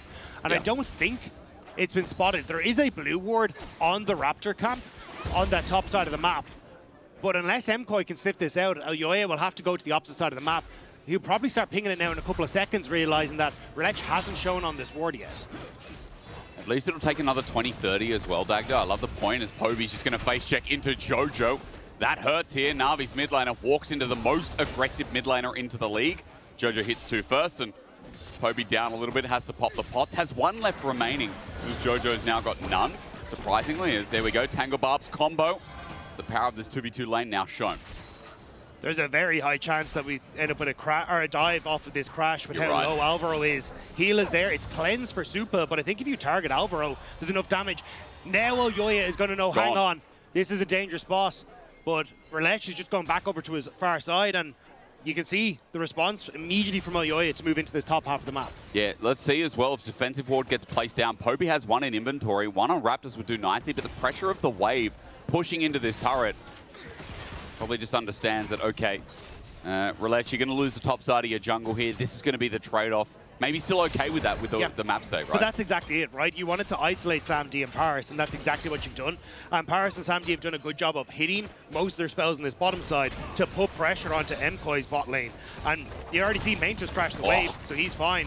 Obi taking a lot of damage, though. A huge chunk, and this is, we don't always see the matchup exactly like this, but Jojo now running out of mana as Poby spaces nicely from the threaded volley upgrade. He's going to get out of there, but I mean, Jojo is one of the most aggressive laners we have. And that's a very good start for MKoi. It was also a dicey start for Poby because you are low and you know that Fi is in that top side jungle. So was hovering down towards that bottom side, which would give him a bit of time to react. But always have to be a little bit careful in that sort of situation. Already, you can see Corki gone for the reset though. The tier picked up, which is a nice win for Sam D already in this bottom lane, having forced that reset and got that place. Sam D gets a push in. Base timing great. Relech going to match that as well. And it's about that second clear, Dagda. We've been really focusing on junglers here about how Elyoya and Rilech interact now with the respawn of that vertical jungle. Well, you can already see the pings are going down from Rilech onto the Raptor camp. He wants to try and look for a reinvade. The biggest issue for him is that you've just had your bot lane reset, which means bot is pushing out, and you can then have MKOI's bot lane play over towards that. So that's why Paris hasn't gone to the bottom lane. He's actually sitting around this mid lane to try and help Rilech in taking away this camp again. So as Raptor spawns, here's Elyoya. As you said, Alvaro's going to be here first. Paris not too far behind in 2v2, but at Make It 3 with Jojo, he's able to snap over the wall. Rilech flashes into the Talia. Jojo burns his, but now Rilech has no way to get over the wall. He blocks the damage from Elyoya, but he's caught against the hard place. First blood into Jojo's waiting arms as Aqua Prison avoided narrowly by Paris. But MKOI, what a read and what a response. This wasn't the play from Na'Vi. You couldn't really go for it. You'd push on bot, you'd push in mid. Hobie was always going to be second. And Rilech, as you said, even flashing into the waiting hands of Jojo. Not the start that Na'Vi would have liked for this game. Jojo freaked out. He's like, what is this Pantheon doing flashing into me? Maybe want to make sure that upgraded Mortal Steel wasn't thrown in his direction. But regardless, first blood over to Jojo. Really nice, especially when he was already winning the lane, already up in CS. Now, 550 gold up as well. Jojo off to the races for this game. It also slows down Rilech on hitting that level 6 because you can see how much time he's just kind of wasting the map. Now only just starting his next rotation, the camps, whereas you're kind of moving through that very standardly already as Elyoya. So for the next Scuttle Crab, it's much more important for Elyoya to be able to grab that one. It's up on this top side as well, but Elyoya going for the full clear, so won't have access to that upgraded smite as he tries to go for this. And I guess only saving grace when we talk about bot lane and their interaction with junglers is the fact that for Sam D and Paris, they have that ward and that entering brush towards Raptors. Of course, Elyoya can always take the long way around, but for now, they felt safe enough getting a bit of push in that lane, still holding pressure, because they believe Elyoya is on the top side of the map where he currently is, as he makes his reset. Yeah, I'm keeping my eyes on, because Crab is on that top lane. Yep. But may just think, well, we know that Rilech is clearing towards that bottom side, so instead, maybe going to try and make a play in bottom lane before Rilech can actually get access to the wave. Yeah, looks like he just wants to cover boss, not playing for that level 6 instead. I was going to say the XP bar's not going to lend itself to it, is it? But Elyoya, as he shadows around mid, let's just see, he's going to get 6 off the leech of the wave. He's walking up a little bit here. No, he will need to finish the crab if he wants to. Spot on a ward though, which now means that Rilech has info. Yep. That Elyoya is going for this crab on the top side, but I mean, as we said, like he's very far away from level 6. So it's Elyoya, because he got that camp and the assist and the kill, actually using that advantage now. You can see immediately Hobie just wants to kind of dip out of mid lane, doesn't want to be on the business end of that Wild. True. He's already struggling enough as it is, has his flash available, but Elyoya just has to press one single button and to set up the snap engage, the first pick Vi. I think the reason will be shown once we see mid-jungle cooperation is Dragon going to be started by Rilech. Elyoya is here. Level 5 versus level 6. The power of Elyoya right now is dangerous as Paris comes to help. Yeah. He's engaged though. Again, the shield is up. Aqua Prison as well. Rilech disrespect. Elyoya's one hit away though, and will give a kill over to Sam D. A 1-for-1 as Na'Vi mid laners are fighting up top, while Alvaro, running out of mana, has to run through bot. A bit of a pause here as we find out what's going on, but that 1-for-1 keeps Dragon still. Yeah, Rilech is heavily relying on the fact that he has this bot lane push to try and go for Dragons, and they do end up moving across first, but it's Jojo who's reacting constantly from mid faster because he's had so much pressure. And it makes it nigh on impossible for Na'Vi to really take these early fights. And we already said, like, MKOI knew they had the level 6 advantage, so wanted to take that fight. Trying to find out where the issue lies. Currently, it is just a pause. We're going to find out if anything's going on. Not sure if it's MKOI's side or not, just watching who's talking to refs, but we'll wait and see. That's a mighty time to pause. Still, I think from MKOI, they've done a good job in this game so far, right? Yep. Sure, you trade 1-for-1 there, but you are denying the stacking from Na'Vi when they've got a crazy strong bottom lane. You're using the fact that you hit the level 6. Sure, you had that level 6 advantage for Sam D in the bottom lane, but Caitlyn ult versus something like a Wild is significantly better in that sort of situation. Sure. So I think it's now a fact of, okay, how can MKOI try and keep up this pressure? Because now you're going to be in a situation where Rilech is coming back out. You've got more of the level 6s available for Na'Vi. So in a repeat play towards this Dragon, I think it should be Na'Vi or in an advantageous spot. First Dragon as well in LEC, it's been talked about for the past 4 weeks, but like this bottom side objective control has really won games. It's dictated games, and it did last year and previous years. Like Dragons have but always we been had OP, like, but you know, Atacon and all these kind of things that actually changed up how that was working, because you could see games made or like broken or made at that kind of objective. So I think, yeah, the Dragon stacking has just gone back to the key win condition for so many teams now. Ladies and gentlemen, we're still just trying to find out what the potential bug is, as you can see on the bottom of your screen, because this is a very important game. So players not giving or leaving anything to chance. I'm sure people are already rewinding and finding out what the hell happened. But seemingly there's movement on stage, which means that, okay, the need for a psychologist after today for these players and these teams, there's got to be some bills going out, because I imagine how I would feel in the position, let alone how they feel right now. Well, I mean, you heard from Trimby earlier on in his interview saying, look, sometimes you just don't want to know, because you don't want that pressure going into the game. You want to just take it one game at a time. And I imagine that's a similar spot that a lot of these players on the stage at the moment are in. You know, for Na'Vi, already successfully through, sitting at 7-3. But yeah, we'll have to figure out, because we're going to toss it over to the AD as we figure out exactly what's going on. But let's hear from the folks' thoughts down there. Yay.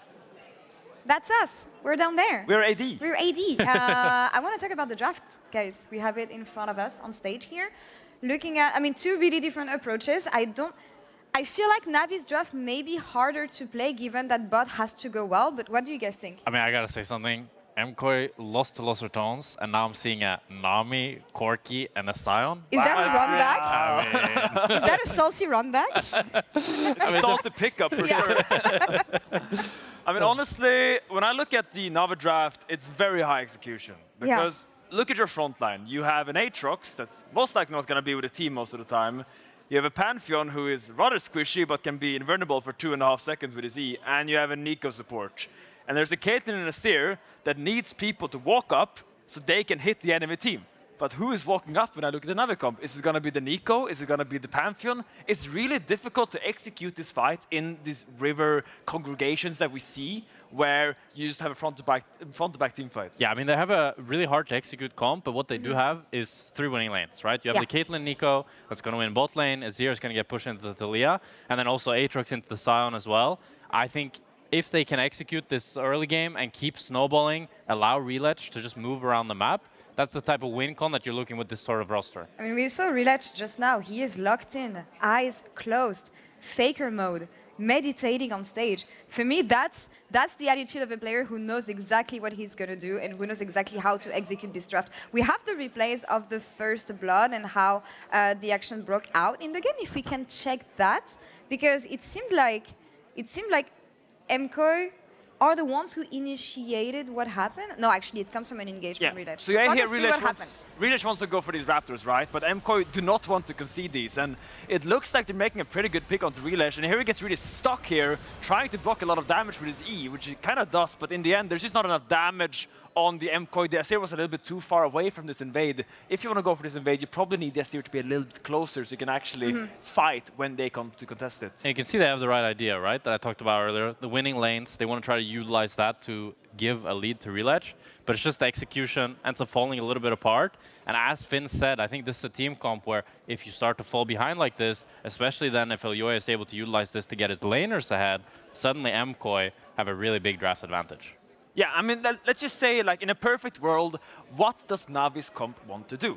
You have a Pantheon that has a lot of global threat with his ultimate, which should, in theory, allow your Azir and your Aatrox, who is winning their lanes, to push out sides deep, knowing that if they get collapsed on, there's a Pantheon ult to back them up, and then you can transition that to your strong Caitlyn lane and set up the objectives. Problem is, if this Pantheon makes one bad ult, that all changes, because suddenly you lack this threat. You lack this backup from this Pantheon. So this is really why Reletch must be precise in this game. That first ult is crucial. How detrimental to the early game is that invade going to be, do you think? I think pretty big, especially because when you're playing up against the Vi, what you really want to do is abuse her before level 6, or at least try to get some sort of lead, because after level 6, Vi just has so much more pressure on all of Navi's lanes and just much better fighting power. So now the fact that they weren't able to get that invade off, Relech falls behind a little bit as well, and he's also just been such a key pillar for this team. He's been the one player that's always been performing, that we've always been looking out for. So if Relech ends up falling behind and not being able to be this carry for the team, I think it's going to be a completely different Na'Vi than we're used to. You can see here that players are conducting ready checks, but I just want to update on the pause that MK initiated at 6:58. They reported a bug to referees where Talia potentially was knocked off her ultimate, and after review, referees determined that this interaction was intended. So I'm guessing the game is going to resume as planned. Fair and enough. the casters are ready? Okay. Well, back to you guys, and back to the game soon. Okay, yeah, because we went back and looked at it, and it was Talia wall through the wall, and then as soon as Jojo touched that wall, he fell off. But we don't know what happened, right? Yeah, Could have clicked off, could have been anything. Speculation here. Yeah, there's no point to speculating. But, Like, basically, the game will play from the current position, Yep. which means that Elyoya is dead, Relech is dead, and we're back into just seeing what's going to happen around this dragon. And as you said as well, from this point, Na'Vi in a good position maybe to pick up the Drake. Obviously, both junglers are dead, but as soon as Relech maybe gets that ultimate, he's stuck at 7 seconds. Now, that's not the case. Junglers will be alive pretty soon, and in fact now. But it's all the fight over the dragon. Na'Vi's kill went over to Sam D, and Sam D with a kill is exactly where they want the gold right now. In response, looks like Alvaro picked up the kill as Jojo got the first blood earlier on, so there we go. Okay, Dragon's still the thought process, but for now, junglers are just clearing up topside. They're going to go for the respawn, and we'll see that fight again shortly. Yeah, as you say, everything on the top side's respawning, so jungler's going to try and clear down towards that bottom side, but we're just going to get a replay of the fight. So you can see Jojo's not able to go through, but it's Elyoya who has already gone forward, so it's a trade of junglers, thanks to Sam D being able to get some nice damage in towards the back, and then flash force from Alvaro. So it does mean with the level 6 now hit, there is a potential to try and make some plays down towards that bottom side with Relech. But you can see the Vi is already moving down there as you get a little bit of support attention towards the mid lane. Yeah, Paris is getting the push out as well, so maybe Poby can move over to this start. Maybe it'll be Grub's trade, in fact, for Na'Vi, but we'll just see for the time being. Red buff is being taken for the moment, rather, as Relech now has level 6, so he's a bit more global, a bit more movement here, as bot lane in a very good wave state right now for Sam D.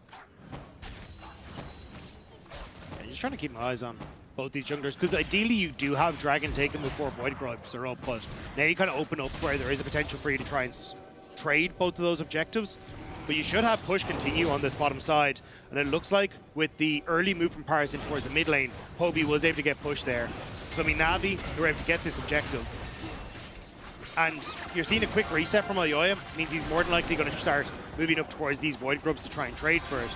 But I'm curious if it opens up some sort of play on the bottom side for Na'Vi. Maybe, but Dragon's gone regardless. Relech is going to hover, he'll get scuttled. Grub's in question as Elyoya comes back out on the map, but an early objective for Na'Vi that looks pretty good here as the wave is just going to push into Navi's bot lane. And they'll receive it as super. Yeah, he's just going to back off, probably reset and build more towards his Triforce. So it's just going to be that trade. Does mean that Maynter has to be a little bit careful on the top side, but in the isolated 1v1, he's been doing a decent job. Has a good amount of CS there, and this is kind of what you're hoping for when you have the Aatrox. Because ideally, I think what they're hoping for with Maynter was you'd end up with an engaged support as well, and then you can try and play with the Aatrox into these, 2-3 melee champions. But I think with both Mirren and Elyoya there, you should still have decent healing and a decent opportunity as Maynter to have impact in these fights. He's doing fine in the individual 1v1, 300 gold lead at the very least, as Mir wins about 10 CS behind, but it's lending itself to the matchup right now as Jojo looking for Poby. Elyoya is nearby once again after taking away those Raptors, or rather Void Grubs. And everything's going to chill out for a little bit as well.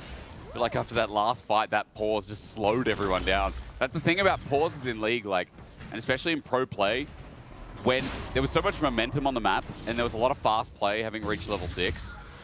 It's not just the fact that, Jojo's ulti was down for a little bit. It's also the fact that these teams are kind of resetting after waiting 10 minutes to get back in to what the start of this game was. Still, I think you kind of heard Finn on the desk talk about this as well. For Na'Vi, it's about trying to play through strong lanes. And when you've already kind of isolated these lanes to a certain extent, and you have winning in both top and AD carry, it makes things significantly easier for you as this game goes on. Because you want to start trying to play with this this Pantheon to try and make plays on side lanes.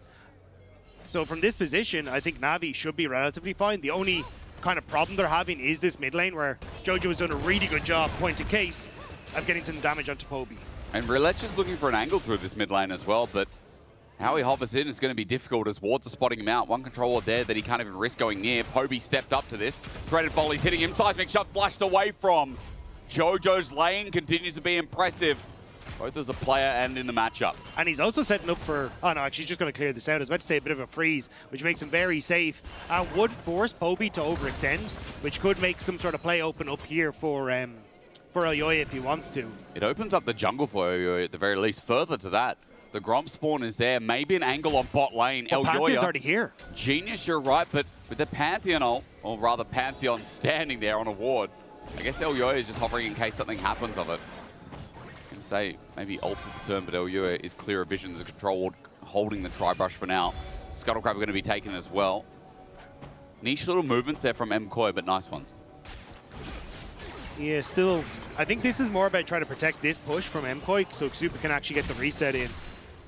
And now you can see Elyoya basically moving to shadow mid, ensuring that Jojo can now push this in because he didn't reset, so Jojo will want to get a reset as well. And it should set them up relatively nicely for, you know, a minute and a half time when that dragon comes up.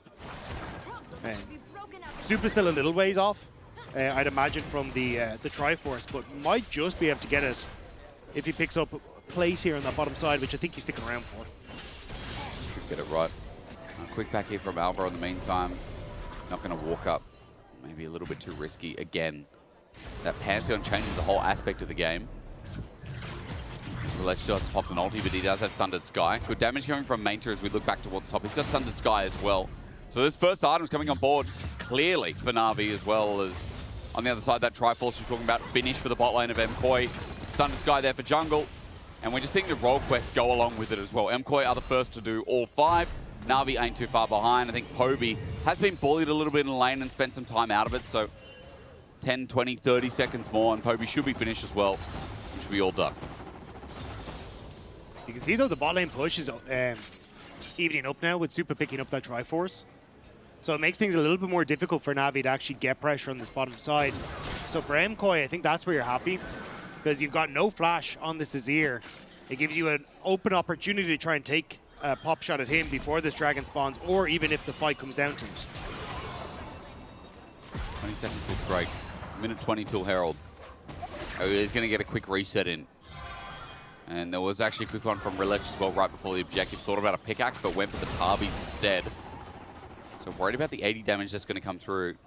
Not about the chain CC that can follow, but I guess Merc treads against an army's like, or you get flicked back as like, oh well. Bro, I'm probably dead at that point anyway. The layering of CC from MKOI on one target is kind of disgusting. Like, if you get locked down, the pick is so easy for this team. Yeah, and I think that's where it is going to be very dangerous. Because at least on MKOI, you've got that true tank on the top side. Yep. So you can kind of face check, but don't really have that luxury for Na'Vi. At least Relech does have that Aegis Assault to dissuade a lot of that damage. Still though, this is what we're talking about. Push in mid and good control on Bob Paris. Close. Heal comes out. Tangle Barbs do connect. That probably saved his life. Relech just had to stand there and watch. A summoner down is still a summoner down, and that's a nice move from MKOI. But I think that might have actually just gotten MKOI the dragon, because... SAMD. Oh, SAMD as well. Foster's bomb flashed away from. The big one was there too. That was a kill. And another big step up, another bad step up from Na'Vi, and MKOI are going to punish. Yeah, nicely done by MKOI, using the fact you got the slow and auto on the Nami, the Triforce procs. This is a very nice item spike, or at least a combo spike, for this MKOI bottom lane, and they're using it really effectively. Zero mandate with a Corki with Triforce. It just feels so much stronger. Easy to proc, easy to take those summoners, and easy to take the dragon at the end as well. Chemtech rolls into a Hextech, and now we think about the Herald. Na'Vi going to reset, look towards top lane. Poby using the home guards through the lane to get that quick reinforcement. Maybe just to accept the wave and then move down for the potential. But MKOI here to chase. We're going to have to fight around Herald. Mainter does have TP. Should be able to catch this wave and potentially teleport in. So I think it's going to be a little bit of a slow move for Na'Vi over towards his objective. Whereas Mirwin, he's just immediately moving down towards this bottom side using the Hex Gate. So MKOI all in on a fight at this Rift Herald. They're going to start it off first of all. I exposed good damage and already we're off to the races, but a little bit slow here from Na'Vi. And Poby's just holding back at turret. Their option maybe not to contest. Roulette's going to peek his head in, but again, slow is the word I'd use, Dagda, because his health's pretty much gone. Yeah, I mean, they were looking at that bottom side, but Jojo moves down to cover the wave as it hits that bottom lane tower, and they already moved Mirwin into position. So honestly, nice moves here from MKOI on the map stays. Like, yeah, you lose the plate, but you get the Herald, you get the wave boss, and you get it onto a carry rather than Mirwin. So all said and done, MKOI really happy off the back of that. Mate is going to steal the Krugs in the meanwhile in our picture cam, or rather in our map. But Na'Vi are still trying to find a pick off the back end of the plate. He said it, SamD got a plate. I'm not sure if Mainta got one down in the bot lane. But regardless, the Fed Aatrox is just going to stay in his lane, stay there isolated. He did take the Krugs in the end. I saw him on the camp for quite a bit. So it's a nice gold injection. And he is the lead right now. Yeah, sure, SamD has the lead, but it's because of the kill. But Mainta has a pure CS lead over Mirwin. Yeah, the thing is, though, for Na'Vi, what you want to be using is this Pantheon to go for cross maps. Yep. If they're all invested on Rift Herald, well, then you should be ulting boss and trying to kill Jojo and moving Paris in as well. But because it committed resources to the top side and Paris went for a very late reset, they're not actually in a position to go for anything on the map. So for MKOI, the fact that you're not getting value from this from this Pantheon is a win in and of itself.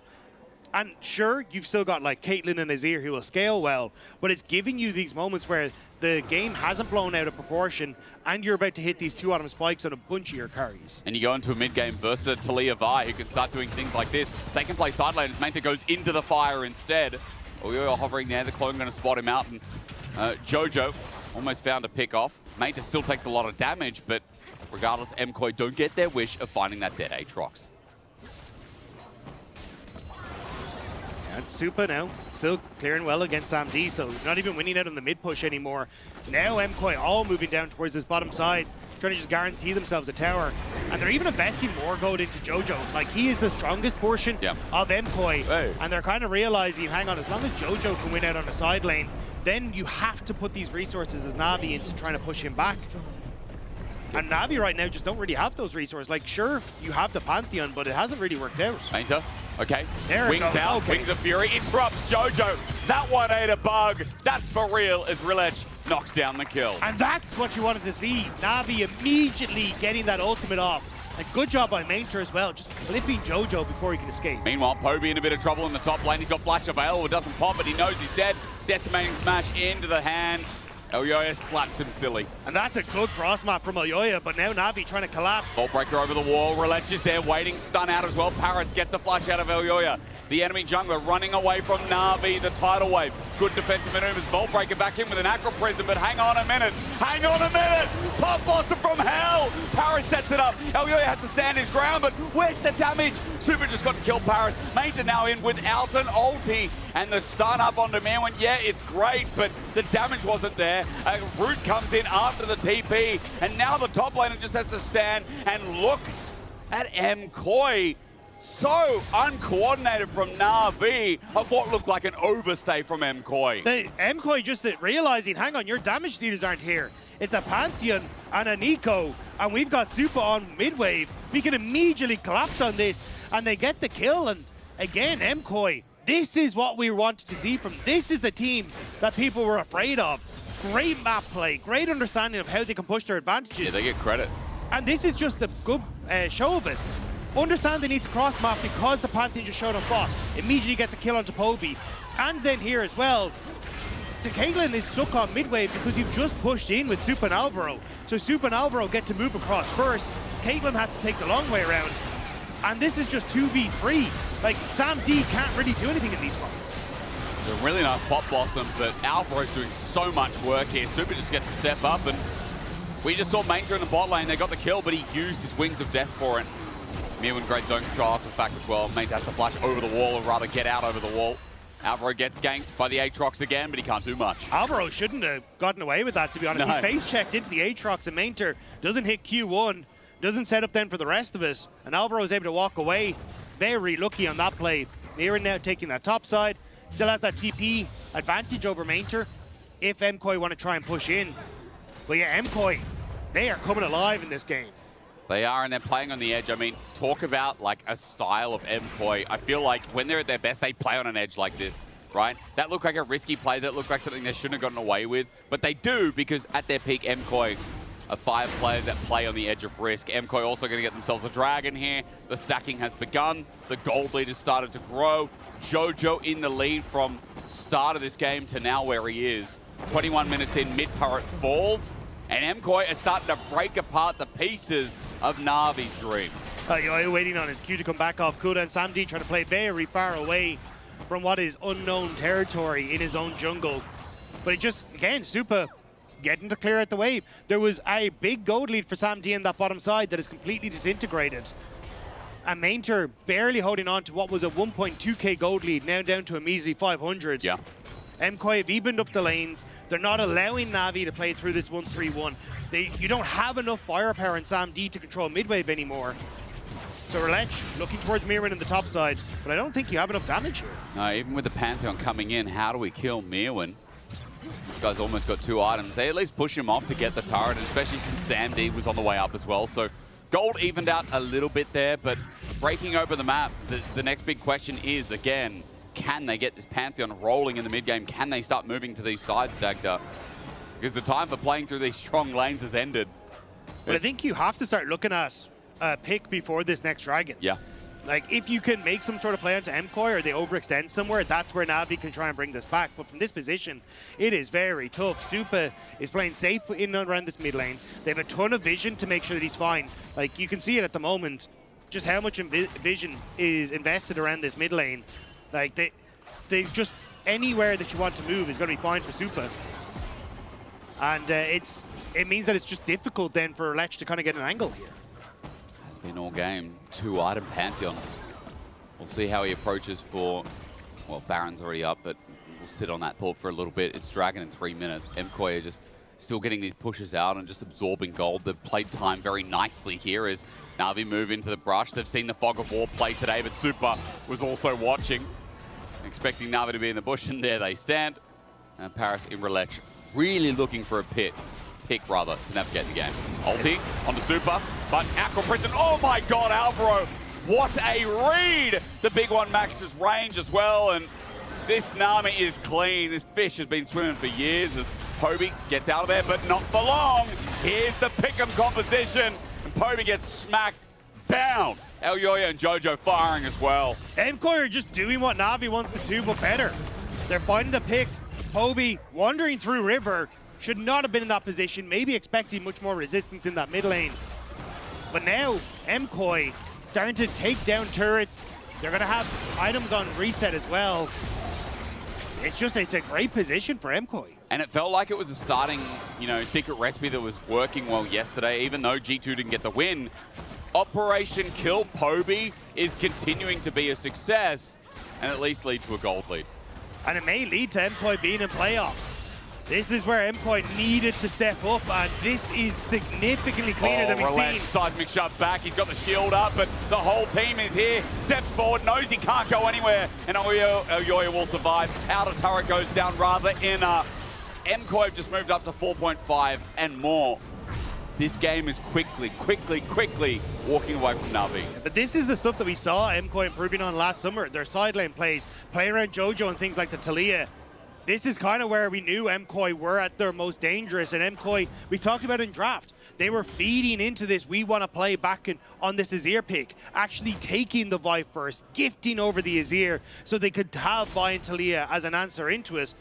And Jojo stomped Poby, to be perfectly honest, in lane. Like, absolutely. It wasn't even close. And now, Na'Vi feeling the brunt of that, as they're just bleeding gold across the map. Mid-jungle diff this game for sure, right? Like, top in isolation has gone the matchup's way. Bot was not too bad, but LEC even vertical jungle. That's why SamD and Paris got the extra push that they did, or more the comfortability. Mid-jungle has been gapping Na'Vi this game. This is showing you why you can never count out MKOI. This is showing you why there are going to be some pretty sweaty rodents right now in the chat as LEC half HP already, stunned up. Aqua Prison tidal wave as well. And a Scion ult from downtown Mirwin flew in and shut the door. Now Na'Vi backs up against the wall as Poby has nowhere to shift to. MKOI, when they see blood, they take. That was so well orchestrated by MKOI. Mirwin coming in, the truck slams into Na'Vi, and it's just putting a break on all this Na'Vi hype. MKOI, like, this is a stomp. This is a stomp now for sure. Baron is going to be taken. Relech has his ulti, but he's 15 seconds in the dirt. And for MKOI, they're putting the finishing touches on this game. I mean, this has gone from close early game, a couple of moments, to an absolute wash. As Alvaro right now, stating case for MVP. Yeah, Alvaro's had a fantastic game, but it's also just playing so well around, knowing that Na'Vi have no vision. MKOI have been very clinical in where they've been placing their vision, how they've moved it forward, how they've cleared out that vision from Na'Vi's side, which is just allowing them to make picks, you know, with Elyoya, now with Alvaro as well, even Mirwin there to help. And there was no cross-match from Na'Vi. Baron was going down, but they left the Dragon up. So now you kind of get that opportunity to take it here as MKOI, but Paris hoping that he can find some flank here. This is going to have to be Hobie levels of flank, ironically enough, from Paris in that bottom side brush. The patience from Paris must go beyond into this Dragon play. But for Na'Vi, they've got Mirwin who has TP. The Dragon's already gone. There's no contest. And Paris is going to play the ultra long con, looking for that long bot push where he can run up the lane. But Mirren's on top side. So Poby had to go and answer, but it's already going to be a few plates taken off and a bit of damage done there. As the rest of MKOI, they just pushed in mid. Now they're grouping on this bot wave. And now there's so many points of pressure on the map for Na'Vi. They just look lost. Observers, can we go to the Sven cam, please, in bot brush? MKOI 4 members with Baron. There he is. Okay. Is this the moment? Can he do what the legendary support never could? The angle is here. He finds a new brush. MKOI are fishing. They know something's up. They're like, where is Paris? Jumping back in, the Weaver's wall is out. They're a little bit fishy, you're right. Paris now caught out, and he's like, what do I do? Seismic Shove avoided, but down he goes. The Na'Vi support doesn't even have Na'Vi nearby. But can they make a play onto Mirren instead? You got the ult from Relech, but Na'Vi seems scared. They got to do something because they are just passively losing 10k in the dirt. Baron's now going to open up bot turret. Na'Vi had to make a play, and I fear it's way too late. It's flush away from Relech. It just opens up inhibitor. Guess what? Mid is now open as well. Main's just like, okay, it's my turn, but he's isolated. One by one, they decide to go in. And now stepping up to the plate is super into Sam D. The flash engage, the flick back. Hobie can't move. Na'Vi are playing Spectator League of Legends. There's the pop blossom we were promised, but Paris, his team is dead. Na'Vi were hyped up, you're right, Dagda, and the Russ were hoping they could get it done today. But MKOI are fearless. Absolute domination over Na'Vi to be studied. Looking once again like an insane team as they lock in playoffs in easy fashion. It didn't feel like they had any hope. MKOI, from start to finish, they played well around the split map. Jojo looked fantastic in mid, and this constant push and pull around the map looking for picks was just too much for Na'Vi to handle. You can vote for your player of the game, Elyoya, Super or Alvaro. Na'Vi already locked into top 2, but that was not a top 2 performance because realistically, MKOI smacked them down from their position and gave them a reality check. This is the MKOI we saw last year in spring, towards the end of the year as well, Dagda. This is a good MKOI. And shout out to Jojo. He's not on the player of the game, but Jojo's lane was insane. Like, he really showed us why this Talia matchup is so good into the Azir, and I don't think we always get that response out of the 1v1. No, but I think, as we said, like, it was drafted for. They knew taking by into Talia, they were happy to make that trade into the Azir and just make the life uncomfortable there. But honestly, like, I think Elyoya had a fantastic game here. Like, he controlled Relech, dictated how that early game went, even with the split map that happened. So, yeah, honestly, and as you said, like, Alvaro, Super, the fact that they could do well in the 2v2 was fantastic. Well, we're going to send it over to Mr. Canada with Mr. America. I don't know where Dracos is actually from, but he can tell us. He's American. As they lock in playoffs. He's in America somewhere. I don't know. Thank you very much, Jake. Yeah, it's America. Mr. Canada up here. Jojo, congrats. I'm not going to lie, man. It was looking pretty scary for you guys. I was talking to Yo-Yo. He had a lot of faith, but we were talking about it before they tossed us. If you had lost here, you needed Team Heretics to beat KC. You needed Fnatic to beat G2 to have a hope of going to playoffs. Yeah, we weren't going to make it. Yeah. Bro, in a split where your org is hosting the final games. We might not have gotten to see you in Spain, but you did make it. Thank God. Shout out Paparito there. We all came together in the end. The planning came together. How do you feel in this moment? Did you feel that pressure playing on stage? Were you feeling like this was a do or die match? I mean, honestly, not really. It's kind of weird, but I was kind of excited because I feel like this type of the year, it's not too fun, I would say, of course, because there's no playoffs and anything. So there was really something on the line. So I had a lot of fun playing today. I'd say it was the most fun game I played the whole season. So I just took it as an enjoyment, and I think we played really good, so I'm happy. Do you feel like it helped everyone wake up on the team playing under that kind of pressure? Because you guys have been on a bit of a slump, I think it's safe to say. Was it good for you guys to be kind of under the gun today to make sure that you could show up the way you needed to? Yeah, for sure. I mean, if we lost, I would have been really sad because I think we're progressing very, very well this week, actually. So I think we're playing really, really good league. So if we didn't show what we're capable of in playoffs because we ran it down the earlier weeks, it would have been, well, specifically me, I would say, but it would have been really sad. So, I mean, I'm glad we made it to playoffs, and we're just going to keep looking forward to it. Yeah, man. I'm excited to see that journey. Talking to Elioya earlier, he talked about it felt like people just weren't quite able to show up on stage the way that they were. I don't know if it was in scrims, people weren't delivering at the highest level. What's your perspective on that issue? What do you think was kind of holding the team back over these last few games, and what was the difference today? I mean, I think we all took this winter split with the same plan. It's the same goal. We're just going to try to experiment a bit and see what works for us, what doesn't. I also think we use that experimentation excuse too much to just play bad. So I think it was kind of a wake-up call, like, okay, we're actually not good at some things. We can't keep using this excuse that we're experimenting. Of course, we got a lot of good things from it, but now's the time to show up. Yesterday was the time to show up too, and we didn't show up. So, I mean, I'm glad we showed up today, right? So I think we just tried a lot of new things, which is why it's been a slower start, I'd say. Yeah. Well, glad you got it in the end, brother. Now you have a little bit more time before we get into playoffs. Thanks again for taking the time to talk to me, and congrats on making playoffs. That's going to do it for us here. Let's send it over to Analyst S to talk a little bit more about everything that we saw here. What we saw, as Jojo Pune beautifully mentioned it, is that it matters when you show up on time. And they did. It's like they don't do anything for 2 weeks, but when it matters, they actually prove that we were wrong. I think they're a very clutch team. I was really happy to see them just lock in today, secure playoffs for themselves, and kind of show that top-tier dominance, especially going up against Na'Vi, who we thought would be really tough competition for them. I was never worried, Jack Stranger. I never doubted a moment that MKOI would make playoffs. I was sure all the time. I was not sweating bullets backstage. A lot of reversible jackets here on this desk, but MKOI joins the rest of the team that are now qualified for playoffs. But I want to take a bit of a moment to talk about the stakes for the next game. We're going to have Team Heretics versus KC. Sorry, it's getting a bit confusing. So what is going to happen here? If you're a Los Ratones fans, you want a KC win and a Fnatic win in the next game. That's simple. I mean, it's cinema right now. Every game kind of matters right now, and coming into this game, Heretics versus KC, a lot of people with different team affiliations want different results. And I feel like if you're Heretics coming into this game, you're kind of David versus Goliath. You can come here and knock G2, Fnatic, LR, possibly out of playoffs. That's insane. Imagine the upset that would be. You know, it was so wild because before we went live, I was overhearing just above us, there's the G2 Tribune on this side, the Fnatic Tribune on the other side, and I was overhearing G2 fan and Fnatic fans just arguing about stakes and how their teams can make it. I didn't see any Team Heretics fan, but they have to win next game. They have to win next game to stay in the race. If Team Heretics wins the next one, they both lock themselves and Fnatic in playoffs. If KC wins, they lock G2 and Los Ratones.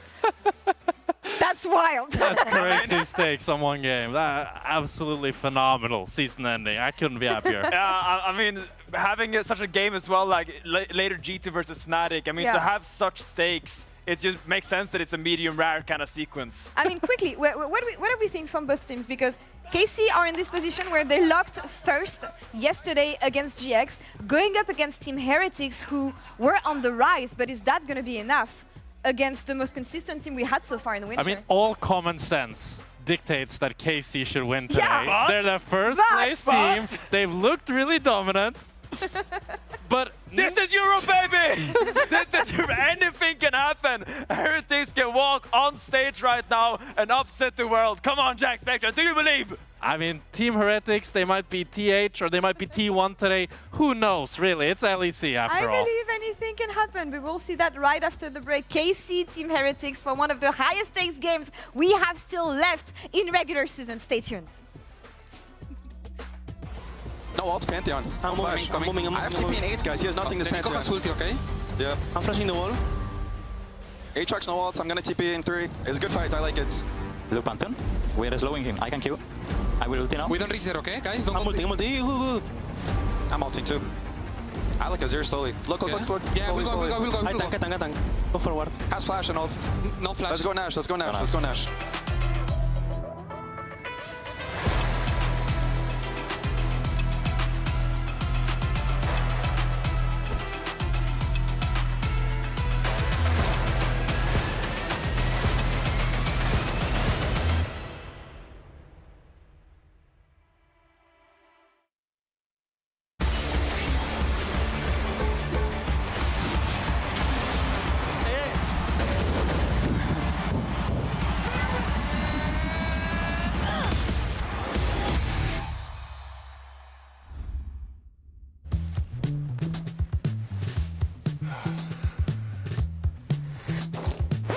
Damn it. Hey, Dragos, you ready for the... Oh, that doesn't look good. Wait, I have a solution, but you have a break. I will be right back. Just wait.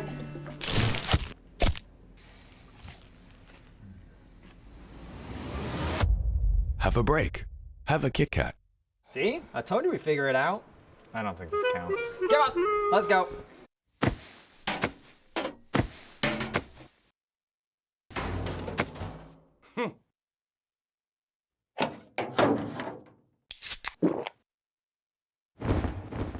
Red Bull gives you wings. Hey there. Every season starts the same way. Everyone wants to win.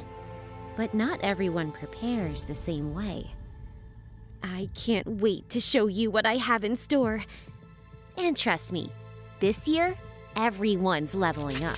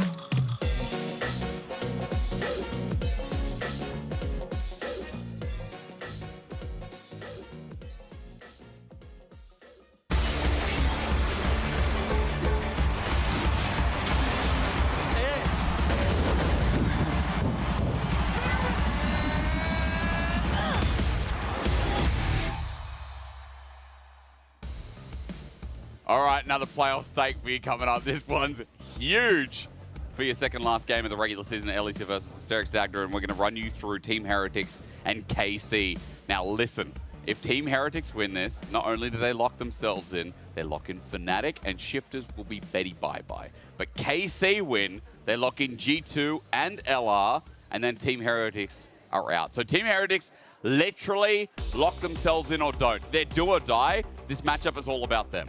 It is incredibly important here how this one pans out. And coming into this week, I would have been like, you know what, Heretics, it's not really going to look good for you. But they have had some great performances. I mean, they're able to take down MKOI last week. They beat Fnatic this week. Like, they've kind of gone through some of the top contenders. Now, you can kind of say, look, it was MKOI on an off day. Maybe it wasn't Fnatic's best day, but still, Heretics. This would be such an insane statement if they can take down KC, the team that is at the top of the standings right now. The team that lost to Shifters at the start of the split, the team that lost to LR at the start of the split as well. I mean, there were so many moments where like Heretics should have closed out the game, but they did not, they could not. The redemption arc begins as we move into pick and ban. And it does mean we're going to get a red side first pick here for KC. Dagda, I have seen so many picks for Busio work out well. I would be surprised if Heretics leave up some of those priority supports for KC, I'm just saying. Well, my eyes were actually going towards Varus, which is now left open, which may have to be banned by Heretics. But I love the read here from KC. They saw the Jarvan ban and know that Heretics are trying to set up for an Azir-Orianna trade, where the Azir goes across to KC and they can respond with the Orianna. But now you can see, okay, well, actually with the Orianna ban, we're going to leave Varus open. KC now have to decide what they want to try and take here. Is it the Varus, is it the Azir, or the Rumble hover that was there? But now Heretics have set themselves up for two prime picks that could be, it looks like, the Azir and the Rumble.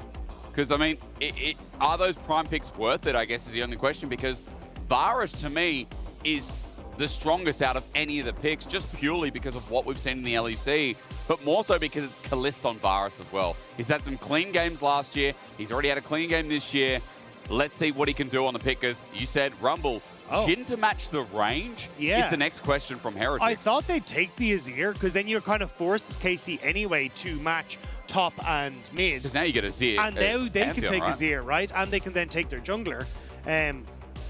Yeah, so I'm kind of surprised. I forgot about this. Yike on this was a nightmare. And if you're playing a range draft, if you're playing a poke comp, how good is that?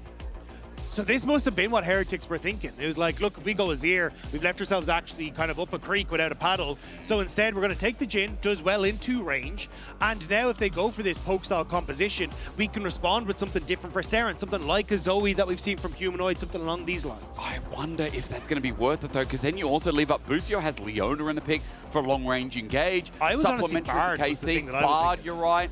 This would be a surprise to me, but okay, Nico's going to be the engage tool. They're going to go in a different position, but also a very good zone keeper. I think Nico is as a champion right now as Nautilus to close the gap on Heretics side is the choice. But I truly wonder how this is going to round out Dagda, because Sheo's still without a jungler. He needs an answer into Yike's chase. The Malphite is kind of the answer, and also does work well with just finding engage tools, right?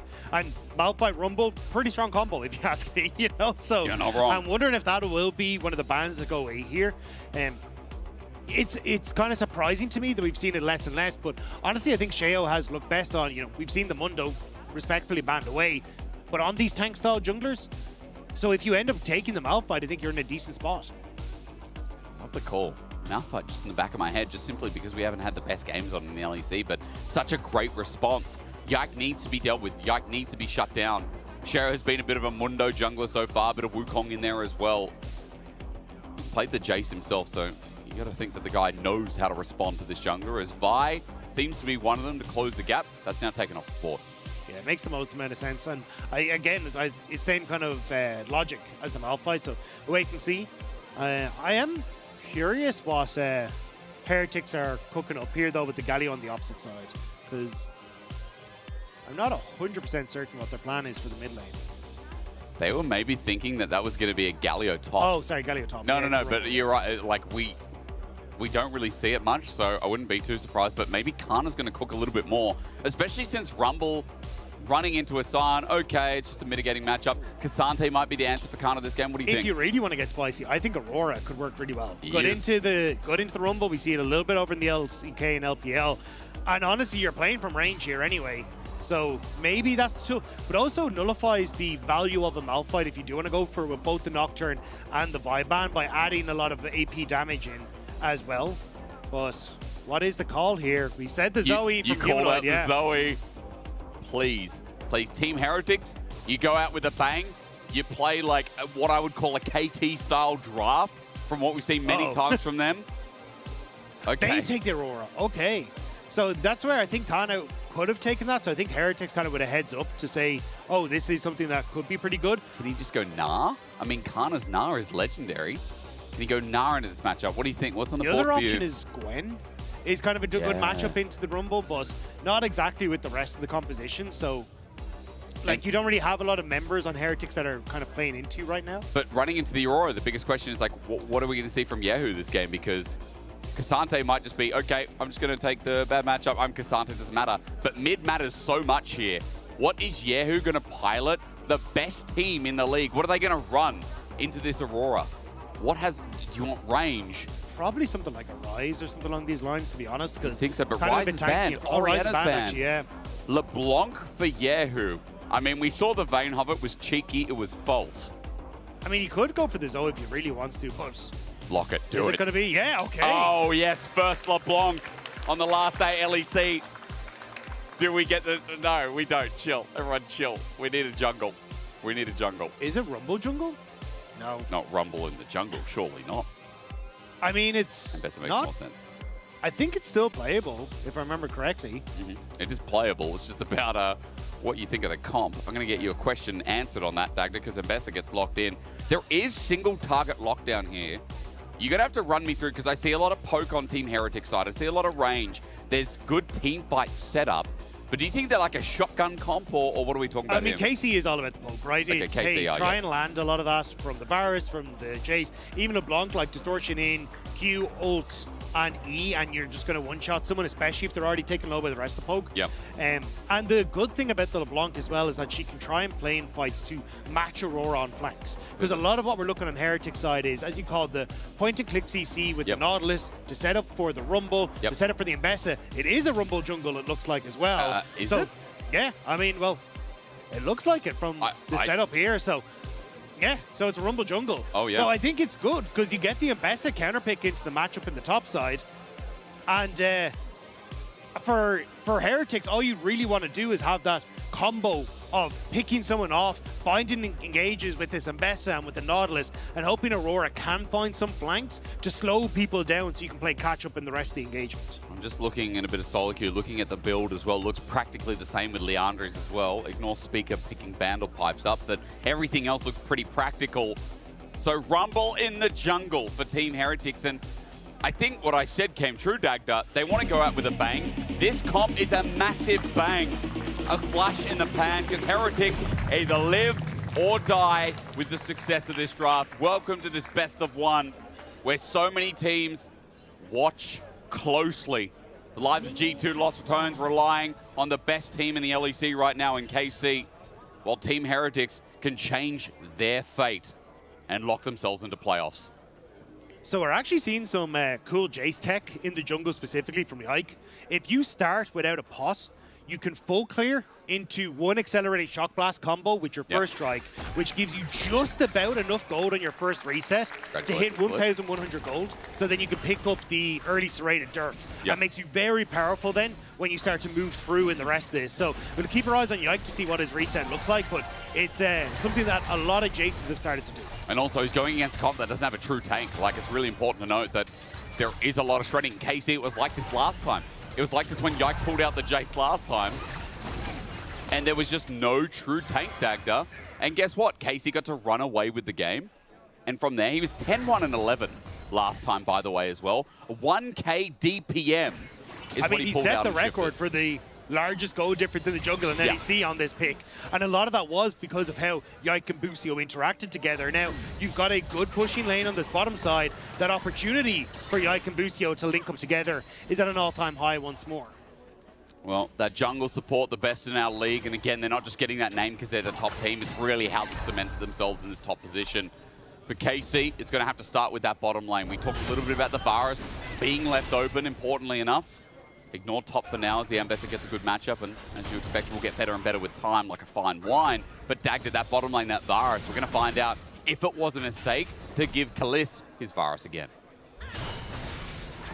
I mean, for Heretics, it's risky, but I think you have to risk it all in this sort of situation. You're trying to take down KC for the hopes of keeping your LEC Versus campaign alive. But keep my eyes here, because, oh, that didn't end up connecting. Because again, like, Yike wants somewhere right now, as he finishes off his blue, to go towards, hit an accelerated shock blast, and have enough gold for this serrated Dirk on reset. But if there's nobody in the bottom lane, it makes it a little bit more difficult. True. Sten trying to pull the wave, but he comes close, but this will crash in the end, so nice from KC. Just to get the wave back to a net neutral as well. Notice here who actually in a bit of a lead just teleports back to the lane with an amplifying tome, but obviously some good trades there against Seren on the Aurora, and that's what you want to see as a LeBlanc as well, getting your game off to a snowballing start.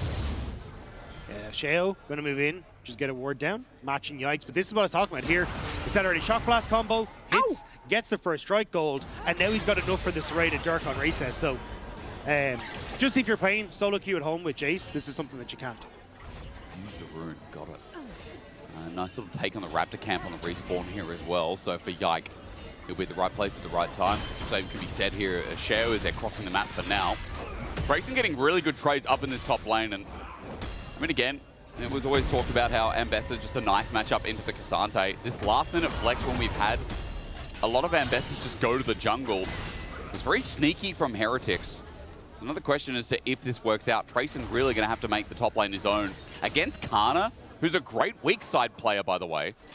That is a tall order, because I think Kana has still been one of our top-tier top laners. It's just about how he interacts with the rest of KC, which is team fighting, and the lane being his own. But that's why I think Heretics did some kind of messing about in draft to make sure that they could end up with this, because you don't exactly end up with the best jungle matchup for Sheo in this sort of situation, right? Yike can play from range, make it a little bit more difficult for you, and you're not really going to be able to connect on towards the Jace, but it does open up Trayson to have a good matchup at the moment. I mean, he's a wave ahead in the CS department, so he's doing a pretty good job in keeping pressure on towards Kana, and that is making it way more valuable at the moment than anything else. Only utilizing the fact that Yike was spotted moving across mid, going up towards the top camps, and now obviously be clearing towards bot as well. I guess it's also because Sheo's hovering the lane, so giving a bit of comfortability to Trayson here is nearly the game. Nothing much has happened until now. Busio with an angle onto ice, cleansed away from. But this is what we saw on his Alistar the other day. This is what we've seen many times from Busio. He finds these creative, innovative paths through the jungle, and he's where you least expect him. He just pops out of your own tri-brush at a timing where Stand obviously reset. Yeah, just kind of moves up towards mid, pulls Stand up there, make sure he's sitting around, and then starts to move back. And I think this is where we were kind of saying Busio is so dangerous as a support, is because he knows very well how to play with these small timing windows. You even see Yike again moving in to get vision down. We'll spot out that Shea was going to make his way towards the bottom side. But if Ice is underneath his tower, like, it sets it up very easy for Yike to move over, just take a couple of pop shots with Kalist, you know, take a quarter of Ice's health bar, but Stan, that's not it. It's a failed dredge line onto a minion. Kalist is looking for the Q here now. Hits dangerous damage onto the Nautilus. And if Dragon wasn't free before, now for KC, it's guaranteed. Yeah, and you got push in mid as well, so I think we'll have, Sten has to recess. Can't stick around for fear that people are going to come across. Yike, a little low. Nah, calculated. Has the help of his team, so we'll all be fine. But this is kind of control in the early stages from KC, playing off these strong lanes, and it's something we've seen very consistently from this team, is their ability to just play from pushing lane in bot into controlling space in this bot side river, stacking dragons, looking for early skirmishes, and there's no different story here. Speaking of stories, just a quick side note, shout out to our production. Apparently the last LEC Jungle Rumble was in 2024 summer, and it was from Sheo, and he lost. That's not good. That's not good, no. Let's see if we can right the wrongs. So far, he's losing out a little bit of gold, but it's not much to Yike. I mean, Yike is on the same cancer, but he also got the Dragon, so things are pretty even between junglers. The biggest lead right now on Summoner's Rift is Yehu. Yehu's up 20-something CS. I think he's bullying the hell out of Seren. He got counterpicked for mid, and it's working out well as Team Heretics are now going to try to do something well down bot. Flash over though, Sten, beautiful. Busio gets out of the way of the rumble into a corner. It's first blood, matched with second, overheating. Kalist dies to the fourth. Ice lines him down and the pins are shot into the ground. Massive timing exploit there from Heretics. The wave is pushing in. Level 6 for Ice, not available for Kalist and Busio. And Sheo has that ult to make the play in the bottom side. Massive swing for Heretics in the bottom lane. Great jungle timing here from Sheo. And KC are rats caught in the corner. Because Kalist, if you could clear this wave, will be fine, but he just used his Q, so can't actually clear out the wave to level 6. Sten sets it up, flashing in to make that fight happen. And it's a double kill for the Jhin. And what we've seen is when Ice gets ahead for Heretics, good things happen for this team. Pentakill Master. That guy already a double kill when we talked about their matching range, what the Jhin was in the composition. Ice on Jhin, that chatter knows what's up. I feel like for Team Heretics, this early lead has mitigated what we're seeing happen in the bottom lane, right? Like Serrated Dirk pickaxe already picked up. Yeah, there's poke from Kalist, but now Ice is going to get to that first item sooner. Next Dragon may be a reality, and Team Heretics in this 2v2, maybe an even better scenario where they come out unscathed. Yeah, you do have the cleanse coming up shortly for Ice, which helps out massively. The only downside is that there's no flash on stand. Yeah. And if you end up looking for, you know, Busio to hit some sort of Tango Barbs, and then the follow-up with the damage from both Kalist and Yike, I think that's where you might struggle here to keep your bot lane safe as Heretics. Chains after the Sigil comes in and the trades. This is what Seren is dealing with. Korean LeBlanc. Oh boy. You know what? I'm really worried, Dagda. Seren's in the pit. Yike is moving down towards this bottom side, though.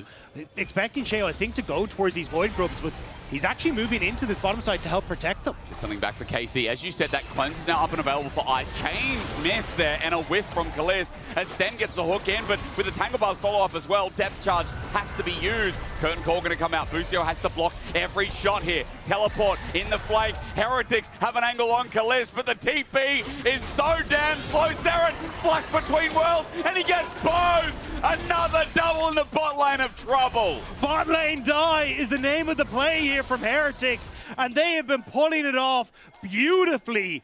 KC are 0-2 apiece in this bottom side. Bot is danger right now for KC as we look at a couple of wins. And it looked like it wasn't the play here from Sten, but he immediately ults Yike, who had actually gone into melee form, so couldn't follow up with the accelerated shock blast onto Sten.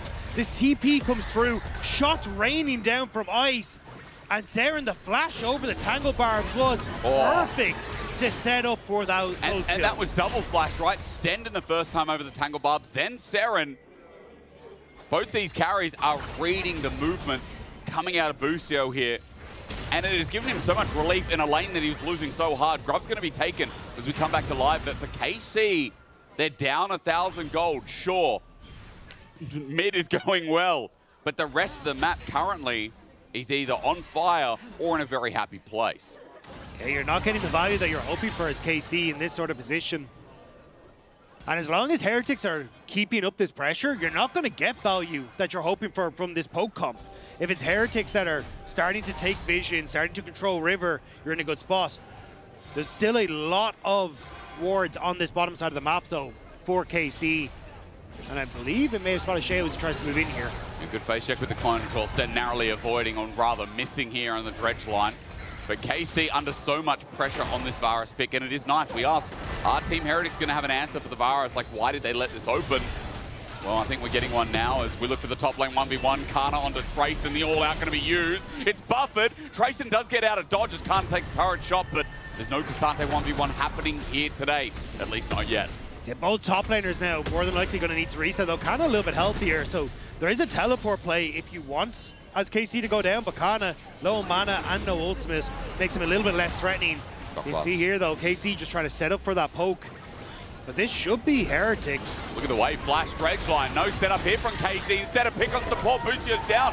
Yahoo was looking for an angle himself, and there is a steal onto Dragon, so KC get double for the life of Busio. But only time will tell if that's really worth it. Team Heretics keep stacking up the gold. That smite was clutch from Yike, because a kill and Dragon going over would have been a complete disaster, but at least giving yourself a little bit of time here with 2 dragons now for KC. Heretics really would have liked to start stacking those objectives up now. And Yike, by the way, is just picking up gold piece by piece once again here on the Jace. No ultis in top laners, so for Trayson, he should have the edge for now, but Kana looking for the flip, even out of ulti form. It connects, and once again, Trayson in trouble as Busio on his respawns now come top the range. Trayson lucky to be alive, he's running for his life. The setup needs to come through, but there's no roaming LeBlanc. Not yet. Team Heretics looking to cover. Yike still looking for the dive. Trayson, one more shock blast into hammer form. He flashes, he still gets hit. Equalizer down. Flash away from Yike. Team Heretics on the chase, but I don't know about this one. Kana's going to get the acceleration, get a bit of movement speed, flash away from the dredge line between worlds. Gets to Kasande, but he needs a bit more damage if he's fallen down, and Seren will complete.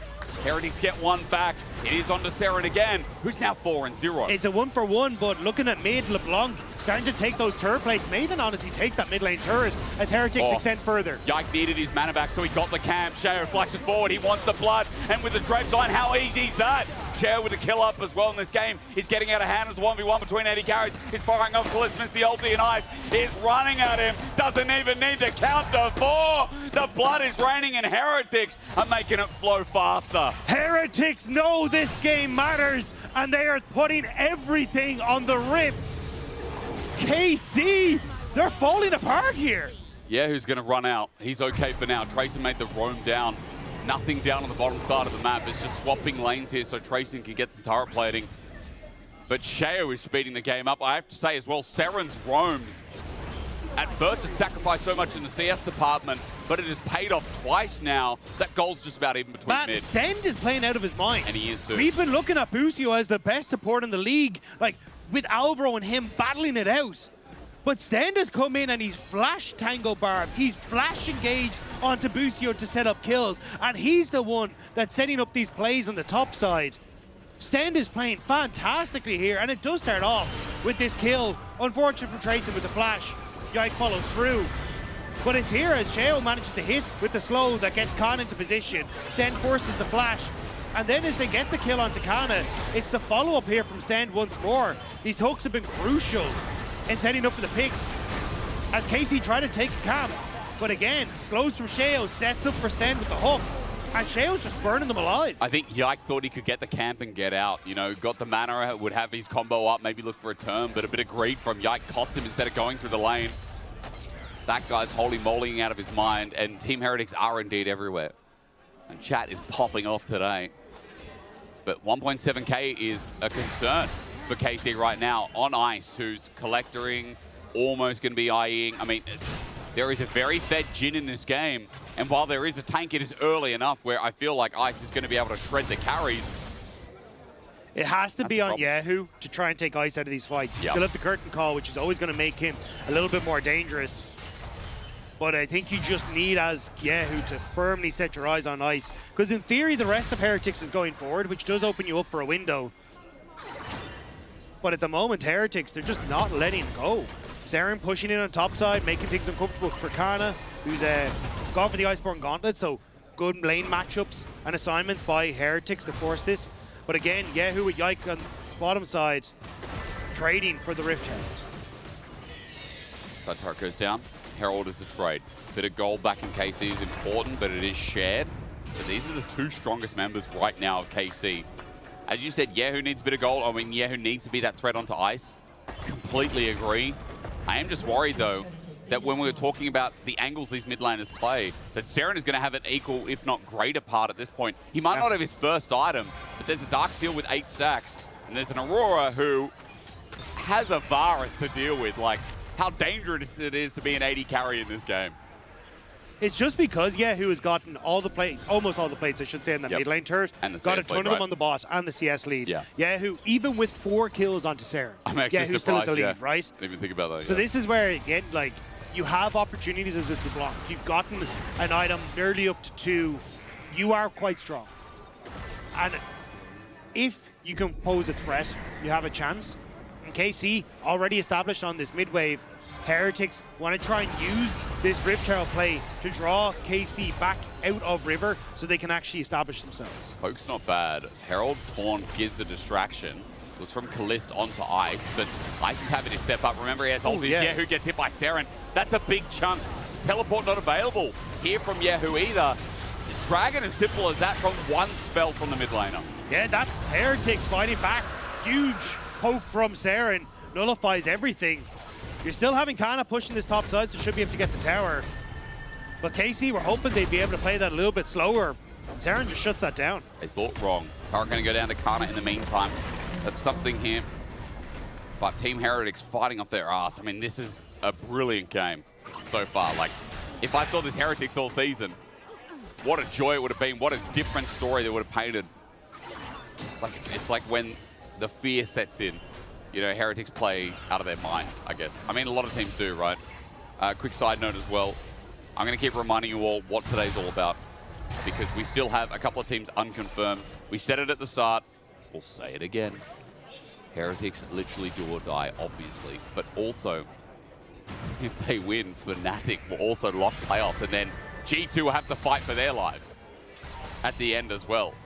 And Shifter's also watching in the back. Like, there's so many teams affected by this single best of one. And it will change the whole season and the next 2 months for these organizations as well. Well, so many of these stories have been written by teams like Heretics stepping up and beating teams that we consider the best in the region, having fantastic performances, and now here against KC, Heretics are doing that once more, and Yahoo is going to be in trouble. Finds angles, doesn't get the chains though. It was really sneaky with it with Saren as Dredgeline almost connects as well. Sen gets bound, depth charge there onto a LeBlanc depth charge. He is now connecting against the wall, waiting for the dredge line. Chain also out. TP though. The change is going to be coming here from Kana. He needs to stack up the Q. He's looking for the Topos on the way, but Team Heretics already too far away. They got Scuttle Crab as well and Dagda. They're going to run it out. TP was committed and now down. But they don't get anything for the TP. Heretics, sure, they burnt 2 ultimates, but they'll be back up relatively shortly, and it's a minute until Baron, which is not going to be rushed by KC, and 3 minutes until the next Dragon. So for Heretics, you'll take that trade any day of the week. Yahoo has to go match bot anyway, so let's see if it really matters as Tracing goes back up towards top wave. Ice gets poked out a little bit, and even though Kalist is behind 2,000 gold, I mean, it's still a lethality virus. It's still a very big post 80 carry with Yike as well as Chain Corruption Connect, and the turret now gone. Stand poured out. He's had a great game so far, but now with his pads down, what can he do? Curtain calls lining down, and Kalist behind his whole team. He gets saved, mid-turret falls down, bit of gold again back for KC. KC find the pick, and Stan just not respecting that Chains of Corruption. Ends up getting caught. Heretics have been playing this fantastically, but they cannot give those moments across, especially as you start to look towards these next Dragons coming up. Sure, they got one, but KC, with that sneak away, set up for a third Dragon, potential for a soul. Heretics still need to be very, very careful. This comp can be so dangerous for picks with KC. Isn't that why it's great though, Dagda, as Ice gets chunked? Like, this comp is so sink or swim. If they get caught out, if they get poked down, oh my god, the fight looks useless. But if they launch and Saren's able to find the pick, we saw Dragon's a freebie, maybe Baron's a freebie as well. All it takes is one shotgun to the face, and the face is gone. That's generally how it works. Still though, KC all grouped up on this mid wave, and it's just opening up for Saren to push in on bottom side. Okay, picked up. Oh no, flashes away. Gets out with the blast cone, but I don't think he's out. Yike's still looking for the follow-up. Kana's there, slams him against the wall. Back to the ocean with him, and Stan twice now has been the picking grace. And now KC looking for Tracing. But need a binding to connect here. For the chains, it does max range. Yahoo gets the stun down. The poke, the range comes in handy, and Yike launches. Hammer time for Yike again. Yahoo has been so clean with these chains and setting up the plays. And now you get that top lane tier 2 Sheo in behind Kana, though, wants to try and find some sort of answer. They need a little bit more though. Deadly Flourish buffered for the time being, but Sheo's damage is good. Now that he's out of the overheat, he has to keep on going. And with an Electro Harpoon, the slow from Kana is good, but Kana's still Cassante, 2 items strong. It takes more members and more than that to cut through. KC starting to fight back, 40 seconds until Dragon resets, quickly coming through. Yahoo, I think, will have Rabadon's death cap, there it is, on his return, which makes him significantly more threatening in these fights. Heretics didn't burn that TP from Saren on the play though, so going to send him top. They still have him to try and move through, and a lot of vision is already established here. But Heretics, I think they're set up a little early on this. KC can look to poke from this position. Thinking Yahoo's going to send out the chains because behind him wants Yike again. TP from Saren down to the bottom side. trying to regroup on this objective. But KC have pushed Heretics back, and moving through these choke points is so dangerous as Heretics. Stend, point to click CC with the setup, but it's Kana he finds. Dredgeline comes in, Kana's out, Yahoo jumps in, a little bit of poke onto Trayson. KC to turn the fight, get third Dragon. It's all about this play. Team stand and watch and wait and hope. As Heretics start off the Dragon, if only softly, Dagda. Going down very, very cautiously as Busio looks for an angle onto Trayson. KC line the river. Seren here goes in, Viz tries to make a play, but KC aren't stepping up. Equalizer in the river with the ultimate set up as well. Trayson, it's a beautiful one! Trayson's kept them at bay. Heretics have already found 2, and the Dragon. Kana came in to help finish off the fight, but the fight is done for Heretics. And over the wall, Yahoo, bit of poke, but there's not enough damage. They pounced. They threw, they jumped in, and Team Heretics knew exactly what to do. Trayson with a great ultimate to set up that play. Catches onto Kalist, sets up for Heretics, and they immediately turn over towards the Baron as well. Oh, it's gone? I mean, it's a Jhin, it's an Aurora. We'll go to a replay and come back to that one, but this was a beautiful setup. Yeah, Busio spent some time marking Trayson off on the side here, but as soon as Busio steps away, Trayson able to get with that Rumble ultimate, I think, oh no, she didn't get onto Kalist, ended up onto Yike. And Yike ends up going down immediately, but just doesn't have a chance. Too many damn circles in League of Legends. Aurora ult, Pop Blossom. We need a different shape. Looking at that fight again, I mean, Busio didn't get to put his circle down because the Aurora ult was there and the burst was there as well. Seren also just picked up the Book of Death. That thing is there, and I can't get rid of that off the screen. Dagda's gonna have to help me as, yeah, Seren is feeling it. And Heretics, another one moment. A Mountain Dragon denied from a Cassante again. And Baron picked up in the replay. Now this is their time. They're going to start picking up gold and make this lead an opportunity. But it also denies KC access to the map, which is crucial against the poke composition. If you are trying to take space as this comp on KC, it's not a fun time. Yes, you have Kana there, but if he's not with you, it just becomes so much more difficult. And for Heretics, you've got a ton of damage. We just saw it in that last fight. If Trayson or Sheo or anyone ends up locking you down, it just becomes a very difficult game to play. It's such a great one from Heretics. I mean, I cannot exclaim that this is their best game of the season right when they need it. And obviously you at home are sick of the stakes, so let's focus on the League of Legends. Let's get to the roar of it and how this game operates from here, because it's 2 dragons apiece. Baron has been used to get these waves out, but it hasn't really done a solid dent. For Heretics, taking it off the map feels like justice, feels like a bit of extra gold, but Dagda, we are starting to approach 3-4 items here on some of the carries, and I want you to tell me how the next couple of minutes of this game is going to go, what you're looking out for, because things are tense and they're quite even, with a lot of poke being flown out, hoping to get a pick. Yeah, a lot of this is Heretics staying safe until this next objective. If Yahoo's able to push on side lanes and then collapse on mid and find a pick on towards ice or something like that, that's where this game can start to fall apart for Heretics.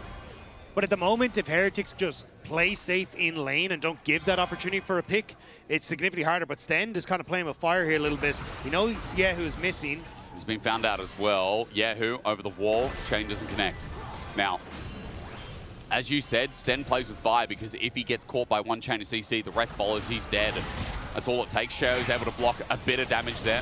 With help of Bastion Breaker, Yike just pops in, but so does the turret. The turret gets popped down as well, and Baron now gets a bit of gold under the wing. It is only about a 1,200 gold Baron power play for now, though, 30 seconds, and with Kana pushing the wave, there's not enough pressure across the map for Team Heretics to actually break another one of these in. But Heretics kind of got what they wanted. Like, all this vision has been established on this bottom side, point, actually, which makes it much more difficult if you're KC to try and move through, because then it's Trayson who can set up for a play, Stend who can look for the point to click CC. And again, if Kana isn't with you, you don't have someone who's very good at taking this space back. So as long as Heretics can play off this vision that they've established and where these waves are settled in the lanes, it becomes much easier for Heretics to play for the Dragon. I mean, that Dragon as well that stops the poke comp in its tracks, like how much buffering you get, not only with the Mountain Shield, that's obviously the end goal with the Soul, but the individual stats are there. Stand, don't be up and available, rather that was Celestial Blessing, but he mitigates some of the poke, and you're starting to see that Yike, although he was quite big and has 3 items, he's not doing really that much to anyone outside of Ice and Seren anymore. Yeah, I mean, you've got the Seeker's Arm Guard already come through. You've got the plated steel caps there for ice. Like, armor is starting to be stacked up on Heretics, which just makes us significantly less threatening. And it's Yahoo again that I was saying that we kind of have to focus on, because if he can pop someone, maybe that's the difference. But I don't quite know if he has the capabilities. There isn't much magic resist, which does help. Oh, Trayson ran into that. Yahoo jumps forward with a distortion. Sten got poked out again, and I'm going to retract my previous statement. There's still quite a lot as Callista's hanging all the way back. This is a fight brewing in the river that KC really want to take, and take it before the Dragon has even thought about. Sten not getting hit this time around with Busio. Deadly Flourish caught out as he goes golden. Sten is rearing for a hook. Drake's line too early. Kurt caught blocked by the clone. A misplay from the support of Heretics. Okay. Dragon still being taken though, but it's about the afterplay. Trayson hit up, flash forward from Yahoo, doesn't get the stun up. Trayson down, chain corruption. Here's the ulti from Seren, and he finds one. Yahoo is yet no. Team Heretics get the Dragon as well. Triple on the board, and KC are starting to get outplayed. This game is quickly falling out of their hands. 3 Mountain Dragons against this poke comp, you already called it, Jake, is just gonna do nothing. Like, there is so little damage KC are capable of doing right now. And even there you can see Yahoo hoping to focus Trayson, take out one of those arms that are the engaged tools for Heretics, but it cost him his life. Moly holy, that's a new one for me. I think Seren is playing out of his mind. Big time, yeah. I want to see a replay again, but I'm not even sure if we have time. It feels like Baron o'clock in 50 seconds is once again going to be the focus. And yeah, we're getting a replay now. Like, am I watching Seren? Who are you looking at in this fight, Dagda? I mean, it's Yahoo's going in initially, but it is the damage from Shale, the fact that you end up getting that equalizer set up. Oh, Seren pops and then passes back. Yeah. Really well played by the Aurora. Insane play. No one could catch it. No one probably thought Seren would jump into 4 people, but there he stands. Majai's 14 stacks will keep counting as there's no big gold lead from Heretics, but the stats again that Dagger and I both told you is massive. Baron's up in 15 seconds. More to play through here as Sten gets poked from afar, but Team Heretics are still in the driver's seat in this game as River, the fight for vision continues. Yeah, they're still going to be completely fine. It's Heretics just playing on wave states, not letting KC get multiple angles of attack, and if Sten is the one that's tanking up, he's going to be grand. Like, he's got those shields to come through, has that belt as well, which is going to heal him when he drops low, so it's, again, like, Heretics doing a good job of marking the angles of attack for KC. Yahoo over the wall. Shao doesn't get the binding down, and there's Seren again. Seren again! The game-winning play maybe, because Baron's up, and Team Heretics have got to pick on the mid lane. Heretics immediately move over. Shao's going to start it up. They're trying to deny KC access here as Trayson. They're trying to 5v4. Kana gets rooted down. Sten gets poked out. Yikes looking for a target. Shao is soloing Baron for now. He needs a bit of help as Ice moves over too, but Team Heretics are separated, but it won't matter because KC are pulling off. No. Wait, Sten, flash, engage onto Seren, the poke there, and down in an instant goes Yike. Kallis running as well, and they thought, nah, we can keep him from range. But Seren again, lined up with Trayson, and the Heretics are preaching their message. Kana reset and doesn't even bother with the TP. He knows that one's gone. And what a performance from Heretics in this game. Their playoff opportunity here if they can win. And they have absolutely taken it against KC, which for the last couple of weeks have seemed like the best team in the league. They have easily. I wasn't even going to question it. They have been the best by far. This support jungle has been insane, but they have been countered, and Sten is stepping up to the plate. Shao is having some great equalizers, but Seren on this Aurora is unreal. And so is this gold lead that's now in their pocket. 5,000 just about. Setting up the mid-plating as well. Transcorruption do land, and here's an opportunity with the chain bars as well on top, but Sten is not taking any damage. Mountain Dragon stats must be the difference maker there, but still a bit more poke to come, but Yike won't be able to land it, while Team Heretics use top as their stomping ground. Yeah, Trayson is happy to just reset and match the push from Khan on that bottom side, but there's already pressure on towards the top half of the map. The tower goes thanks to Baron, and now a minute left until potential Mountain Soul. 4 Mountain Dragons for Heretics. This game is just becoming impossible for KC. And I can't believe Heretics are doing it with this draft as well. They pulled out this crazy, like, you know, sure, like Rumble got first pick. They're giving away Varus, though. They gave away Cassante. They gave away Jace. Because a lot of the time, Rumble gets neutralized in top, but they're like, no problem. We still got Ambess. We're going to run at top. Yeah, we're going to last pick this Aurora, and it was a counter from Yahoo. But the map movements from Seren, that double kill bot, and then the kills up in top, completely changed the game. It's the way Heretics played around bot lane that's been the most impressive. Like, getting these early kills, managing to get that TP from Seren, it has been at the forefront of this success for Heretics. But KC still looking for the poke. Yeah, who gets some down as well, but Trayson is just going to brush that off. Dragon up in 15 seconds. Dagda, this is the soul. KC need to stop this for any chance of keeping in the game. Trayson's going to back here with enhanced recall and come back quick with his teleport. Mid lane tower falls in the bottom of your screen. KC looking to find that poke, but Heretics entering through this bottom half.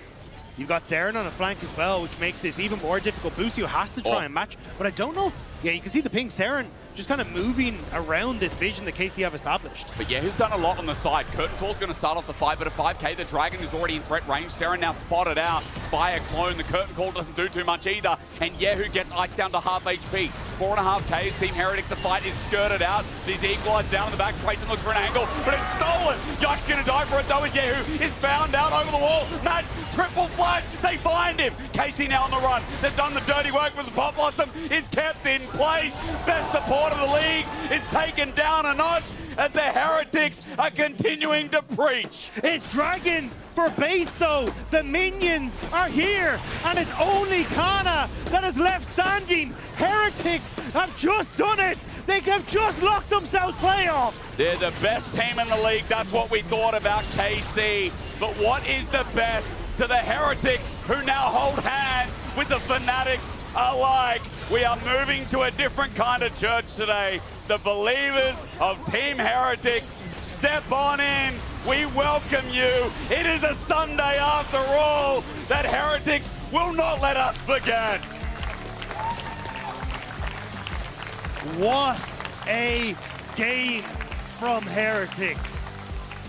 The draft was thought through so well, giving over the Varus and the Jace, knowing that they wanted to take that Ambess at top, and the hyper focus on the bottom lane, the timing on the level 6, everything came together so well for this team. That is my kind of League of Legends. Heretics, you play like that, and I will believe, because not only do Heretics take down KC, it's a statement in the sand to show that they are capable of the top.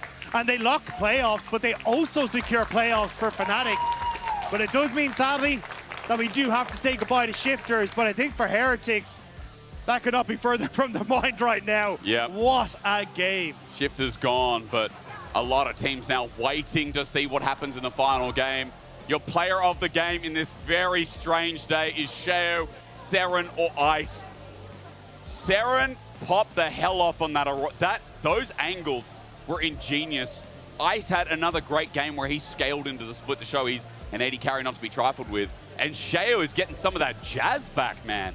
We thought Sheo was a top 3 jungler end of last year.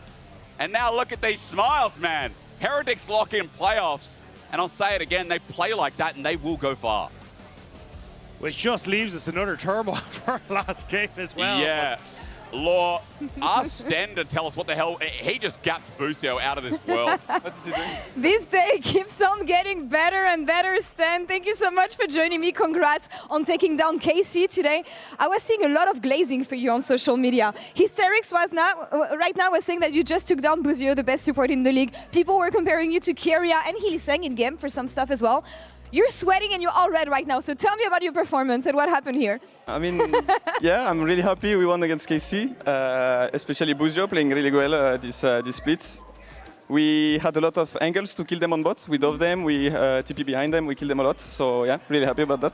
Tell me how you made it happen, because I was looking at your draft, it looks wonky. It made sense, but not really. The Rumble jungle, especially paired with an AP mid, like what was that?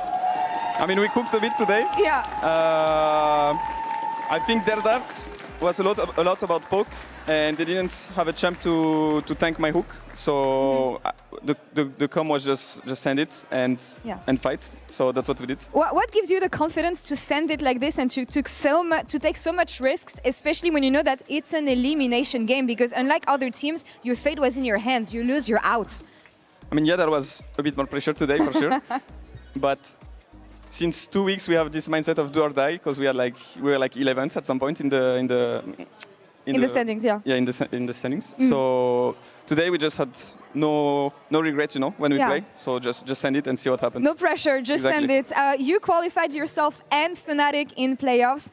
There's one more game left. We see G2 gearing up and getting ready on stage. They're going to face off against Fnatic, but only them or LR is going to make it to playoffs. Oh. Who wins next game, Fnatic or G2? G2 will win. G2 will win? Yes. Let's see about this after the break. Congrats on making playoffs yet Thank you. again. One more game to prove it all and for the last spot in the LEC. Stay tuned.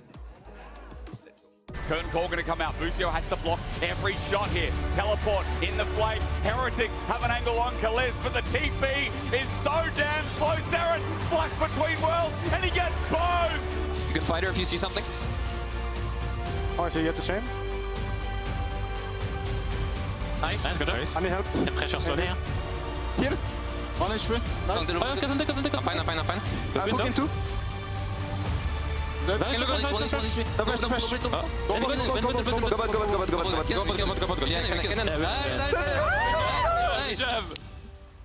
Nice.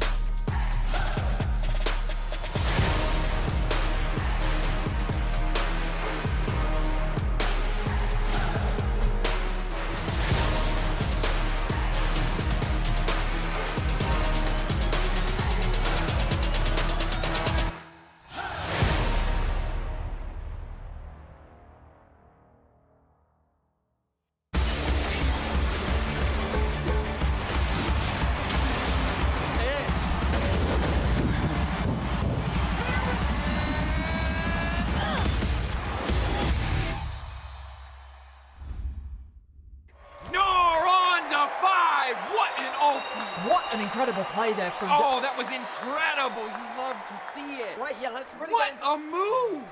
He's just so good. I mean, the persistence, the patience to find the angle. You just don't see that from rookies.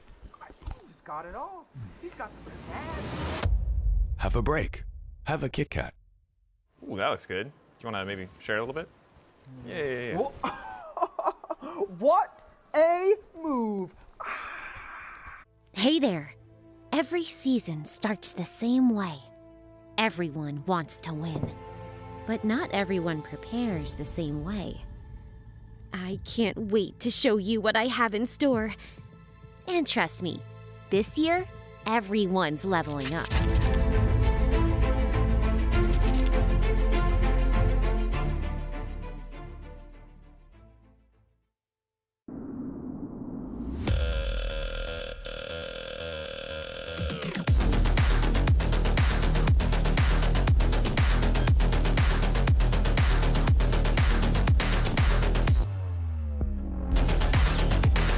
Wait, is he switching lanes?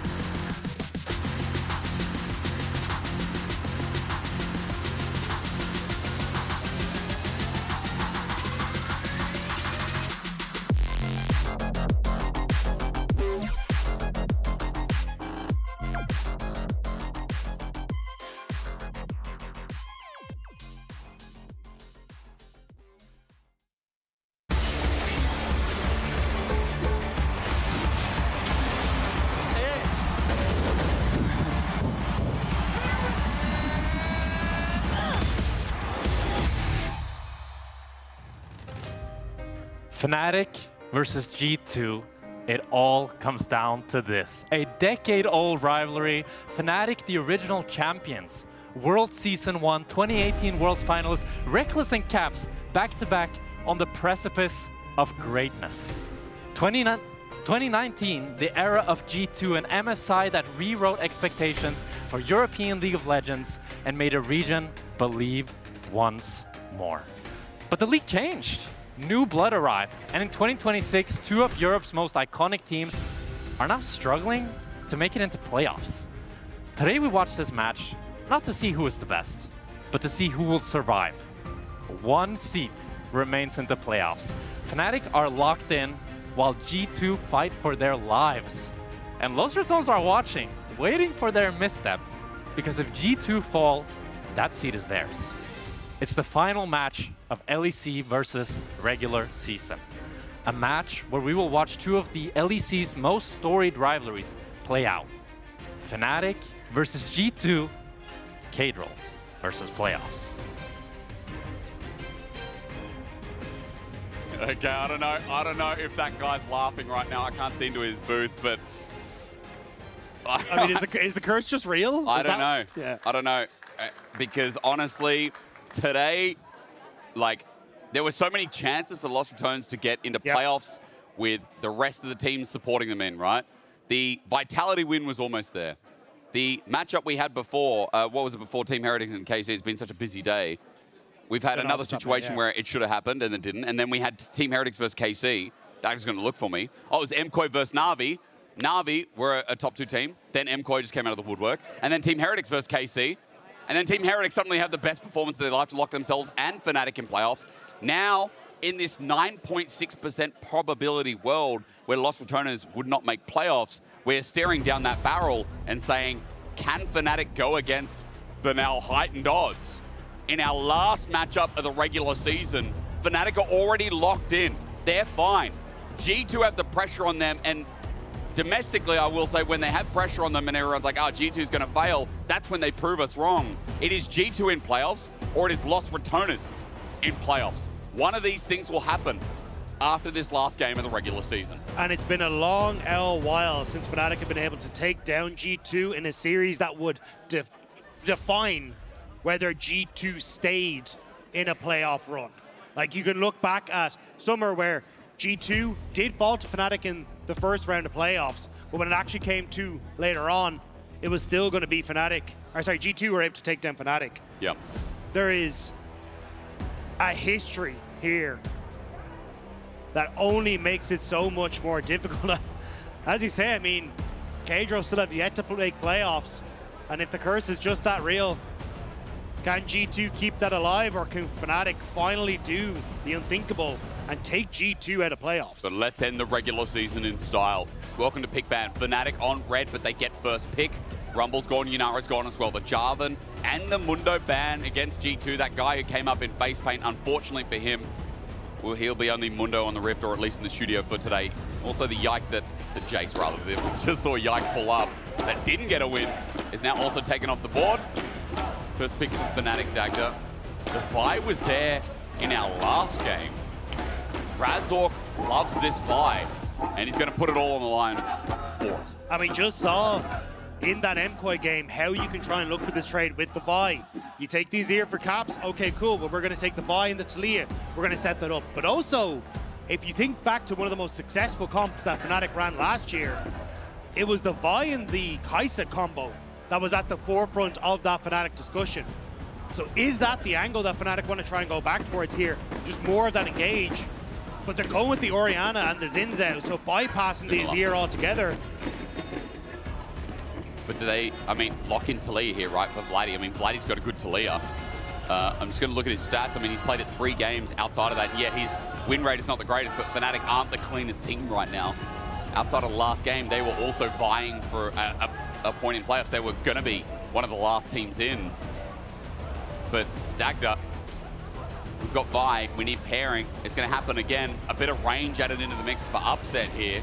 And it feels like we are just getting a similar redraft with maybe a question mark into how mid lane fits into that.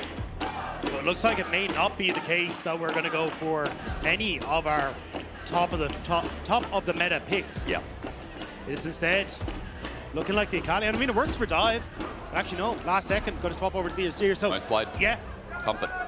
it is. But I think when you've already got that buy, you want something that's kind of diving in there with you. Yeah. And at the moment, that doesn't exist for Fnatic.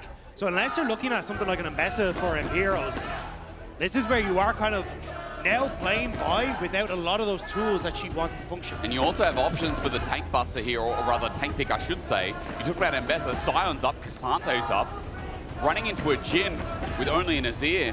Let's see if it is top lane or if an AD carry gets locked in here instead. Scaling AD for Hans Summer, who's had a bit of a rickety split. It's going to be all on the line here to make these team fights work. It does open up though if BB wants to go for something a little bit more carry orientated in that top side. You have the Sivir to help with that engage tool. Opens up Lebrov as well. So we'll have to see exactly what the game plan is. But as we move forward, I imagine those bans are going to be towards supports on that bottom side. Like just trying to deny things like the Braum, because you definitely want Lebrov to take that engage champion. It's what he's been most comfortable on. Yeah, historically. Alistar most played from both supports. Just looking at this split. Rakan there for Lebrov as well. Like the Rel's also brought up. We've got things like Leona, Nautilus, the classic. There's been a fresh game from Lost, but anything possible here while Nico gets taken off the board. But Renekton ban makes me think, what, we're getting to get an Ambessa from Fnatic here, maybe? Yeah, I mean, that's what we were talking about, right? But now you're caught as G2. Do you ban the Ambessa, knowing that Fnatic are going to probably take that?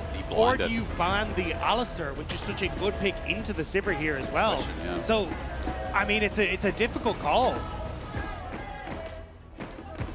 A lot of things in this game are going to be difficult. Final ban. Alistar or top lane. You get rid of Rakan. Now, G2 can be the ones who pick up the Alistar instead for themselves. Remembering again, Alistar and a Civ is something you just can't give over. But also, that top lane is still in question here. Alistar gone, okay, makes sense. Okay, so it's Fnatic who banned it away. I actually thought they'd kind of leave it, thinking, hey, you take the Alistar, we can match with Lost but on Braum. We've already got some engage tools from Imperials. We're opening up for a potential Ambessa pick of that top side. It kind of was already starting to all function well together, but with the Alistar gone, it makes things significantly less uncomfortable for the Sivir. And it's going to be the Bard to try and deny any sort of plays on the bottom side. Nautilus, I don't think, is the play here, because again, like, you've got tools as the Sivir to try and play around this. Right.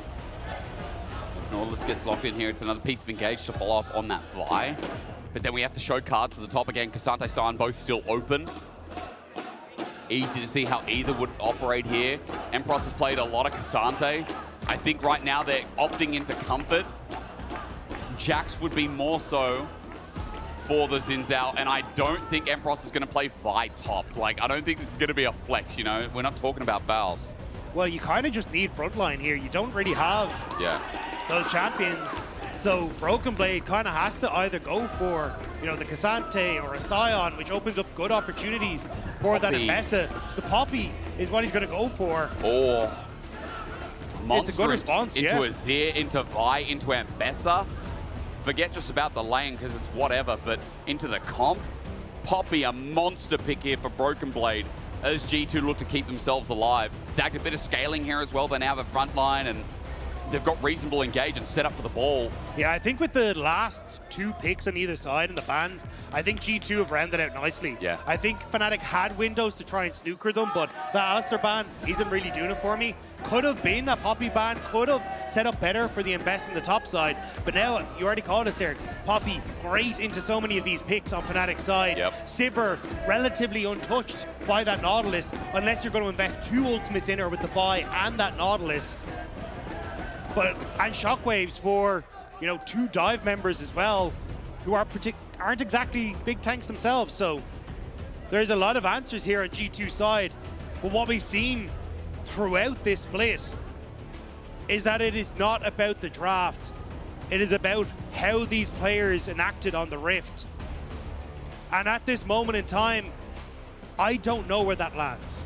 In the past, it would have been an easy G2 call. They've owned that head-to-head for such a long time. Really have. But for Fnatic, this is their moment. G2 are weak and G2 look like they're on their knees, and you have a chance to knock G2 out of playoffs.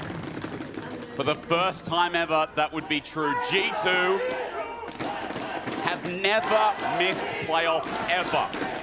In the history of them, in the LEC, G2 have always been there. This would break history, break the internet, and it would send out a plague once again of very, very happy rodents. But today has not been a fairy tale, it's been a nightmare for them so far. Now relying on Fnatic, and it is so symbolic, it is so poetic. Cagel's team from 2024, for when he was co-streaming here in the studio, I remember my first year, Dagda. And now he has to rely on that same team. Great quote, as long as there's delusions, there's hope. For G2, their back's against the wall, and a lot of people don't like when G2's backs are there. That tends to be when they show up. That tends to be where this man on your screen shows up. Oh, Caps has kind of been the focal point for G2 for so long. And he's been the one that has to step up now once more. A best of one to decide it. And I think the main thing that I want to see in this game is how Lebrov and Skumon link up together. I think that's been where G2 have been at their weakest in this split. Is not finding that success where Lebrov seems to be going one way, Lebrov has gone the other. And if that is the case, that's where Fnatic can try and work with Razork and Lospa to very quickly turn around plays. Like this core on the jungle and support is very, very strong on Fnatic. I think that's where G2 might struggle if they're not careful. This Caps gets a good trade onto Vladdy as well. Clockwork wind up, just gets a couple of those autos in. Vladdy takes a big chunk. Not good for the lane so far as Lospa tried to set up with the Warden's Mail, or rather, that Warden's Wrath. Gets some autos in, doesn't manage to do so. Skumon thought he was going to go for a gank in bot lane, but instead he's going for a bit of an invade. Xin Zhao, one of the best duelists in the game, ready to take on this challenger blue.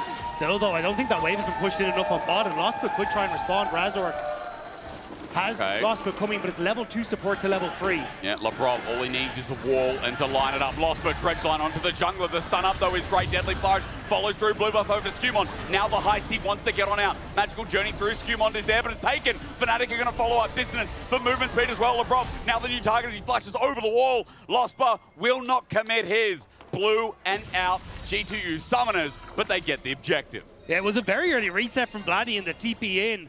Picked up the Amplifying Tome to try and help out, but they do get away. Still, it's heal and flash burn from Lebrov.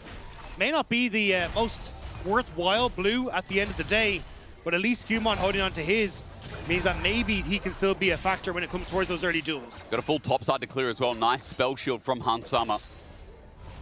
And for Fnatic, they're just going to look for the push in, but Hans holds the wave out a little bit as well. Oh, he's going to be able to freeze this. This is annoying. Fnatic, yeah, they can't back here. They can't back here. A couple of minutes to reach the turret, but again, this is going to be too slow. They needed to push out. Razork's coming in as well. Maybe just apply the pressure, Dagda, and help Upset and Lock, but crash so they can get the back. Dredgeline comes in, Deadly Flourish to follow up as well. As well with the Aftershock, there's good damage here. Maybe a dive. Do you think they can dive this? Upset has no mana, same with Lospa. I don't really think you can, but they're going to desperately try here. Skumon has made his way to bot side. He didn't actually reset. Razork showing. Smart pathing here. There's a shrine out for a bit of HP. G2 have to buy time, but Lospa flashes in. Great gank, great dive, but Lospa dies in the process. First blood goes over to Razork. A 1-for-1 as Hans Summon's the one who picked up the kill, even in death. And Skumon looks for the kill, now turns to Upset. 3 Talon strike on Upset. No, doesn't complete. Deadly Flourish dodged away from a 1-for-1, but Upset gets to hit the wave. And Fnatic are so worth on that play. Yeah. You get this wave crash, you deny that from Hans Sama. This was, I mean, the best case scenario, well, not quite best case, but one of the best cases for Fnatic. I was just wondering, Lebrov trying to pull the wave, but the minion's too low. 2 minions doesn't matter, it's so good. We slow pushing towards Fnatic's bottom lane, so breath of fresh air as Razork does get the kill here for the Vi. But the 1-for-1 means that Hans Sama comes back with a BF sword, just to be noted there. The bot lane still not really out of that much trouble. There's 15 seconds till Dragon. Bot continues to be the focus here. Obviously top in isolation, Dagda. Emperor's getting stunned up a bit by Broken Blade's steadfast presence, but it is what it is. Solo laners for now are just pretty isolated. I didn't actually twig that the kill went over to Hans Sama. I just assumed it had gone to Lebrov after he'd gone down, so yeah, that extra kill actually making quite a bit of difference there. It's been the last order. So Hans Sama now in an okay spot. Now the wave, you can see there, a massive wave crashing into Upset. So the CS and that gold will even up for Upset. Oh yeah. But the fact you get to come back with a BF sword is really big. It's one of the best backs you can have is this sim. Cap's going to shockwave. Oh, Vladdy runs into it. He's got lethal tempo up and available as well, but he needs level 6. Cap's going to get dissonance, and Vladdy, he made a good outplay, but if he takes one more combo, he's dead.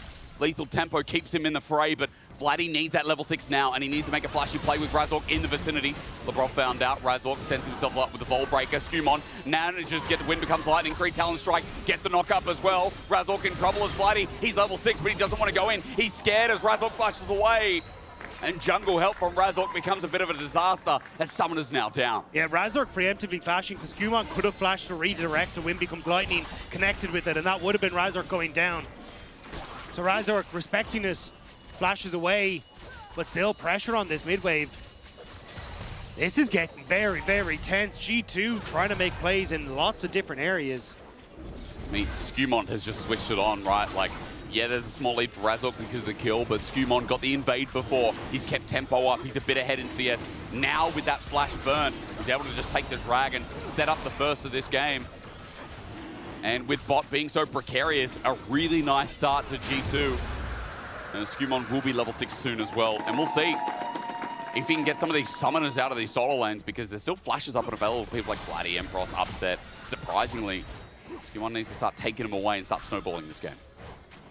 The junglers have also completely desynced. You can see the camps are responding on this bottom side now for Skumon, so he's going to have to clear it, whereas Razork up towards this top side may try and make a quick play towards the top half, or at least try and clear out some of the vision that's up there, but with Broken Blade resetting, not much window. Razork just got 6 Dagda. I think he can make a play on Caps. Caps has flash though. Caps face he's checking. walking into it. Wrong time, Bolt Breaker, but doesn't get the summoner. Dissonance was beautiful again.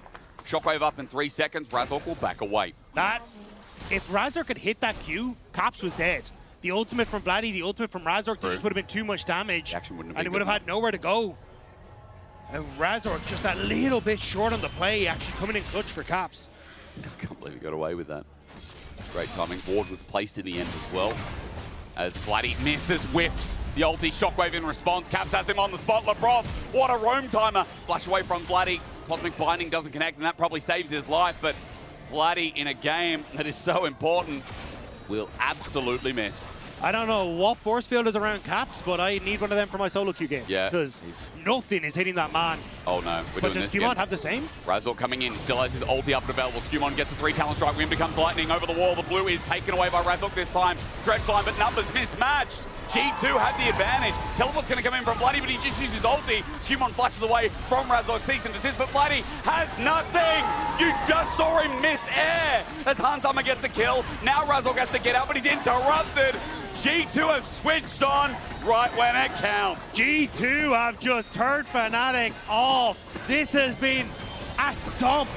The push in mid has, the play in mid into the push into the jungle, and numbers vantage again. This is just deja vu from the first invade from Skumon, where Vladdy TP's in late. We have a numbers vantage for G2, but Fnatic still tried to take the fight, and it only goes worse this time.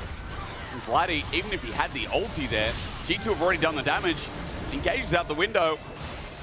And for Fnatic, an egregious play off for this blue buff. Razork will get it, but he transfers it over to Skumon again anyway.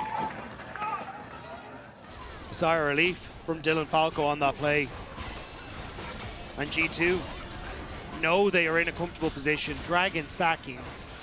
LeBron going to be here to force Razork away, so it will be the majority of the boy grubs going across to G2 as well.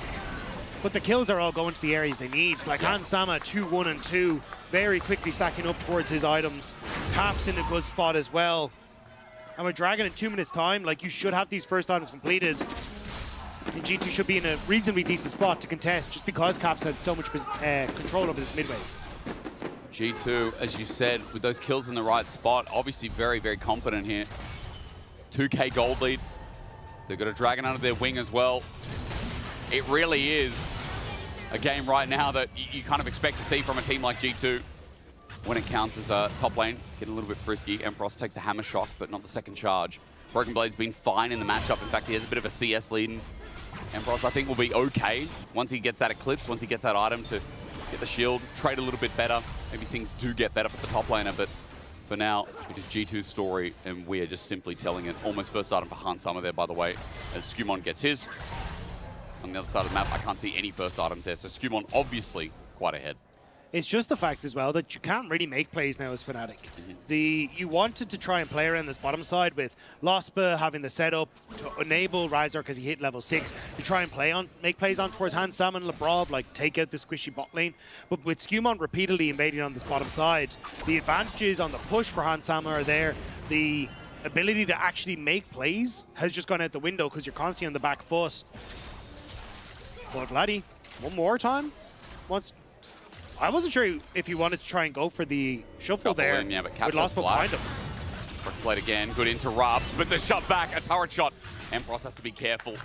Buckler comes out for the shield in case it went further. Mana a little bit low from Broken Blade, so he stops there. He's got to keep his verdict available and a teleport. There's a bit of action getting pinged around bot as Lebrov goes for a deep ward, but Razork just can't punish, doesn't want to pop the ulti. Just going to take that one safe. Still, Vladdy going low in this mid lane. Shockwave again, wait for the dissonance command attack.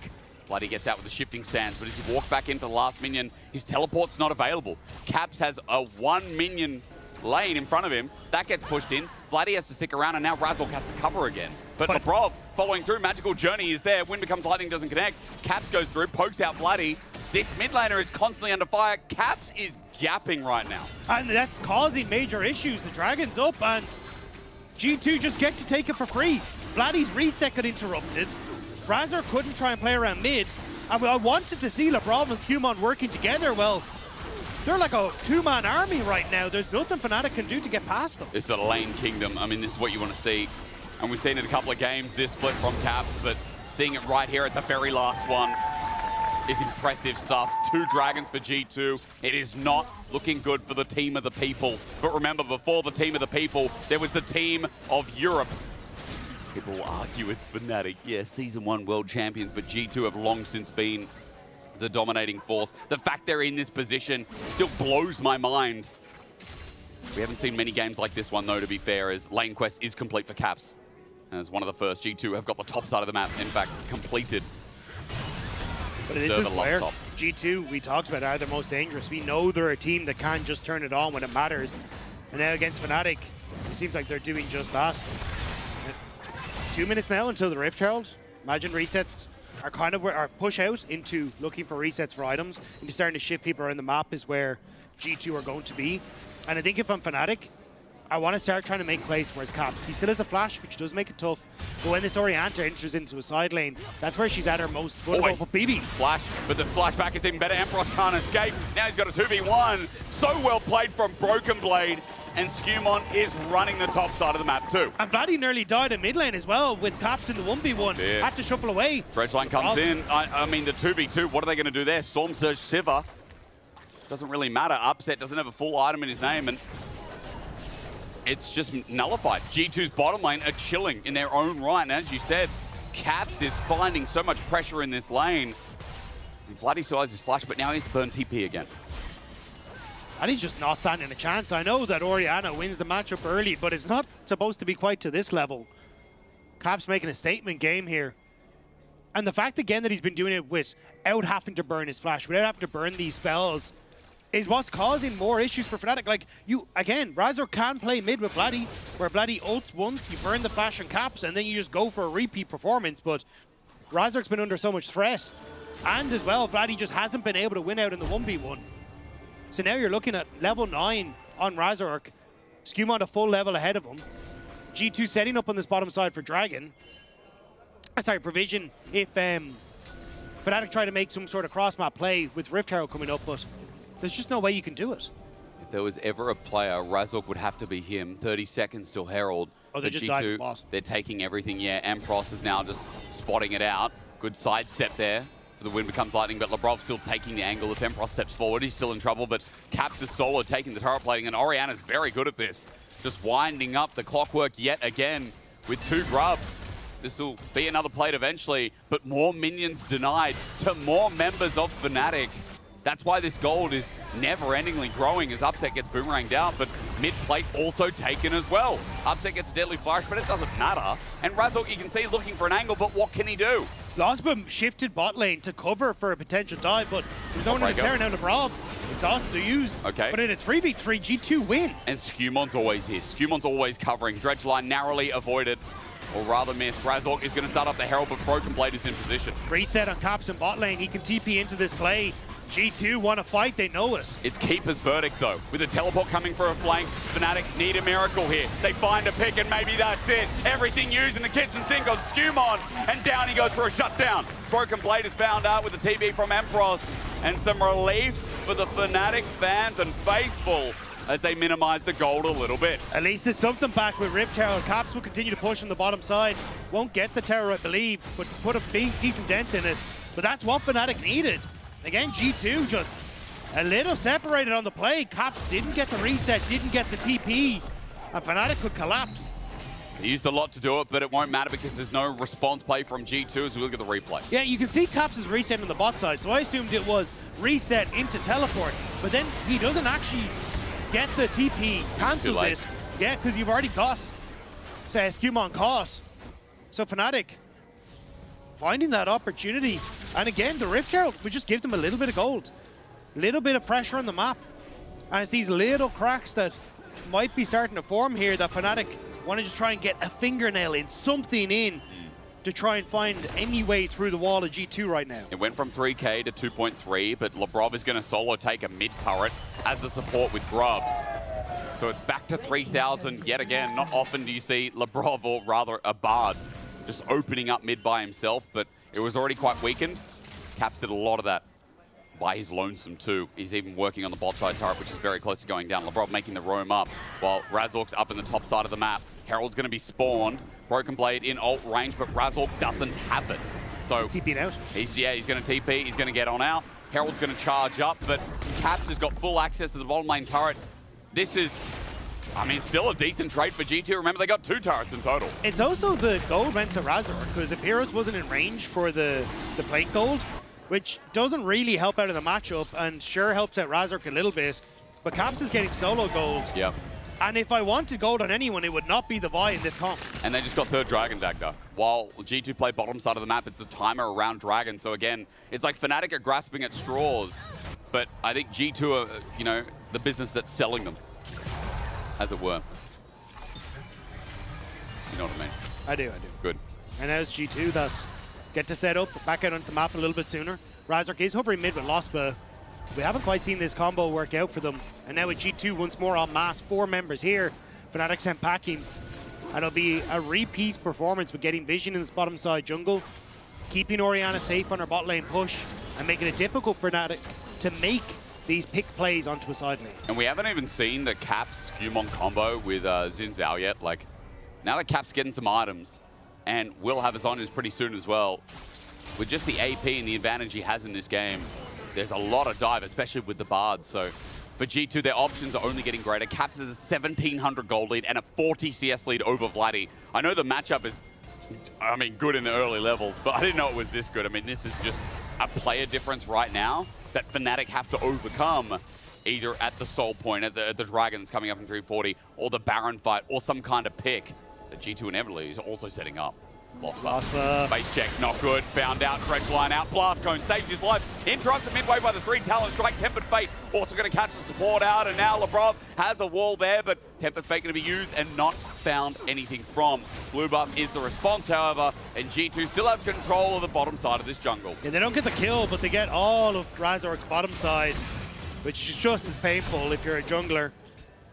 And I was going to say, like, Did we get him here? I don't know. Empross, he's got 2 items with Black Cleaver in the long con. But I was going to say, performances like this from Caps are why it's always so difficult to count out a team like G2. Yep. At a moment's notice, he can just turn it on. Happy to take the Orianna side of the matchup into the Azir. Knows that he can bully in the early stages. And has just completely ran around Vladdy in this game. So now we wait. 20 seconds for Baron, by the way. Keep that in the back of your mind. That's always up and available. But 2 items on Hans Summer. That is just a scaling threat that G2 have in their back pocket too. I mean, Vladdy needs some items. Vladdy needs to catch up to Caps right now. You're seeing Empross at 2 items, which is great, but into Broken Blade, he's just nullified every time into this Poppy. You need to see Fnatic start using the tools. The Vi and Betsa combo in Europe end of last year was this sought-after thing. In summer, I'm talking about this perfect pairing. We haven't seen it sync up yet. All we've seen is more stories to tell about G2. Wave denial. -1 cannon. Caps is at every scene of the crime for these turrets. Every single one, he's there to claim. Fnatic are trying to basically do the same as G2 and funnel some resources into Vladdy on this bottom side. Broken Blade is in a better position, resets, covers bot lane play, while G2 still keeping pressure up and around this Baron area.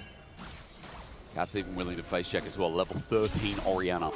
Yeah, Vladdy's the same level as I now check, but I mean, Caps is almost level 14. You can see his XP bar is just cresting over the top. So it's just showing the difference. We're getting a Hextech Alternator, sorry, rather, a Shadow Flame getting picked up here by Vladdy. Components picked up, almost second item. Zonya's still quelled out or waiting for Caps for the time being. That's worth noting. At this stage, it's kind of a, does he even have to stop off for the Zonyas? Oh, you think he goes Rabadons? Well, I was going to say, if you never burn the Seeker's Arm Guard, you might as well go straight towards the Rabadons, Very right? true. He's been farming up an absolute storm, so at this stage, unless it gets burnt at this next Dragon, there's no real reason for him to pick up the Zonyas. Keep an eye on Caps on the minimap then. We'll wait for that back. That's a fantastic point. You're right, he hasn't had a chance, hasn't really needed to use it as well. And maybe that's why Caps hasn't backed away, because I thought 1300 over Vladdy, and Vladdy's like almost towards that Shadow Flame. Where Caps must be scaling it up. Now he's sitting there, he's backing now, Dagda. Yeah, so he's sitting on 1400 gold. Okay, so another needlessly large. So if I was him, I'd buy the needlessly, Or and then it's only 450 gold to combine regardless, right? Yeah, there so it is. you have enough money with the Doran's ring cell to get the 450, so take the extra little bit of AP damage, and you still get the value. And if this fight goes well, finish off a Rabadons and you're in a great spot. I mean, G2 are in a great spot all around. They're once again playing this bush for the pick against Fnatic. Broken Blade gets the stun up. The rest of Fnatic are on the way. Need an Ambassador ult from Imperios if they want to make this play. Deadly Flourish does connect. The Keeper's Verdict gets buffeted. One ulti for another, but they're not equal. They need to follow up though. Broken Blade, Steadfast Presence once again gets him out of dodge. But now both top laners are down to their R. The reset's coming through for both of those top laners. TP's available to try and come through. Actually, it's not Broken Blade resetting. He's just going to sit on bot wave. Fnatic as a group. Teleport. Oh! Caps! He's down 4 and the Tempered Fate follows up as well. Scumon's ulti is another big circle. The wall presents itself, and in one fell swoop, the Rat Rebellion seems to be falling short, and instead, G2 just gets a perfect combination. It was the Sleeping Beauty of the 4 dwarfs there. Like, I'll let you pick the names for them, because I know what's in my head is they just wandered in, all 4 of them, to a shockwave in a bush. What did you expect? Broken Blade, congratulations, but yeah, Fnatic, bit dumbfounded with the play. One fell swoop, and the dream run that Fnatic now had to carry across the finish line. Not only has been out of the woodwork for a while in this game, it now feels so far gone. Empros with the dream play. Teleport in the top side of our map. Empros has no ulti. He's got a Mega Blast Cone as Vladdy tries to take the wave and now sets up the Sun Tower, but G2 want to make the play against the wall. It's a nice setback, but again, Caps keeps him in place. Down, boy, down. Ulti comes through, but Caps buffers again. The best mid lane is going to drop down eventually as Empros gets the shutdown. Han Summer the next up as well. Razork finally finds him. Dredgeline buffered, but Scumond is better. Han Summer presses his buttons, and all it takes is Fnatic going in the dirt again for Europe to start crying. The spell shield was perfect, but you know they're there. You just got hit with a boomerang blade. Why are you walking in as a group? It's a Fed Orianna. I don't understand what Fnatic were thinking, but G2 gonna be more than happy to take that one. And here, it's heroics from Emperos. Yeah. Vladdy kind of acting as bait here. Gets the Emperor's Divide, and Emperos manages to burn that Seeker's Arm Guard on Caps. Oh, but Caps. And still get the kill. But keep your eyes on Han Sam in this fight. He ends up just kiting backwards here. Past Razork, having that help from Scumon, that spell shield onto Lospa's hook was perfect to just eke out enough damage. You can see there, the face is a little nervous. Yeah, there was another face that's quickly shied away from. Looks a little bit sad. I don't blame him. To have your hands in Fnatic. I mean, it's so difficult now. Razork needs to show up or shut up. 6K, 5K, 4K, a steal of the gods here needed. Over the wall, will he go at 3, 2, 1, too late. doesn't do too much. Tempered Fate onto Vladdy, and now Magical Journey taking in Emperos. G2 is stacked up though. It's a Shockwave again. That's the problem. Brazzle gets the ulti down, but it's too late. Han Summer keeps clearing up. He's the janitor of this game as G2 are on the warpath and Fnatic are in the grey screen. G2 are marching down mid lane. There's 30-second death timers they won't be able to end. But they can certainly do some damage to the base of Fnatic. Too true. That comment, too true. Being a Fnatic fan over the years, they're really getting a real look at it here today. The base in tatters. Almost a 12K gold lead at 25 minutes in the game. It just shows you, you always think, G2, they're gonna miss playoffs, like we've thought in many different splits. But here they thrive yet again. And it's just great play. Like, Lost Blade does a good job here when Broken Blade goes for the ultimate of keeping himself in place. But it's actually the ultimate from Lebrov onto Vladdy that really steals the deal here. They then go through with the Magical Journey, the Shockwave onto 2. And what does Upset do in the backline? Like, he cannot get into this fight. It's over a wall that he just has no way of closing the gap on. Han Summer cleaned up the fight again. I called him the janitor because 3.6K gold lead. He just gets to walk up in the fight and deal damage. Upset is on 2 items. Han Summer is on 4. This Sivir's not only scaled at 25 minutes, she's hyper-scaled. And now the biggest question is, how slowly will Fnatic lose this game? How many Lost Returns fans will be crying into their pillows tonight? Because G2 have once again stepped up to the challenge and they are not going to start missing playoffs all of a sudden because there are new viewers. But how many fans of G2 are going to breathe a sigh of relief? This G2 has not really been seen all split long. But once again, when the chips are down, when playoffs are on the line, when their hopes of LEC Versus are here, they keep going. Line is an opportunity. It's a good engagement. Skumon has a circle of anti-death. Shockwave again. Cat again. Emperos comes in late, but the GOAT of Europe stands in the way. Before the team of the people, there was the team of Europe, and it starts with G2 and will end with them as well. LEC Versus is over. Lost Returners are done. They relied on the wrong damn team. And G2, right when they wanted to make playoffs, they said, yes, of course, we'll be there. We always are, and we always will be. It's on the shoulders of Caps that this G2 team stands. And it's at his feet that Fnatic are bowed. This man took over the game from the mid lane. Absolutely destroying Vladdy in the 1v1. Multi-man shockwaves galore. Fnatic never stood a chance. Fnatic were already in playoffs, but now G2 are as well. They are our last team locked in. As you vote for your player of the game, Skumon, Caps or Lebrov. Fnatic never stood a chance. Once again, G2 have their names. And the head-to-head continues. That man on the left side of your screen, he just devastated Europe in one single best of one. But what an insane way to end the day. This weekend, this last few days that we've had of LEC Versus has been absolutely insane. Yeah. I mean, I feel for that. Like, there's been such a long journey. I casted EMEA Masters last year. I watched their progression. I watched their first year of play. I watched them dominate the league and then come up out of the NLC where no one had any clue about how good this team really could be with the big names. They got here, they got invited here along with KC Blue, and they started winning games. And while we are celebrating here G2, it is commiserations for Lost Returns that did more than any team or anyone in the audience or our community thought they could. But at the end, G2 are inevitable, and Dracos stands by with the man that just kept saying no. Thank you very much, gentlemen. G2 are inevitable. That's what Hysteric said. Did it feel that way coming into the day, BB? Did this feel like a certainty? To be honest, like the longer the day went, the more pressure we had, obviously because Heretics won as well, and you know, but we live for these moments, you know, this is competition, and I wouldn't want to have it any other way, to be honest.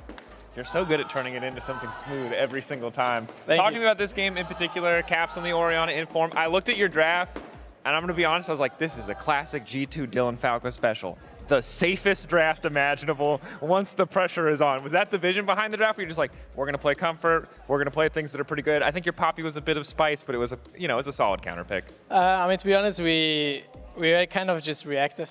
But I think today we had a really solid draft, and I think we played.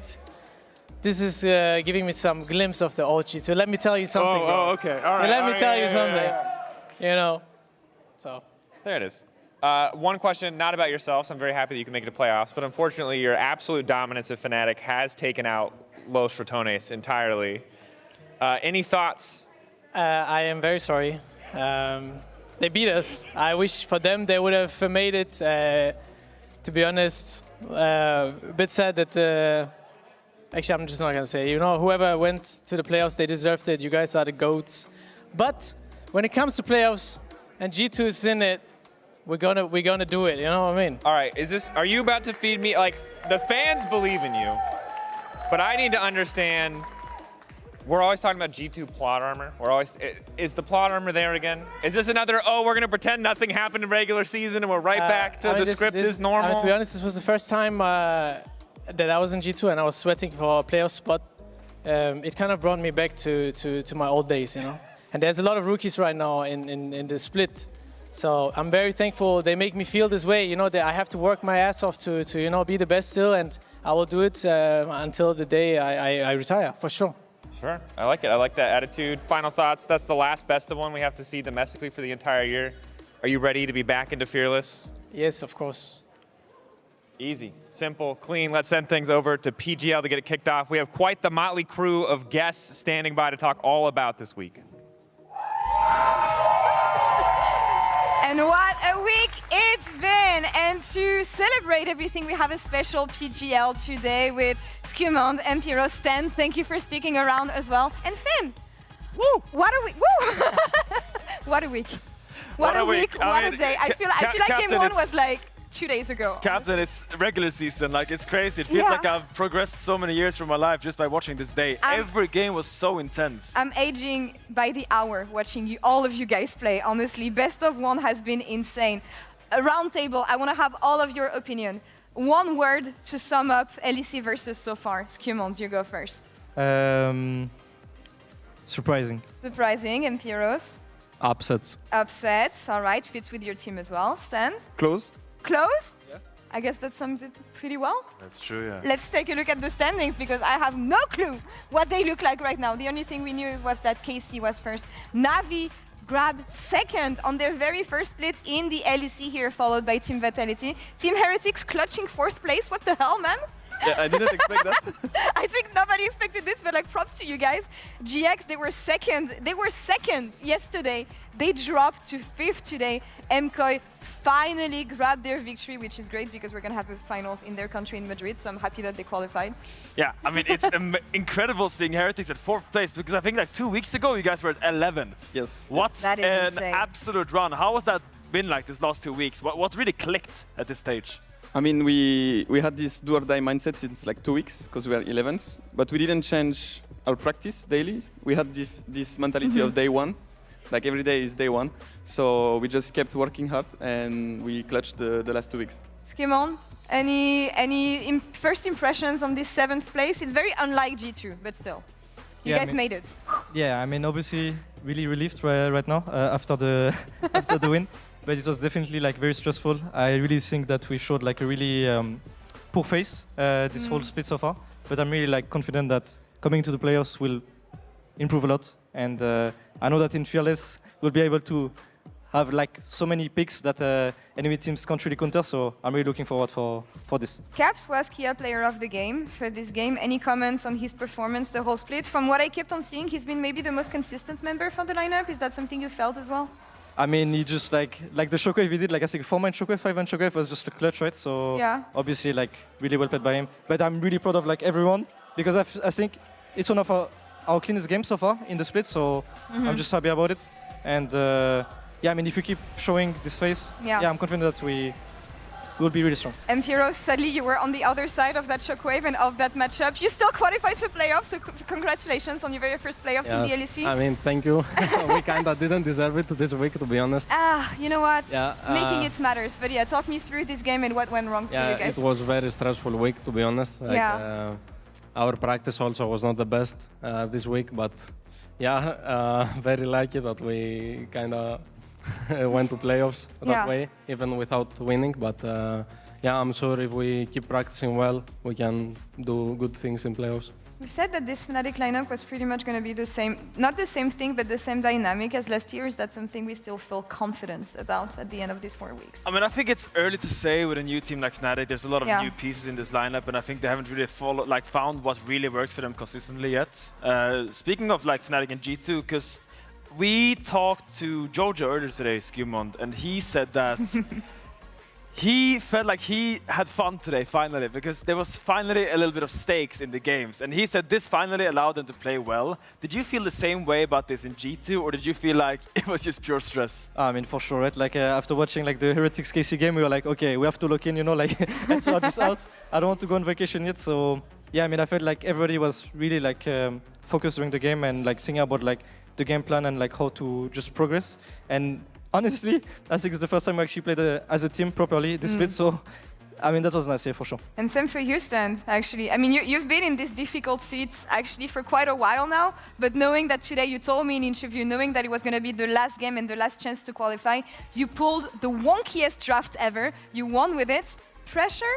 You thrive in it, you think? I mean, yeah, pressure changed the team, in my opinion, especially best of ones. So we had to adapt, like you have no choice. And we had this, we went in like no regrets and just play. So that's what I liked from the game today, a lot of emotions. Looking ahead now, we're going into finally no more best of ones. Maybe finally, Empiros, no more Rumble Cassante. Are you looking forward to the meta changes, or at least being able to play a little bit more different champions? Because I feel like we haven't seen, especially top laners, dig that deep in their pool. It's been a lot of Rumble, Cassante, Sion. I mean, I really hope like we don't see those sounds again. Like it's so boring playing this matchup always. Yeah, I'm happy that we will play best of 3 finally. Best of 1s are really stressful, to be honest. And yeah, I'm looking forward to picking some other champs. GP maybe? Oh, or Jax? Yeah, I can play Jax for sure. Yeah. I mean, about GP, not sure. Like, it's kind of hard to pull off. Yeah, looks a bit hard right now. How about you, Stan, in terms of like meta, saying goodbye to best of ones finally? Are you looking forward to Fearless Draft again? Yeah, I really like Fearless and best of 3s. So I believe it's going to change a lot, the teams, because right now you could be OTP a comp and be fine with best of 1, but now you need to practice a lot of more team comp. Yeah. It can go like 2, 3 games or even 5. So the next week of practice will be really important. And that's G2's comfort zone usually. Yeah, I mean, a new angle? I'm not sure. Last time I pulled it off in MSI, it was it didn't go well. But yeah, I think we strive when we need to be creative. So I'm really looking forward for the playoffs, and finally no more best of 1. I'm really happy. Yes, we all are, I think. I mean, there's just one thing that like whenever you ask a team if they think they're a good Fearless team, they all say yes. So I want to ask you all 3 a question. Oh. Which team do you think is the scariest in Fearless? And you cannot say your own team. I love it. Let's start with you, Skimond. Is there one team you're a little bit worried about in Fearless? Possibly. I mean, honestly, not really. I mean, like the first that will come into my mind is probably Koi, right? Like they have a lot of specifics in top lane especially. And yeah, probably Koi, I would say. But like every team can just deep into their, go deep into their champion pool. So I think every team has like a lot of power. But yeah, I mean, I don't really have like any fears for now. Okay. What about you, Emperors? I mean, I would say Los Ratones. Well, but sadly they're out. I guess we'll never know. I mean, after LR, I would say G2. Probably. Okay. I think they all have big champion pool.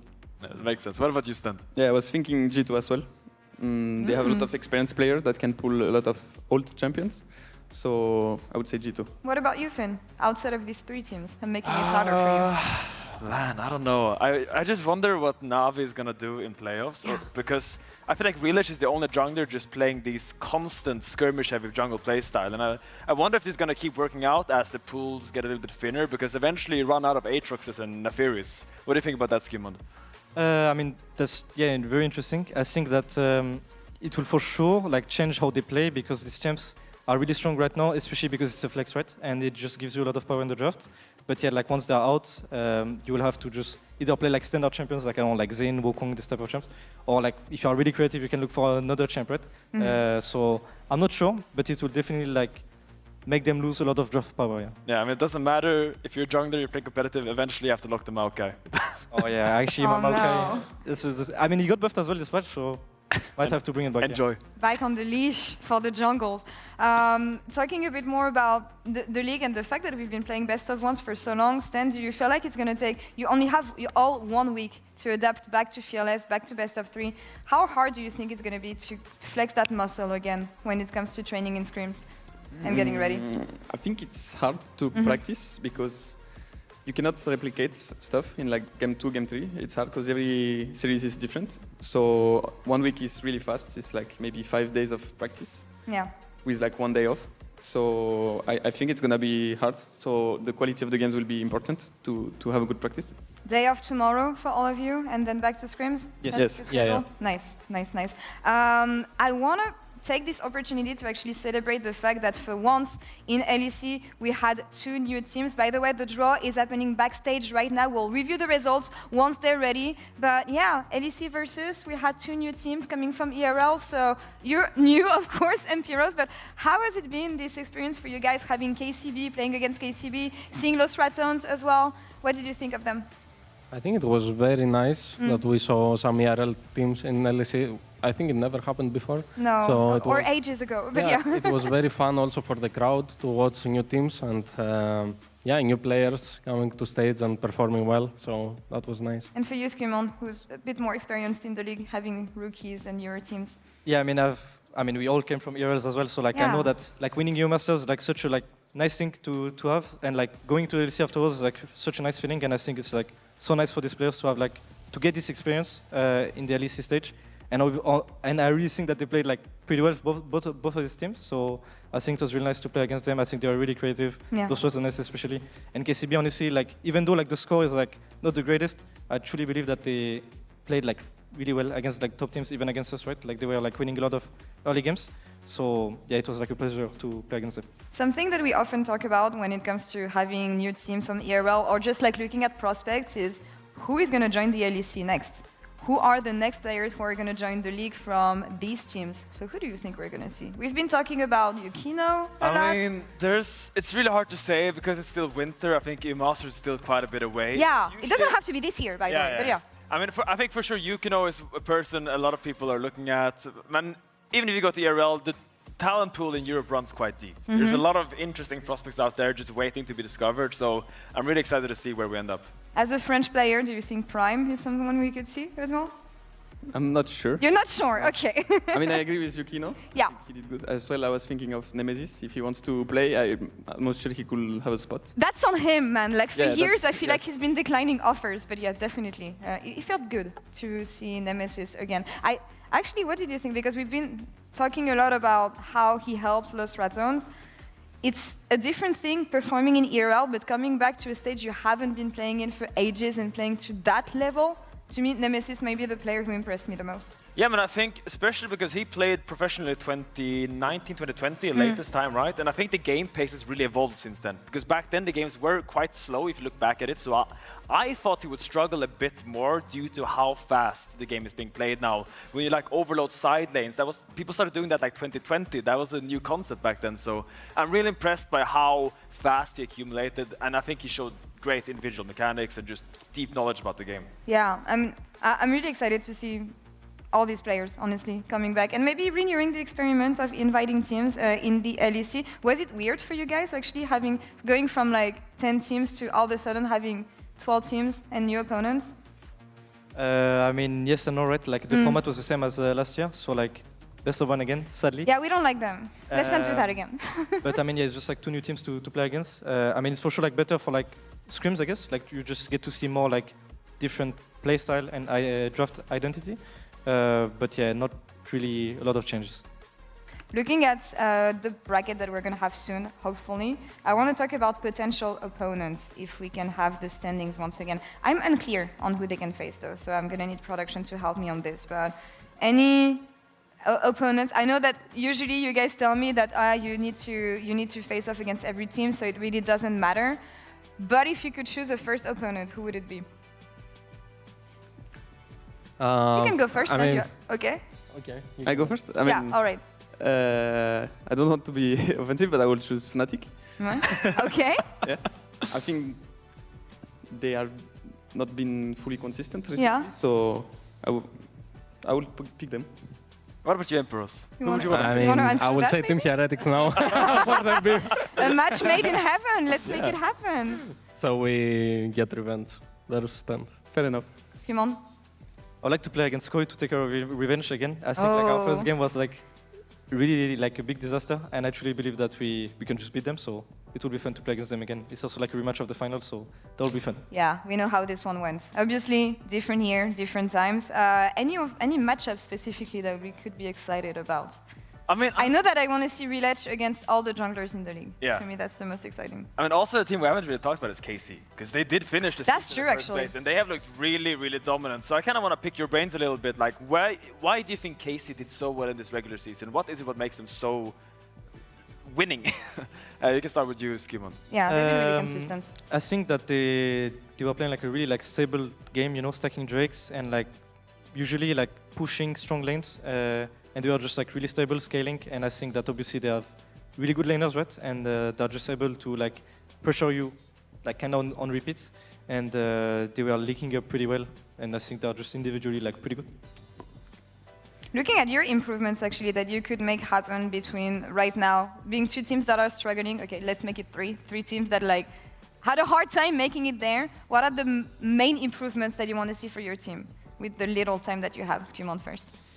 I mean, I really want us to see. I mean, I hope that we'll be like more like consistent and like really disciplined in our games, right? Like I feel like we are kind of dropping the ball like many times, and just being on the same page, no matter what play we are looking for. I think the most important. I think yesterday was like a true example of like not being on the same page. You know, we were just like someone is engaging, the other one doesn't want to fight, and it just becomes like a really like bad fights in general. But I think just being on the same page and just tryharding, I guess. Empiros, Fnatic, but better version in playoffs. What does it look like? Yeah, I mean, for us, we kind of have to fix the early game. I think it's our worst part, kind of the game. We are falling behind kind of every game. We don't contest drakes or scuttlecrops. We're just FK. So yeah, we have to fix that part, and also we are also inconsistent in lanes. We have to fix our laning phase. Okay, we can talk about these things, right? But let's talk about the real issue here. LP inflation. Are you guys abusing duo queue? Because I've seen the ladder right now. I'm not playing solo queue right now, but I've seen the ladder. I've seen some crazy numbers. Stand, are you playing duo queue right now, or are you abusing it? Yeah, I'm doing a lot. Is it that bad, actually? Is it because your queue came back? I love it, I love it. Wait, because Skimon, you were telling me that you were loving it, but are you just loving it because of LP inflation and because you and BB can just like skyrocket to Elo heaven? Actually, right now, BB's rank 1 of the ladder is like crazy to me. He wasn't like top 10 for like ages. I started doing it with him, and he's just like 2.1 KLP right now. It's just like insane. You know, it's a bigger number, better person, right? Yeah, I'm kind of carrying him. Let's be honest, but it's fine. But yeah, I mean, I think it's like kind of nice for like building synergy, but I think for like solo queue players, not pro players, it's like kind of unfair. You know, like you just play against LEC like bot lane, mid jungle, and it's like really hard.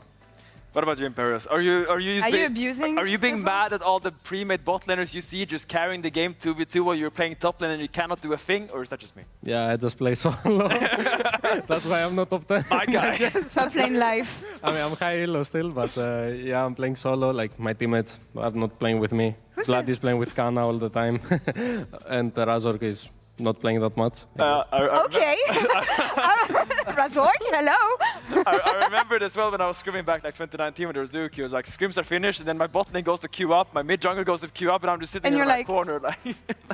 Top laner life. That's top lane tough. life. Feels sad, it's tough man. out there. What about you?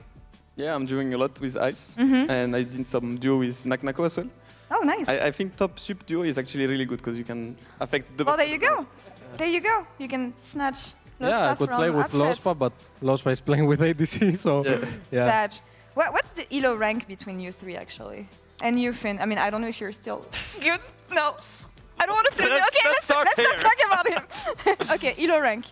I think I'm like 2 KLP, something like this. Okay, you're always super high. Yeah, honestly. but like seeing like is like I think the season started like 1 month ago, and seeing like 10 players being 2K LP already is like kind of crazy. You know? That's insane. Like last year when I was 2K LP, like only 2 players were there as well. But right now it's like everybody's just here, you know. Okay, and Pieros? I'm 1.5, I think. 1.5, okay. I'm 1.6. That's nice. But it's actually like top 50. Like there is like 50 people that are like between 1.6 is top 50 now? Yeah, Yes. yeah. Bro, Like I was there is- rank 1.6k LP like a few years ago. That's insane. This season has the biggest inflation ever, in my opinion. Ah, Rito fixed the game. Anyway, nice conversation about solo queue. I think the draw has been completed finally, and we're waiting on KC and Navi to confirm their opponents. So yeah, actually we can keep on chatting. Exciting. Exciting. Who do you think Navi's gonna choose? Actually, Casey's choosing first, right? KC's choosing first, and then yeah, Navi will be choosing. Oh, who do we think KC is going to be choosing actually? Well, we don't want them to break up this You guys, really beautiful yeah. lavender Hello. marriage. Like, We're here. I think they might choose us. Yeah. Yeah, so I hope they will pick maybe... Who's the remaining one they could choose? What would be a good opponent for Navi? That's what I'm wondering. I just want to see if they're going to be as exciting in best of. I would like GX Navi, because I feel like both those teams kind of have a lot to prove still on the stage. Because Navi. GX has looked good in regular season for a long time, haven't really delivered in playoffs, and Navi now really explosive regular season. I would like to see what both those teams can do in the playoffs. Actually, I'm interested in seeing what you're going to do in playoffs because these guys have experience in playoff. It's going to be your first one. So far, what do you think you've learned from the top laners in LEC? There's been a lot of new top laners, by the way, this year. It's actually really exciting. I feel like I will be better in playoffs than best of ones. I think I have good champion pool to play carry champs, so I can pull out better counter picks, I would say. So I'm very happy that we reached the playoffs, so I can show up as well. I feel like top laners have had more fun this season, or no? You guys complain less. I mean, on paper, yeah, but then when you look at the regular season, it's been Rumble, Kazanta, Sion every single game. In pro play, but like in general, we've been talking about the off-season changes and everything that has brought to the game. Do you feel like top lane is finally happy now, or in a happier state? I mean, for sure, also in solo queue it's way better. Like you can go ignite or exhaust to make your matchup better. You can snowball, like you get more levels. If you reach level 20, you are kind of Thanos in the game, so that's very nice. Yeah, so top is kind of OP. Which role got the most boosted, as in like... Wait, it is the most boosted actually right now. It's the most boosted? Yeah. All support players though. Or you mean like better than before? Better than before. Busted. Busted is the word that I was Sorry, looking Stan. for. Sorry. No, well, we'll come back to that later. We all know it's true. Like, let's not kid ourselves. Yeah. I mean, I think top lane for sure got the biggest boost in terms Yeah. of power level. I mean, AD carry, you can make the argument, but I That's think what top I'm lane... thinking, like 6 items for AD carries, that seems a bit... Yeah, but it's like quite rare for a game to go on that far, especially in solo queue. So I think just top laners being able to take, as you say, summer spells for their matchup and then still get TP for free, I think is such a big boon. You guys agree? Yeah, I would also say top lane by far. Top lane as well? Yeah, I said top lane as well. Yeah, junglers are... Yeah. I mean, like junglers, I mean, the role is strong, so like fair enough. Like our quest is like pretty bad, like nothing changes kind of. But I think top and support you get Black Friday on like pinks and you get like more gold. It's like, crazy, you know. And yeah, I mean, I think these two probably like the strongest. Do you feel like the game is balanced right now? Because that's always a big question. We love Arakan being gone. That's great. Thank you, Riot. No one needed that. No one liked that. But do we feel like the game is healthy right now? I think Drake's a bit too OP. Okay. Yeah, I think the team that control Drake is most likely gonna win the game. What I want to know is that I actually saw some teams now start picking red side because it seems easier to take Drakes on red side. Is this something that you've noticed as well, or is this pure chance? I mean, I don't know about this, but I just want to say we played like all of our games were like on blue side, so I didn't get to taste that red side dragon thing. Did you get to taste the red side Yeah, dragon? I didn't play a single time on red side, which is like a bit crazy, but this could be an argument, yeah, I guess. Yeah. Makes sense. On that sense, it's now not only choosing red side and blue side, but like right of first selection, you pick the first pick on either side. We've mostly seen people not pick a side, but like pick the last pick, so basically picking second. Do you feel like it's something that's going to change now that we get into best of 3, best of 5s? I think in Fearless it might take a role, yeah. But in Best of 1 it didn't change something, yeah. So we're not sure how it works so far. Yeah, so we'll see. It's going to be a nice test. I think for that Drake control, and especially bot control early, maybe you would want to pick red side. I think Navi did this when we've talked to The Rock. Yeah, I think Navi did it, and I think LR did it one game as well, where they picked red side. I'm not 100% sure that. Someone's going to fact check me on that. But I think in general, seems to be the case that, I mean, you have a little bit of an easier entryway to River for bot side. and it's a little bit easier to war defensively on bot side as well. I'm not sure, but it definitely seems to be the meta, or not the meta, but like the easier way to get dragons to show red side. Last topic that I wanted to talk about with you guys, something that we don't see in Europe, we've mentioned briefly with Gilotto. In LCK, this split, they had the option to let the coach come into the game and talk to the player 45 seconds, 3 times per game. Yes or no? Is that something that you would enjoy? Have you seen that in LCK also? I saw it, yeah. Yeah? I mean, sounds interesting, but not sure how it works. Okay. In game, it's kind of like Valorant when they pause and they talk. Yeah. So, yeah, not sure. Maybe it will be helpful. Okay. But no, yeah. Do you feel like it's something, Skimon, that you I mean, would like? I cannot really tell honestly. It seems like it just seems hard. I think like the best info is probably like just when you enter the game, the coach like talking about the game plan again, saying like what we should be looking for can be something good. But like besides this, I'm not really sure. Right? Like maybe a coach can remind when enemy has no sums, maybe. But like most of the time, like the players see it as well in the game, so I don't really know. Honestly, I can't imagine a bigger nightmare. Like, I don't think I've had any coach that would like to just come in and ruin the entire game state just because he wants to say something. Yeah. Usually it would be something wrong anyway, so I think the risk is really high for it, like messing up the vibe. I think if Grabs could talk, he would flame us probably. He would say, what are you doing, What guys? the hell are you Just doing, wake up guys? or something. Just airdropping in. Do you see Hidon dropping in game and just giving you guys advice? Hidon is perma-saying if we could do it, we will be the best team in LEC. But he's Really? Oh, time to back it up. But I'm not a big fan of it. I mean, Okay. it's interesting, but as a player, I'm like locked in. There is like so many micro info that if someone from the outside is like trying to make a plan, it can make you go out of flow states. Because the game is so fast, you need Yeah. to make micro decision every second, kind of. So I think it's hard for like top teams to apply this. Yeah. Only like general things. It's hard to like go on details, in my opinion. I know T1 didn't like it. Yeah. But yeah, anyway, that's not something we have in the LEC for now. Maybe later, maybe in the future. The only thing we have right now is the brackets. Let me talk you through how it happened. Seed 1, KC, and Seed 2, Navi. Seed on the opposite side of the bracket. Referees then drew seeds 3, 4, 5, 6, 7, and 8 on the opposite side of the bracket. KC and Navi then have selection of who they will face within their first half of the bracket.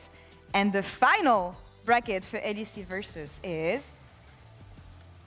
we have KC GX, Team Heretics G2, Navi Fnatic, Vitality versus MKOI. All right, so I'm going to come straight to the G2 Heretics here. Who wants to go first? And fight! I mean, definitely going to be interesting. I think that Heretics like really ramped up like a lot, actually, like in this week and the last one. So, I mean, yeah, like they just beat KC today with like a really strong like fashion. So I'm excited to play against them. And hopefully, if we are able to keep up the pace with them, I think we'll definitely have like a great game. I mean, yeah, G2 is like tough opponents. I Yeah. hope they will stay in this bad state. And it will go good for us. I hope the team sucks. Nice, love it. And for you, Empiros, Navi, as a first opponent for your very first time in playoffs? It's a good opponent, to be honest. They went good in best of ones.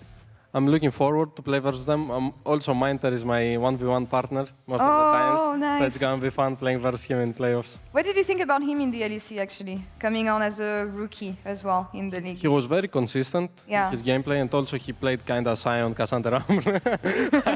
But yeah, I mean, I like him. I think he is good.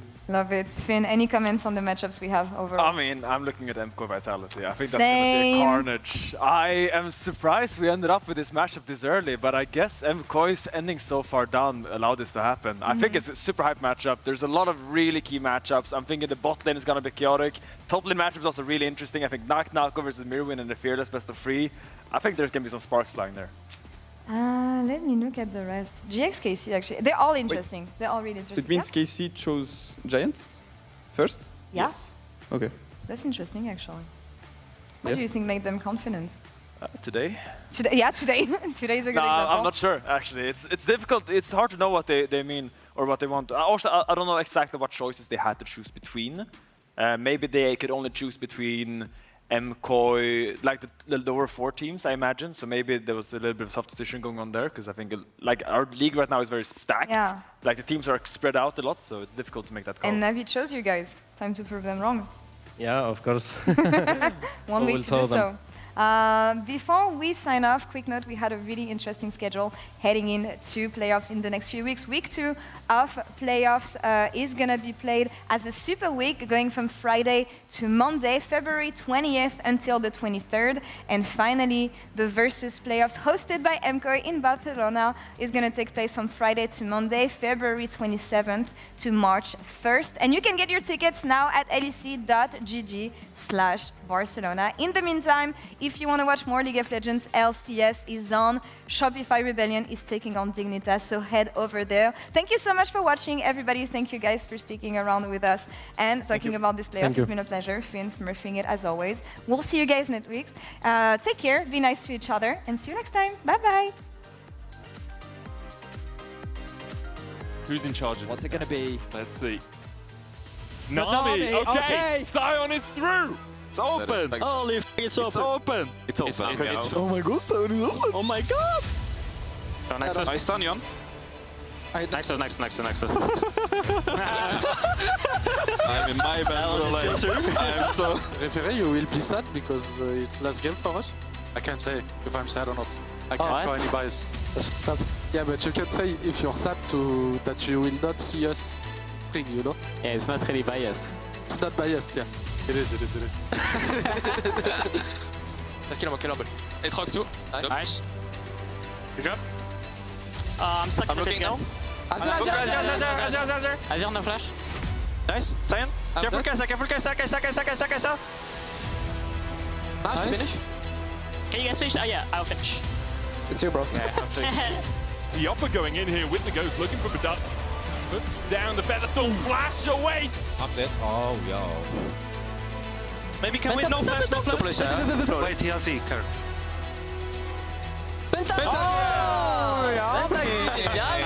Yummy! Blue Phantom, we are slowing him. I can kill. I will ulti now. We don't reach there, okay, guys? Don't. I'm ulti. I'm ulting too. I like Azir slowly. Look. Yeah, we'll go. I tank. Go forward. Has flash and ult. No flash. Let's go Nash. Curtain Call going to come out. Buzio has to block every shot here. Teleport in the flank. Heretics have an angle on Kaliz, but the TP is so damn slow. Saren flash between worlds, and he gets both. Here. 1 HP. Nice. I'm fine. I'm hooking too.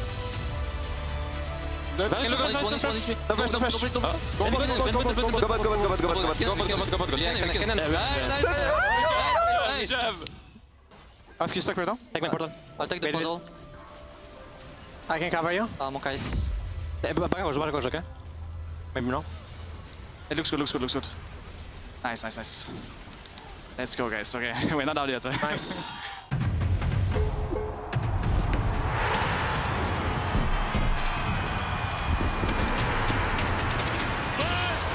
Kill of 2025!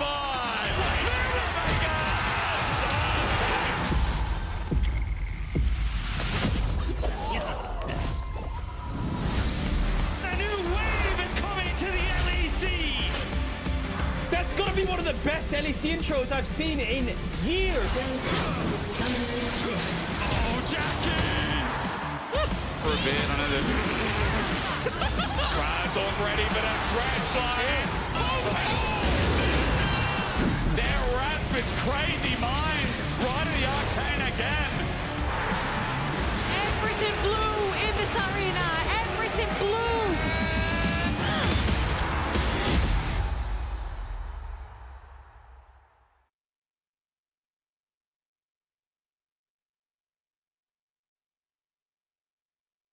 Let's go, let's move, side to side, let's go. Let's go, let's move, side to side, let's go. Let's go, let's move, side to side, let's go. Let's go, let's move, side to side, let's go.